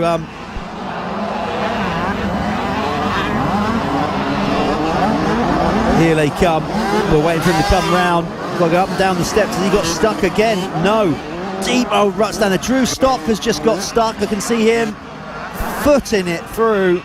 He's looking over his shoulder. He's like, oh, I'm glad I got that done. Okay, so here comes the race leader, minus his peak on his helmet after that crash. But he's going to take the win. 199. 1 lap to go. Sorry, we've still got 1 to go.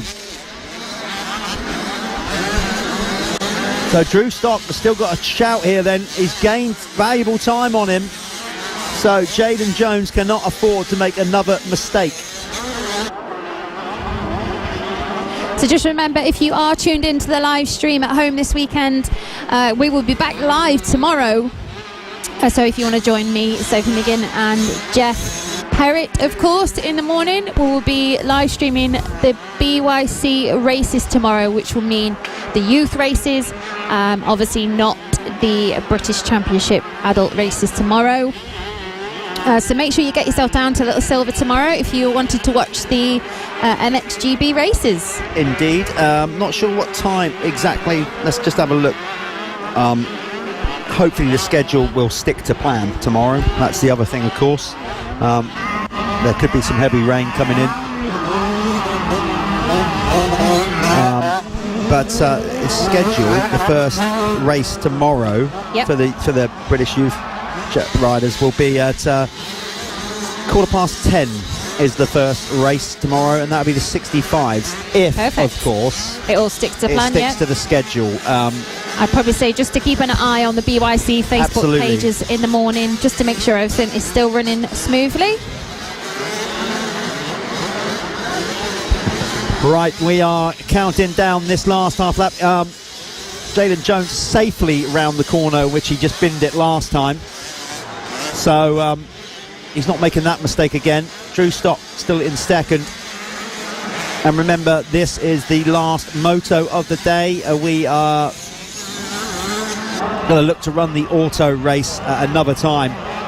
I can't give the information of when that will be right at this moment in time, but we will try and fit that in. If not tomorrow, then clearly at some point throughout the year, try to get that extra race back into the series.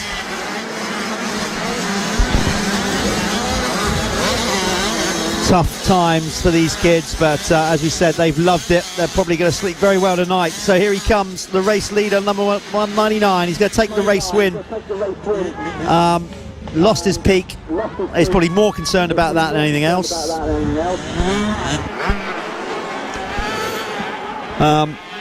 So Drew Stock, is he over the line? I think he went over the line not far behind, or did he get stuck on the last corner as well?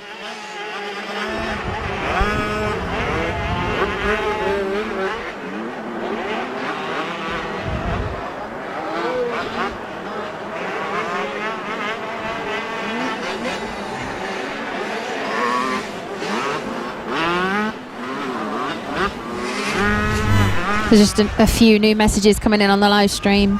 Neil Daniel, first time watching the feed. It's great. Looking forward for more coverage tomorrow. Ashley LeBon Francis, shout out to all the marshals keeping our kids safe this weekend. Well done, Absolutely. Alfie Harper.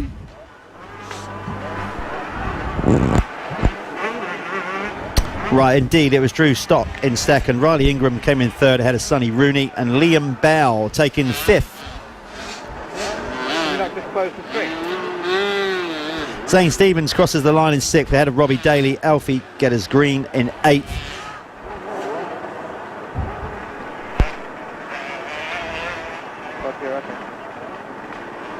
Obviously, some of these 65cc riders spread out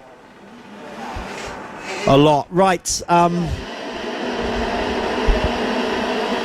we're just going to run through some highlights of the second race of the day for the Youth 65 here at Little Silver. Make sure you tune in to the British Youth Championship Facebook page, the Live Motocross Facebook page, and also the RHL page, the YouTube page tomorrow, where you'll be listening to me and Jeff talking you through tomorrow's racing. Just a quick hello to a few people on the live stream. Andrew Syson, I'm not going to read your comment out. Sue Main, brilliant. Well done, Jada. Many thanks for the live streaming. We hope you've all enjoyed the coverage. And as you can see at the moment, we've got the highlights running through for the second race of the 65s today, as the rest of them just finish over the line.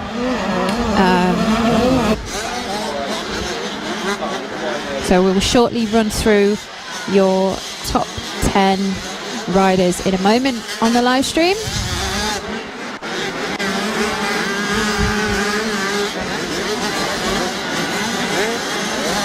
So just a moment now. We've got one 65 rider actually pushing their bike over the line to get finished this afternoon. I'm not really sure what's happened to him, but Good on them. back wheel's locked up there. You Yeah. can see that. Just getting pushed over the line. Fair play.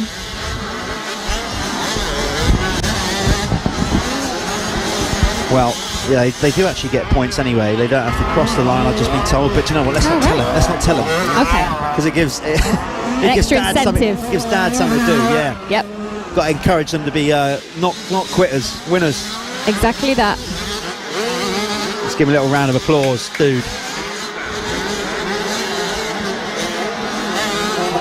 Here we are. So there's your race highlights on the live stream.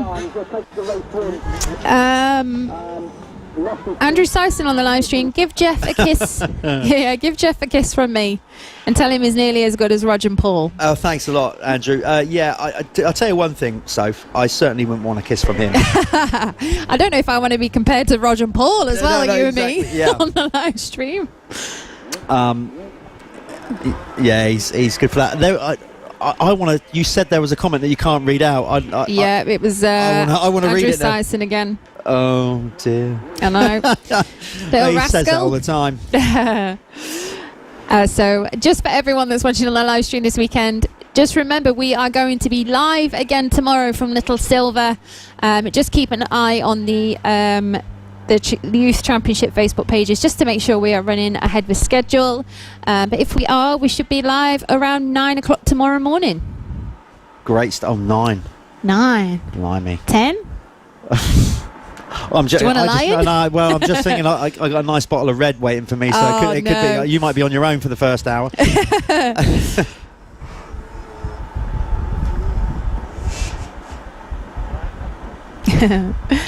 Perfect. So I hope you've enjoyed all the coverage here from Little Silver from me and Jeff this afternoon. Like I say, make sure you tune in tomorrow and we will see you bright and early. Yes, indeed. Everybody have a good evening out there in the big wide world of the internet. Right. See you tomorrow.